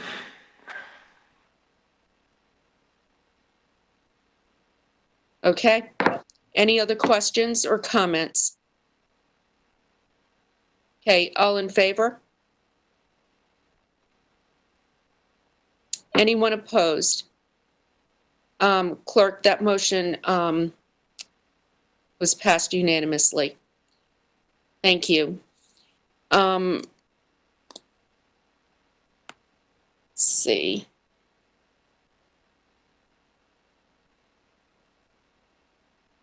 I just want to reiterate too what I said about swimming pools, retail centers, and restaurant areas. This is to help save lives, and nobody wants to go backwards. We don't want another stay-at-home order. We want to move forward, and we want to ensure that our businesses can move forward as well. So this is all designed to help ensure that that happens. So thank you, everyone, for your support. And we will get on to the next item.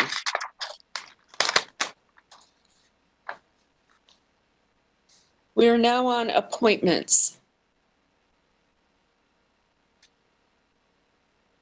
Clerk? Yes, Mayor, before we start on appointments, could you tell me, I lost it on the Safe and Vibrant Neighborhood Committee, what day is it going to meet? Oh, Tuesday at 11:30. Tuesday, this coming Tuesday? Yes, ma'am. Okay. All right. Thank you. Okay. Nominations. The Appearance Commission, you have one vacancy. Councilmember Melton nominated Kenneth Buzzy, and Mayor Baldwin nominated Chris Roberts. So that will be on the next agenda. Environmental Advisory Board, you have one vacancy. Mary Black received 6 votes, I believe it is. I can't read my writing. 6 votes. She would be appointed. The next is Substance Use Advisory Commission, one vacancy. Joshua Bishop received 6 votes, so would be appointed. Okay, the next thing would be under nominations. You received in your agenda packet information on the Raleigh Historic Development Commission. They have 7 vacancies. Hold just a minute, let me. Councilor Stewart, isn't this where you asked for staff to look at potentially combining cemeteries in the historic district? Or no, this is the Historic Development Commission, the one okay. This is the one that issues this. Quasi-judicial. Right. It's different. On this, that you do have 7 terms that are expiring. Travis Bailey, Ian Dunn, Janine McAuliffe, and Jimmy Teen. The 4 of them are eligible for reappointment and would like to be considered for reappointment. The next 2, Nicolette Alvarez and John Henshaw, do not wish to seek reappointment. And the last is Laurie Jackson, has served 3 terms and is not eligible. This commission is one of the few that has a nominating committee because there's strict guidelines as to certain qualifications that people have to have, including one in each historic district of our town and this type thing. So they have provided, and I've included it in your agenda packet, it is the nominating committee and the commission's recommendation to reappoint the 4 that are eligible for reappointment. And then they provided 3 names for consideration of appointment to fill the 2 that do not wish to be considered for reappointment and the 1 who is ineligible. You can follow their recommendations or move forward with your own recommendations, but you did receive theirs in your agenda packet. Could you just state publicly who the 3 nominees are, please? Yes. sorry. The new recommendations are Verche Hyatt, Susan Singer, and John Reese. And for your information, Ms. Hyatt did submit an interest form through the new process of asking to be considered for reappointment. Okay, what I would recommend we do is we reappoint the 4 and that we hold the other nominations till our next meeting, so we have time to review. So I'll make a motion to appoint the 4, reappoint the 4 members of that commission. Do I have a second? Councilor Stewart. All in favor? Any opposed? Okay, clerk, that was unanimous. And we'll take up the next 3 nominations at our next meeting. Very good. Councilor Okay. Melton? Yeah, just for clarification, since I'm a rookie, these 3 the candidates that the board has identified, do one of us have to formally nominate them, or will they appear on our ballot for the next meeting? You would need to nominate them, and I mean, if that is your desire, and they would appear on the next agenda. And of course, you could always nominate additional people when you fill out your ballot. Okay, I would move forward with nominating the 3 individuals that the committee identified so that they are on our ballot for consideration at the next meeting. Do you have a Very second? good. Councilor Branch, all in favor? Anyone opposed? Okay, thank you. So to be clear now, they're going to be nominees and we will vote at the next meeting. Yes. Yeah, I don't think you need a vote to nominate. Everyone just joined my nominations. Yes, you can vote or add some and still vote. Right. Okay. All right, the next item is the Police Advisory Board. Okay, over the weekend, our office was asked to develop a way to get nominations for the Police Advisory Board from the ones that were submitted. Dr. Cesar is at the podium and can answer any questions or provide information if she would like. I'm not sure exactly how I can proceed on, and you can answer questions, or how does the council wish me to proceed? I would, if you would, clerk, kind of read the results of the nominations and then the votes. Okay, very good. As indicated, we developed a process and we were asked to provide a nomination form for the positions that the council had chosen, including the mental health provider, victim advocate, attorney, LGBT community, a police chief appointee, and we were asked to include the possibility of 4 at-large members and 2 alternate members. We sent out a nomination form, and collected all of the nominations in these categories, and then sent a second form out, an actual ballot. And the results of the ballot ended up the mental health provider, and I apologize, will probably kill some of these names. Shosha Burrell received 5 votes. On the victim advocate category, Shashila Kassa, I can't even try it. Khashoggi received 8 votes. On the attorney slot, Stacy Carlos received 6 votes. The LGBT community, Jeremy Rocco received 6 votes. The police chief appointee, no one submitted nominations, and of course there were no votes. On the at-large, council members were asked to vote for 4 different people. Gail, And can I just clarify that first? We were originally asked to vote on 2 people, and after having conversations with some of the counselors, the number of applicants we had and the quality of the applicants, I think we all felt strongly that we needed to expand that. So we added 2 additional seats, and we're going to have to vote on all of this, like the adding of the seats and whatnot. But I asked the clerk to add that and also add 2 alternates. So that's where we are. Okay, on the at-large, the vote for 4, David Bland received 7 votes. Sean Ingram received 6 votes. Genevieve Sims received 6 votes. Deontay Thomas received 5 votes. Gear Webb received 5 votes, and Robert Zaytone received 3. So in this situation, you have actually 5 people who received enough votes to be appointed, and the next category you had to vote for 2, and you only received 1 person who received enough 5 votes or more.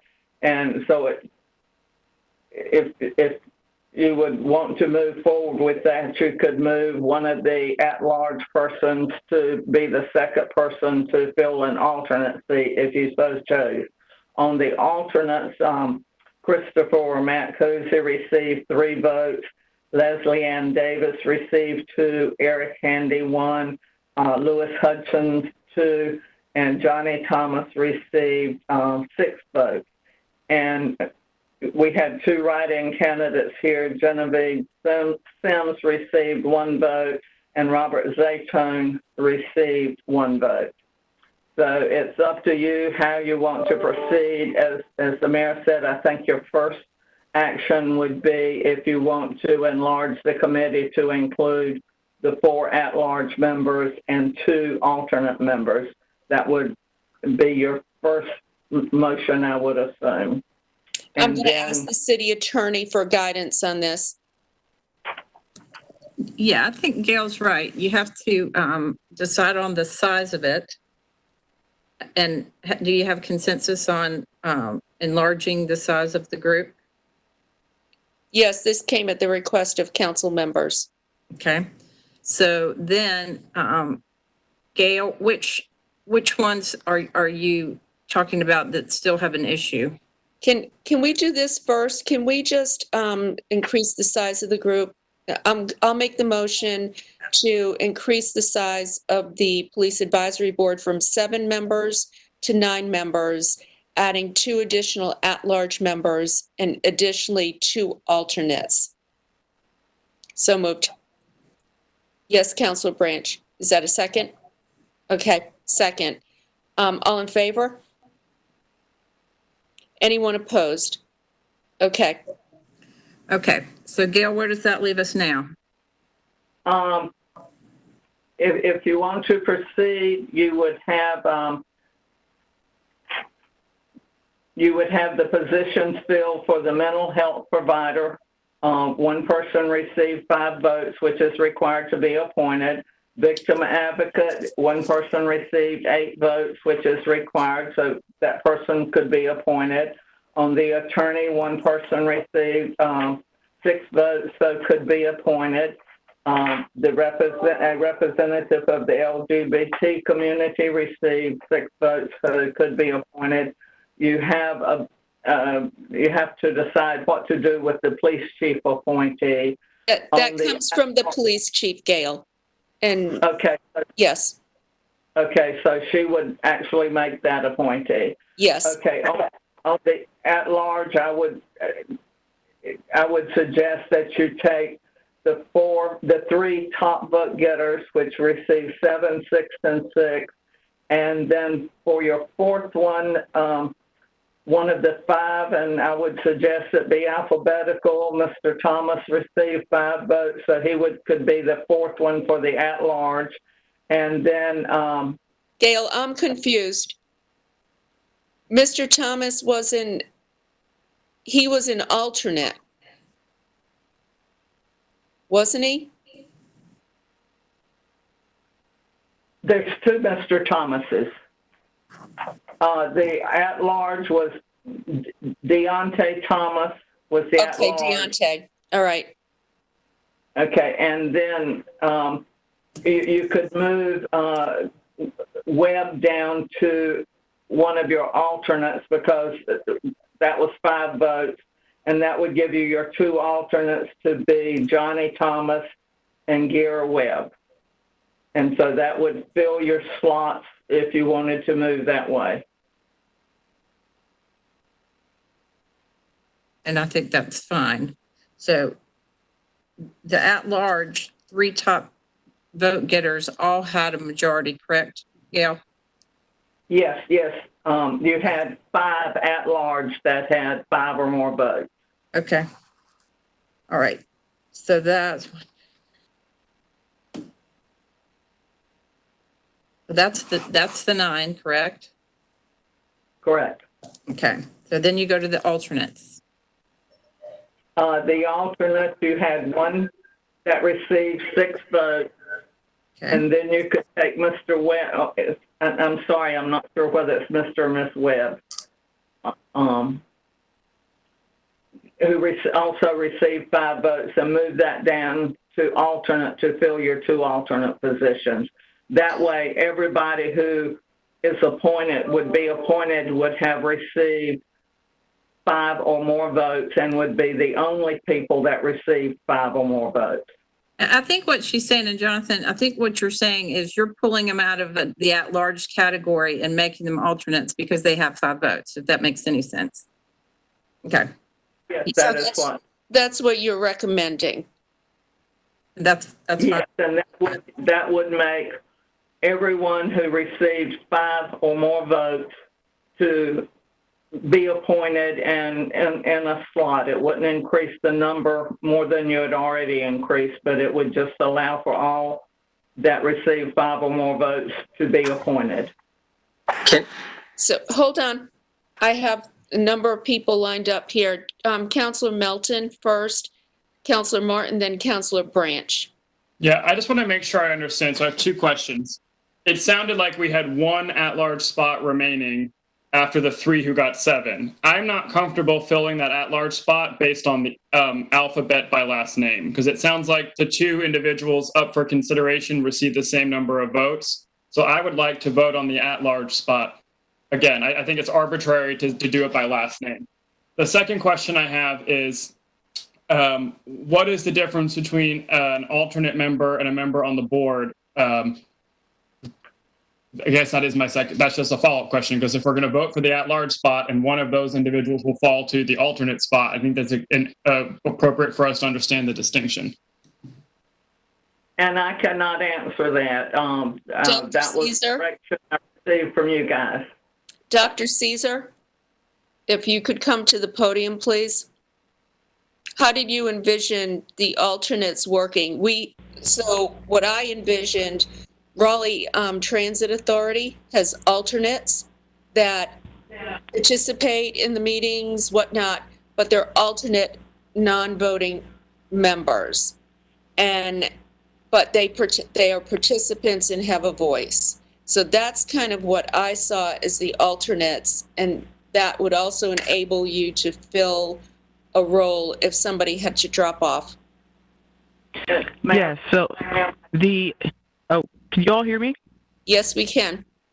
So the original thought process behind having an alternate was so that they would go through the training, they would participate, and they would also be in play, because we haven't talked about staggering terms. So because this is the initial board, this will give the alternates an opportunity to receive the training, to participate, be non-voting, but then when someone rolls off, they will roll into that spot. Okay. Mayor, I think on the Transit Authority, and it's also the case on the Board of Adjustment, we have alternates, and they attend all of the meetings and this type thing, but they only vote in case one of the regular members is not there. And correct. So in case there is a problem with attendance, it gives gives the ability for the boards to move ahead. As Dr. Caesar said, and particularly on the Transit Authority, in the past, it has worked the way she was mentioning. When a regular member's term expires, or for some reason they do not or cannot participate, the longest serving alternate is moved up to a regular member, and then you fill the alternate position. Okay, Councilor Melton, can I move on to Councilor Martin and Councilor Buffkin, who also have, Branch, who also have their hands raised? Yes, of course. I was just going to say that with that information, I would like to vote on the 4th at-large spot and have the other candidate, after the result of that vote, move into the alternate spot. That's how I would like to move forward. Councilor Martin? I agree and would like to move forward in that same process. Councilor Branch?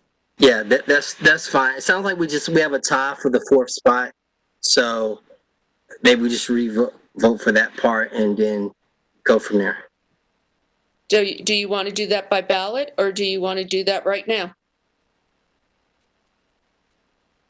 I can just do that now. I prefer to do it now, yeah. Just be clear about who we're voting on. Well, that what I was going to suggest. That would be good. What I would suggest then is that you vote to fill the position for the mental health provider, the victim advocate, the attorney, the LGBT, and the 3 at-large that received 7 or 6 votes. And who were they, Gail? David Bland, Sean Ingram, and Genevieve Sims. Then fill those positions, and then you would have 1 at-large and 1 alternate, and you could go from nominations to fill the 1 at-large and the 1 alternate, if that works. Okay, I'm going to make a motion to approve all of the categorized nominations as outlined by the clerk. That would include the victims advocate, the mental health provider, the attorney, and LGBT representative, along with the 3 at-large, top 3 vote-getting at-large at-large members. Do I have a second? Councilor Cox has seconded that. All in favor? Anyone opposed? Okay, so the next motion would be for the 4th at-large candidate. I can interject. I didn't realize that this 4th one that we were picking alphabetically with the tie. So I think you do have to revote on those. So right, that's what I'm asking. So it's and they are. You're asking for the 2.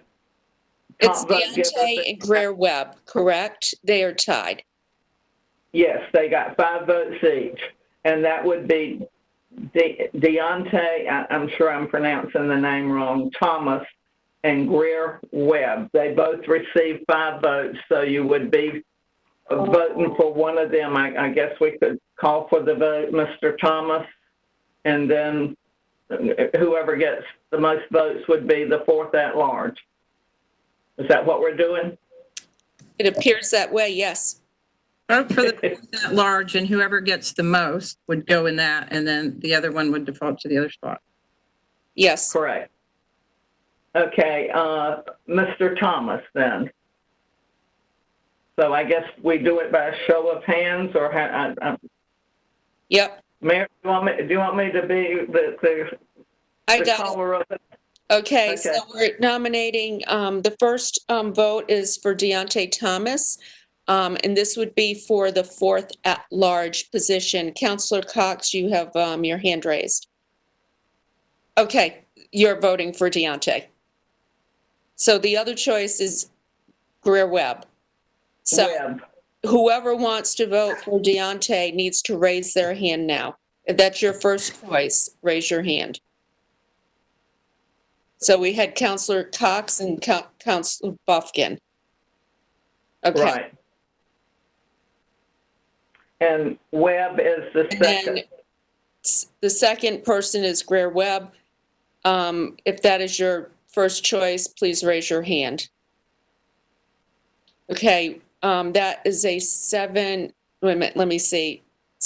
6-2. 6 votes for Greer Webb, 2 for Deontay. That automatically moves Deontay onto the alternate, as an alternate, and then we need to nominate Johnny Thomas.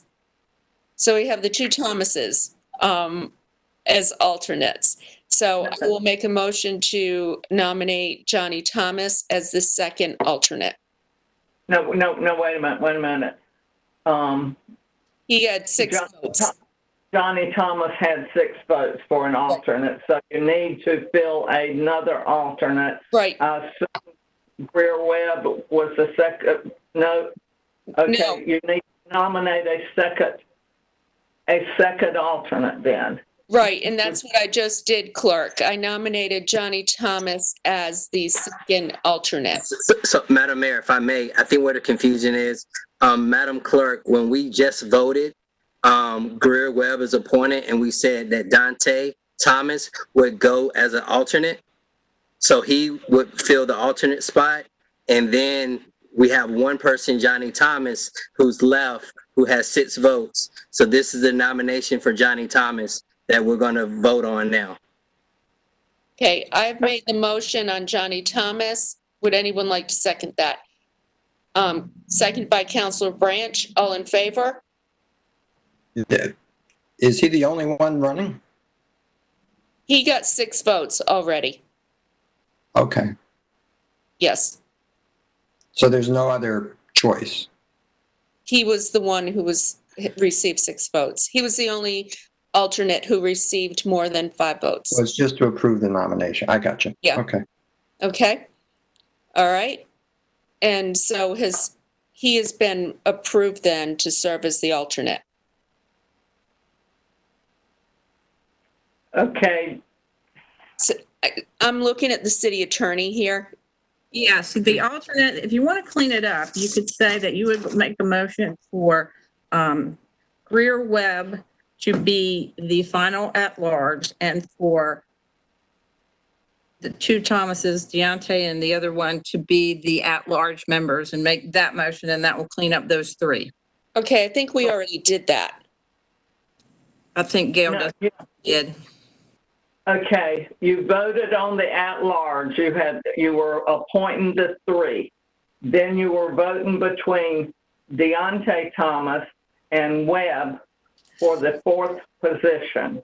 Yes, and we approved Greer Webb with 6 votes. 6 votes to 2 votes. Then we approved Deontay Thomas as the first alternate. Okay, so you got 2 Thomases as the alternate. Yes. Yes. You guys know how to confuse the person. Okay, we got 2 Thomases as the alternate. So we're through. The only other thing I would suggest you do, and Dr. Cesar mentioned this, since this is the initial appointment of this board, maybe you could appoint half of them for a 2-year term and half for a 1-year term to stagger them, or it's up to you. Normally on the initial appointment of a committee, you do stagger the terms.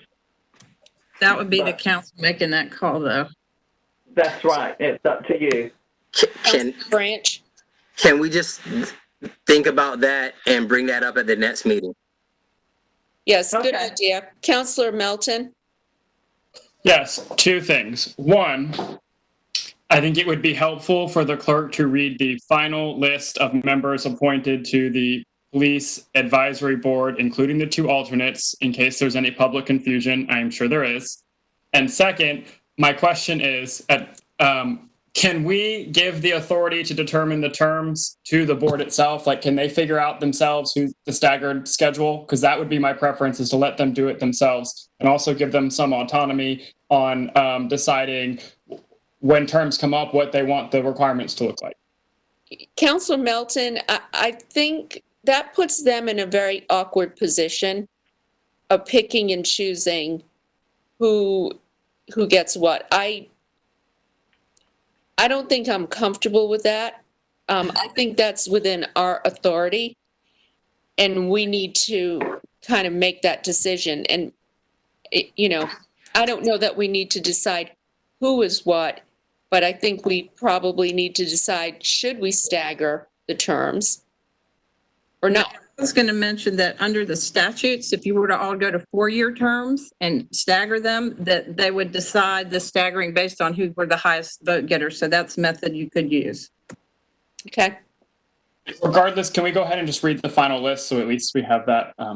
Yes, and we'll take this up on next time. Okay. Issue.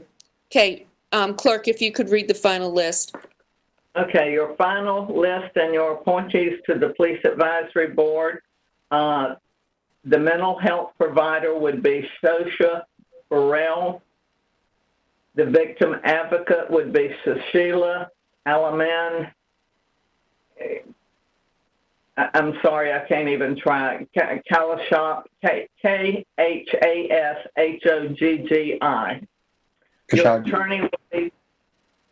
Your attorney would be Stacy Carless. Your LGBT representative would be Jeremy Roca, ROCA. Your 4 at-large would be David Bland, Sean Ingram, Genevieve Sims, and Gear Webb. And your 2 alternates would be Deontay Thomas and Johnny Thomas. And just to be clear, it's Sean Ingram, S-E-A-N, Ingram. Yes, S-E-A-N, Ingram, yes. Okay, and the chief's appointment, just so we have it on the record, is Gerald Tucano.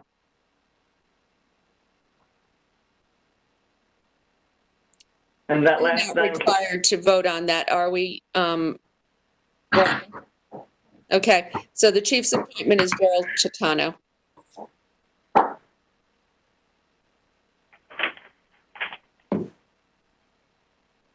Now may I be through? Yes. Okay, next we have the report and recommendation of the city attorney. Okay, thank you. Quickly, this was all laid out in the agenda item. You may remember that the council had a request a while back to consider changes to the animal control ordinance to have more stringent regulations relating to the sheltering of pets in extreme weather. I provided a memorandum in the fall, which was part of the city manager's report, summarizing what the suggestions of the police department's animal control unit would be. We are ready to move forward with that. We've got a draft ordinance. We were not yet at a point where it had been specifically authorized. So what I have done here is summarize the specifics that would be in the ordinance, which defines what shelter is, what extreme weather is, basically what all of those requirements would be, and that's in the agenda item. And if council wants to vote to authorize it, I can get that ordinance back in front of you July 7th, or I can circulate it before then. So I believe Councilor Melton is the one who brought this up, and that issue is currently in the Safe, Vibrant, and Healthy Community Committee. So if we vote on this now, we can remove that from committee. Do we have questions or a motion? Councilor Melton? Yeah, I would move to initiate the text change and let it work itself through the public hearing, public comment process. We don't need a public hearing on this or public comment on this type of an ordinance. It's not a zoning ordinance, so you can actually do it without that. Okay, well, I didn't realize that. So I brought this up originally because the council had received a public comment about it during the last council term, and then we all received an email during our term. So I wanted to make sure that we were looking at it. I know that prior to COVID-19 occurring, we had sent this issue to our committee. And since that time, Councilmember Buffkin has received additional public concern. So I think I would defer to him then about the posturing of how we want to handle it.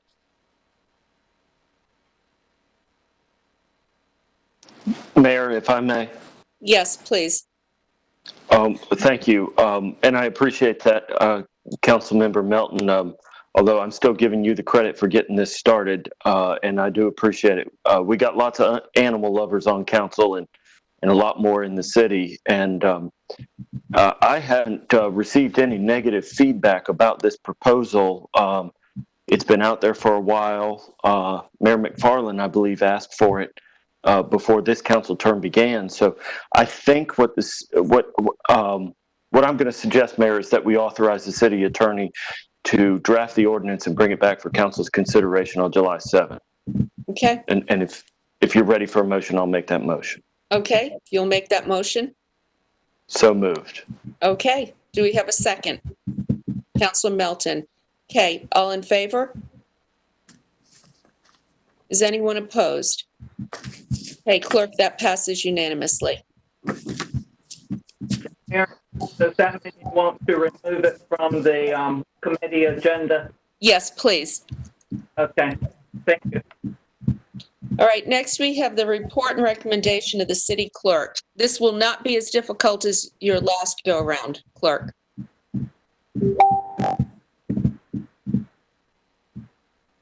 You're on mute. You're muted, Gail. You're muted, Gail. Okay. You're unmuted now. Okay. Can you hear me? Yes, we can now.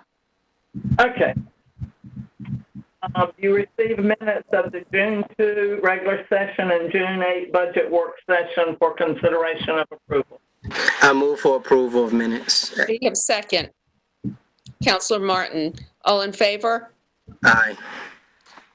Anyone opposed? No opposition? Passes unanimously. Thank you. Okay, now we are entering closed session. I will make a motion. I'm going to ask that we take a 3-minute break and then please be prompt so we can get moving on this. So motion, I am asking to go into closed session pursuant to GS 143-318-11A3 to consult with the city attorney to preserve the attorney-client privilege and to give instructions concerning the handling in our settlement of a potential claim.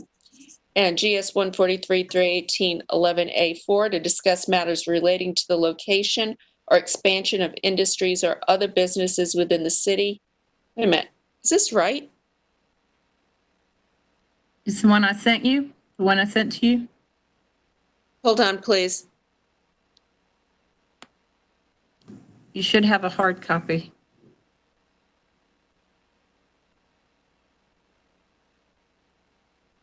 Are we taking up an economic development issue today? No. This is not the correct one. Hold on, please.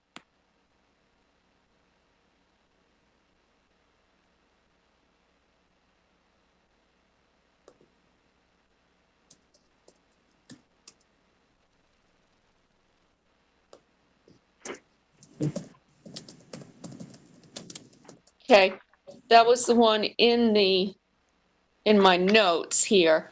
I have the correct one. Okay, good. GS 143-318-11A1 to prevent disclosure of information that is privileged and confidential pursuant to the laws of North Carolina or not considered a public record within the meaning of Chapter 132 of the General Statutes. And GS 143-318-11A3 to consult with the city attorney to preserve the attorney-client privilege and to give instructions concerning the handling and or settlement of a potential claim, including Morard versus Edwards, the City of Raleigh, and others. So moved. Second by Councilor Branch. All in favor? Okay. We will allow Beth 3 minutes to set this up. Everybody mute. Turn. Oh.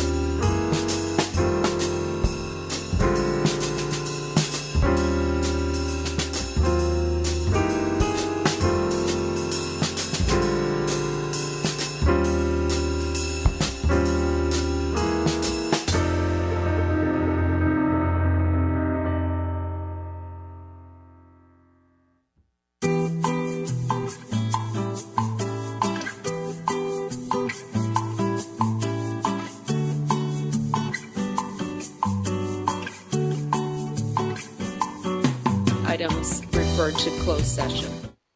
Correct. Okay, I think they are ready now. Okay. I'll count you down. 5, 4, 3, 2, 1. Thank you. The City Council meeting has adjourned following closed session, and reporting out that the council provided direction to staff on the items that were referred to the closed session. Thank you, everybody, and have a good night.